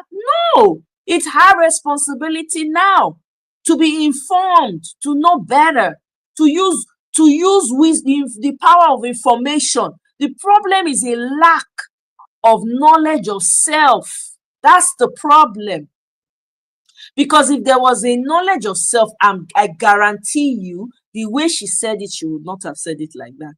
I'm telling you now. She would not have. She would have went about it a different way. Do I care for the politicians in Nigeria? Hell no. I'm here every day calling them out. Right? But we have to say I have to say it the way it is. We've seen the likes of Kemi before. Trust me, we have. He comes back and he bites them. We will be here now. We'll come and talk about it. It's a lack of information. It's not age. It's not, oh, she's young. Oh, no. If they did not teach you at home, you learn it on your own. At least she has the benefit of school. She went to school. At least she even had the opportunity to grow up in Nigeria. It's not as if she did not even go to Nigeria at all. I probably would have been saying, okay, maybe because she never went to Nigeria. So, you know, her experiences. She went to Nigeria. She was born in London. They took her back to Nigeria. She stayed there until she was 16. Nah, spare me that excuse. I'm sorry. Like I said, not that she said what she said was wrong. No, it wasn't, because we all know that there's something wrong with Nigeria. Absolutely. All the things that she said, yes. But to say it like that, in a room, like a TED Talk, full of Oyibo people, no, now. It is a lack of knowledge of self. When you get to, you have to start learning some things, getting the education on your own. There's a guy, I don't know if anybody knows him, Godfrey. Godfrey is a Nigerian.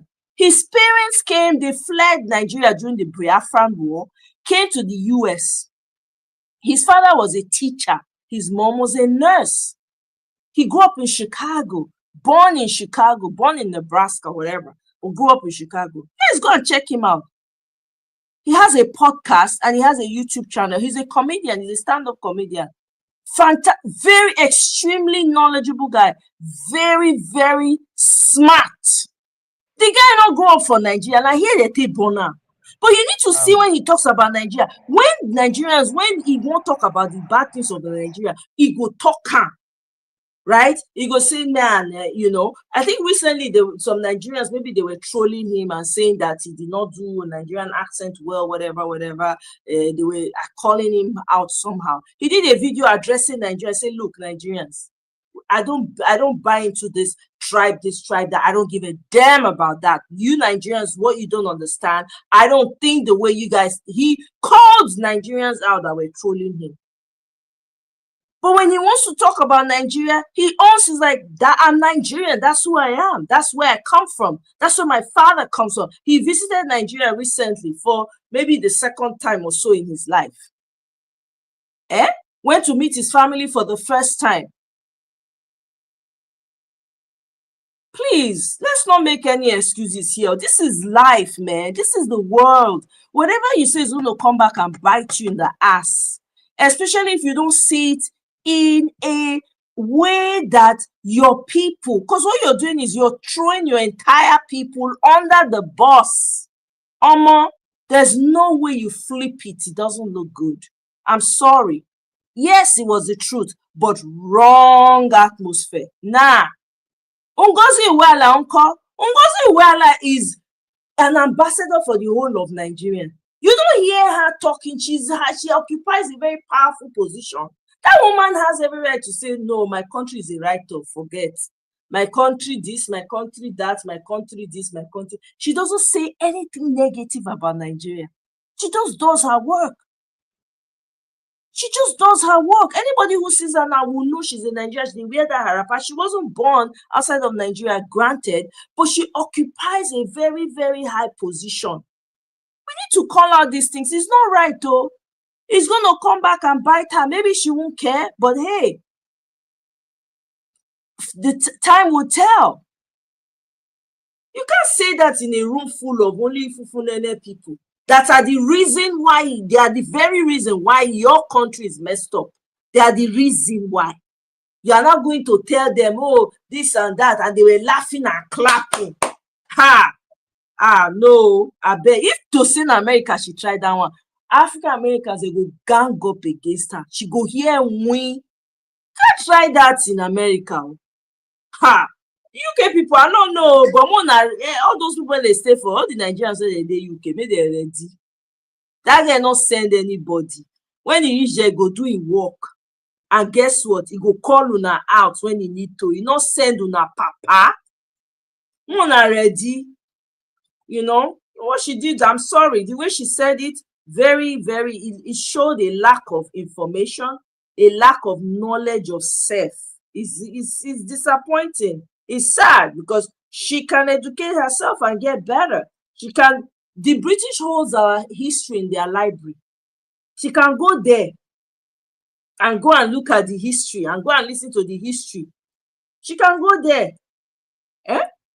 She has access to that library. She can go there, read some of the books there. Yeah? Let me play this video. Somebody just shared this video. Say, make I play. All right, I'm playing it to Atlantic. Let me play it. You said I should play it for my brother here, brother Ben. So let's listen. English, we have to go back to what young brother here referred to as the house Negro and the field Negro. Back during slavery, there was two kinds of slaves. There was the house Negro and the field Negro. The house Negro, they lived in the house with master. They dressed pretty good. They ate good because they ate his food, what he left.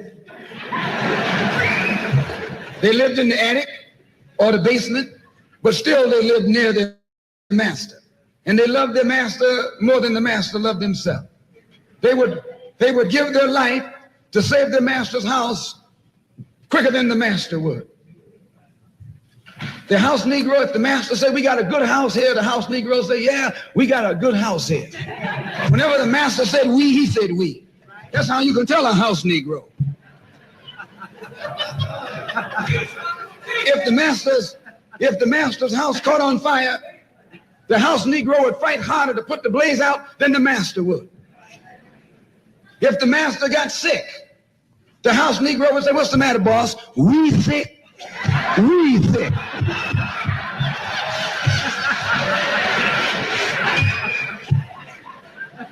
He identified himself with his master more than his master identified with himself. And if you came to the house Negro and said, let's run away, let's escape, let's separate, that house Negro would look at you and say, man, you crazy. What you mean separate? Where is there a better house than this? Where can I wear better clothes than this? Where can I eat better food than this? That was that house Negro. In those days, he was called a house nigger. And that's what we call him today, because we still got some house niggers running around here.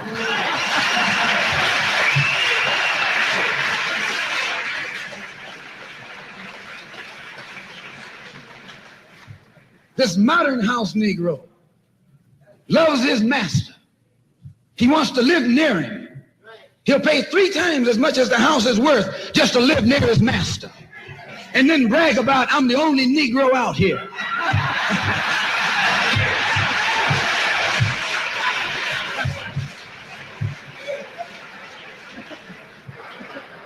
I'm the only one on my job. I'm the only one in this school. You're nothing but a house Negro. And if someone come to you right now and say, let's separate, you say the same thing that the house Negro said on the plantation. What you mean separate? From America? This good white man? Where you gonna get a better job than you get here? I mean, this is what you say. I ain't left nothing in Africa. That's what you say. Why, you left your mind in Africa.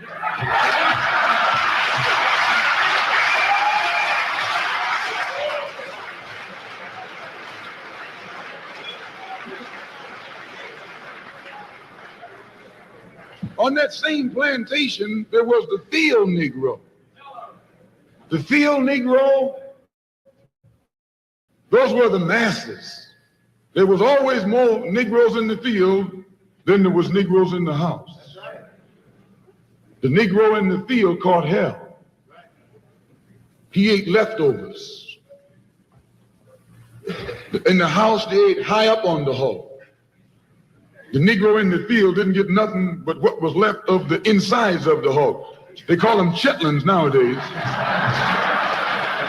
In those days, they call them what they were, guts.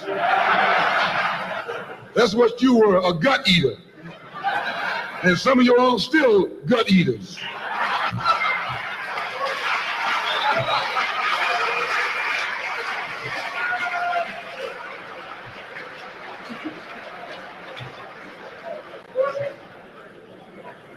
The field Negro was beaten from morning till night. He lived in a shack, in a hut. He wore cast-off clothes. And he hated his master. I say he hated his master. He was intelligent. That house Negro loved his master. But that field Negro, remember, they were in the majority. And they hated the master. Hey, sorry for interrupting. Isn't that annoying? What if I told you there was a way to get rid of ads like this?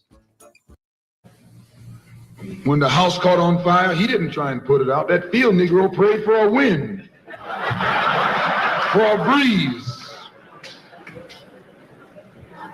When the master got sick, the field Negro prayed that he died.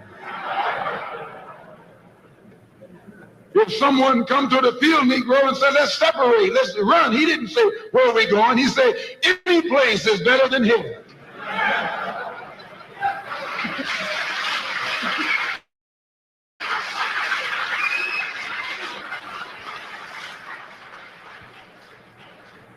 You got field Negroes in America today. I'm a field Negro.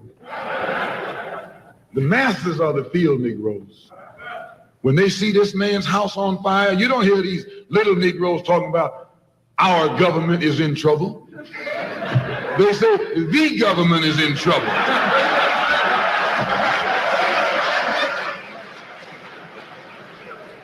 Imagine a Negro, our government. I even heard one say our astronauts. They won't even let him near the plant. And our astronauts, our Navy, that's a Negro that's out of his mind. That's a Negro that's out of his mind. Just as the slave master in that day used Tom, the house Negro, to keep the field Negroes in check, the same old slave master today has Negroes who are nothing but modern Uncle Toms, 20th century Uncle Toms, to keep you and me in check, keep us under control, keep us passive and peaceful and nonviolent. That's Tom making you nonviolent. It's like when you go to the dentist and the man is going to take your tooth. You're going to fight him when he starts pulling. So they squirt some stuff in your jaw called Novocaine to make you think they're not doing anything to you. So you sit there, and because you got all that Novocaine in your jaw, you suffer peacefully.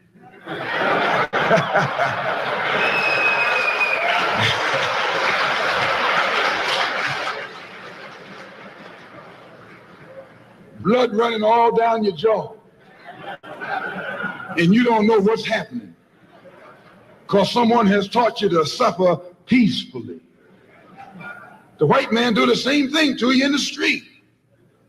When he gonna want to put knots on your head and take advantage of you and don't have to be afraid of you fighting back, to keep you from fighting back, he get these old religious Uncle Toms to teach you and me. They're just like Novocaine, suffer peacefully. Don't stop suffering, just suffer peacefully. As Reverend Cleave pointed out, let your blood flow in the streets. This is a shame. Why don't you own apartment buildings? Seriously, why don't you own these big apartment buildings? And I get it. And you know he's a Christian preacher. If it's a shame to him, you know.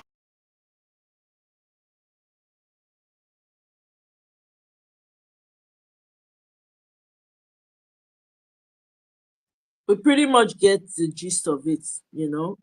That's the whole spiel. You know, she could have done it in a much, she didn't have to say all of that, to be honest. She did not. We're gonna watch what happens though. So let me not keep repeating myself. We're gonna watch what happens. I think she didn't have to do all of that at all. She did not have to. She had the opportunity to go up to 16. No excuse. No excuse whatsoever. But I wish her all the best though. I wish her good luck. I know she's probably going to be prime minister. So all the Nigerians in London should buckle up. But all the Nigerians, because not only Nigerians, then she go really deal with. The other Africans are probably even relatively safe because they go give them back to her. If to say in America, now this Kemi Badino can't do this for almost forget. It would have been they would don't withdraw and tete because that's like throwing death in an entire people's face. Nah, unacceptable. What she said, was it right? Yes. Absolutely agree with her. Because for instance, that's why I'm here. That's what I do every day here, like calling out the evil in the society, right? And this is why complacency is terrible.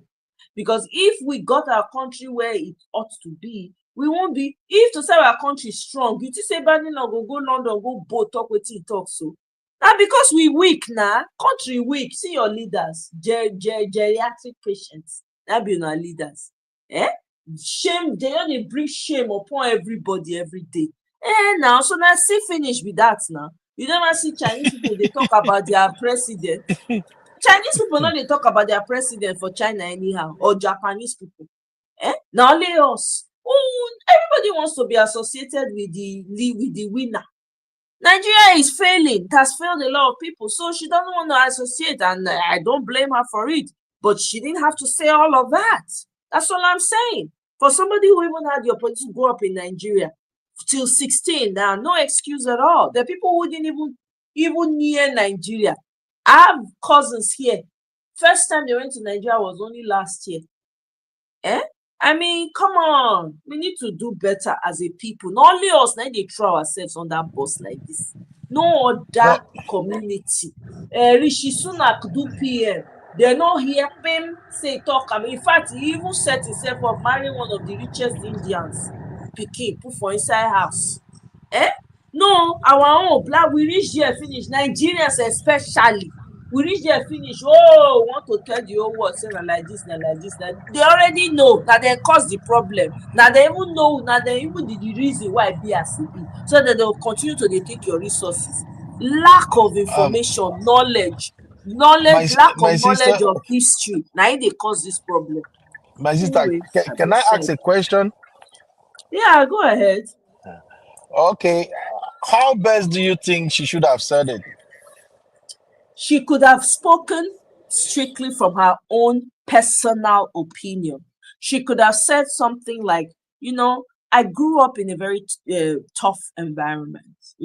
As you all know, I'm from Nigeria. Any Nigerians in the house, you kind of, greet people in case there are Nigerians there. So I grew up in a very tough environment. Where I grew up, the street I grew up was very tough. It was very rough. It was insecure. I was mostly afraid for my life because that street, that place where I grew up, it was like this. Personalize it. When you start to say the country is repressive, we know that. That's not to say it's a lie. There's insecurity in the country. You have now gone against the entire peoples of that Nigeria and threw them under the bus. You've painted a dark picture of your country for the whole world to see, for your British people to see. We know how vile the British newspapers are. Wait till when she does something wrong. Remember when Tony Joshua, they said a drug they found with him or whatever it is they found. They labeled him a Nigerian. When he did something bad, the moment he won his first fight, what did they name him? A British Anthony Joshua. We pay attention to these things. If you don't know, you go ask who know. If you don't know how to talk, you go find PR people, better PR, when they'll tell you how to talk this thing, so that you know go offend the whole group of people. I'm sorry, it was in bad taste. That's how she could have gone about it. If I were in her position, I will only speak from my own personal experience. Oh, I grew up on the farm, this, You go talk and throw in small humor. Who not like to laugh? You now wait, go and throw your country under the tree. No, now, I beg you. But that's the same thing now. It's still It's the not the same same thing. thing. It's not the same thing. No, it's not at all. Big difference. It's like the guy that went and said Nigerians, when they want to come to London, they will package, they will say they are coming to school. It's a lie, they are not coming to school. They want to use it as an opportunity to come. You throw the entire country, the people of the entire country under the bus. And because of that, they went and put in stringent rules for Nigerians. That's throwing your entire Nigerian country under the bus. You speak for your own personal experience. Oh yeah, when I came, yes, I came to do this. Talk about your freaking personal experience. Don't throw the entire country. You can't go block road for people. Who does that? Only Nigerians, now they do that kind of thing. They go enter one place, block road for every other person. That's what this Kemi has done. You go there, you go through maybe there would have been more Nigerians that would have the opportunity to even become prime minister in that country. After what she has done, a lot of people, because mind you, it's not only British people that will vote in that election. There are other black people that are going to vote. There are Jamaicans, there are people from different African countries. If I were there, I would gang up and not vote for her. We will use our vote against her because what she did is criminal. I'm sorry. You throw a whole people under the bus? No. But Mr. Moye, if we have to go by people voting against her, that actually describes what she was saying exactly. No, that does not describe it. That's paying her in her coin. That's not it's my vote. I choose who I use my vote. No, that's not true. Guess what? That's punishment for throwing her people under the bus. That's not the same thing. I'm sorry. Okay, Mr. Moye, let me bring another angle to this. We have sizable number of Nigerians who actually supported Donald Trump, right? I supported Donald Trump. Okay. Why would you support Donald Trump? Why won't I support Donald Trump? I have my reasons. I don't want to list Donald it here. Trump said Nigeria is a shithole. Is You it a remember? lie? Is it a lie? Exactly. That's what I'm saying. That's why he said. But he's an Oyibo man. This is observation. It's from a stranger. It's his observation, and it is true. Was I offended when he said it? Yes, I was. I was very offended by it. And did he get backlash for it? Yes, he did. But this is coming from my own sister, my own blood, in the same country. It hurts different. I'm sorry.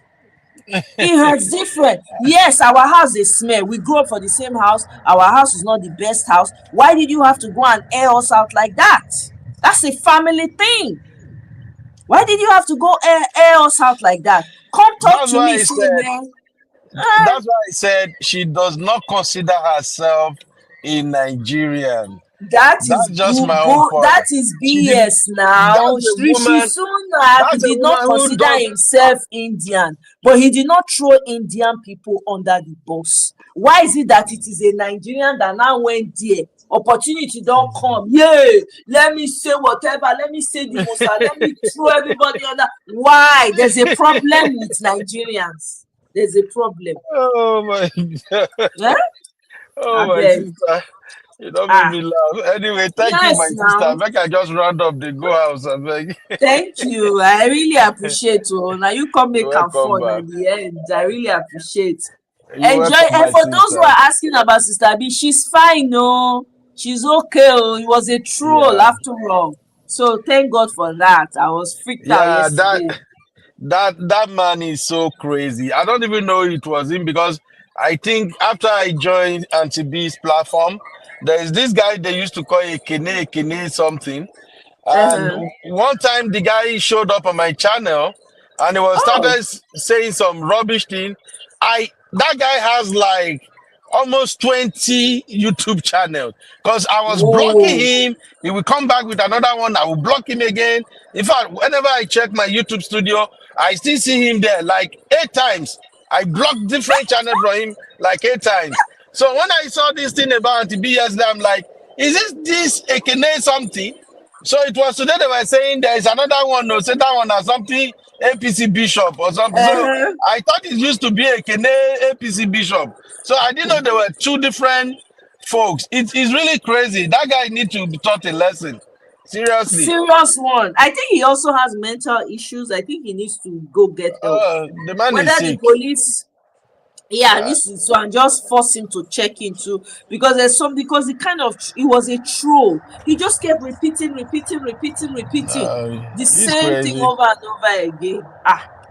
So he's fine. No, it's crazy. It was crazy. It freaked me out yesterday. I was like, what?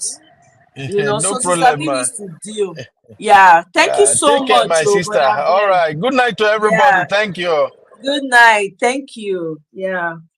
All right, my people, let's wrap this up. Thank you so much for joining. I appreciate it. I hope you have enjoyed the show as I have. So I'm going to take a break and I will see you guys next week. We've completed the Daily Pharaoh Timmy's book. Unless something happens, we know Nigeria now. Unless something happens that triggers me to come out. But I will definitely schedule a live and then you guys will definitely get notified. Thanks for my new subscribers. Thank you. For those who are going to watch the replay, thank you. Please let me know your thoughts in the comment section. Thank you for liking. Thank you for sharing. And if you have not yet gotten Daily Pharaoh Timmy's book, please endeavor to get the book and read the book and read the case itself at the back of the book, Atlantic, thank you very much. I appreciate. Kene, everybody that was here. Misty, everyone, Pius, Mirabel. Thank you guys so much. Sonny, I really appreciate everyone. Mr. Bibweze, I saw you as well. Hey, Oriyomi, my bro, have fun now. Long time. You have been very quiet these days. They talk too much. You just talk small around. Thank you. I am Boss Biosa. Thank you very much for coming. Kene, thank you. Quinty, thank you. I appreciate you now. All my panelists, Mr. Ferreira, Mama Echo, Bamidele, all of you now, thank you so much. I appreciate. I go see you now again now. When I set another one, I go know. Have a wonderful night. Bye.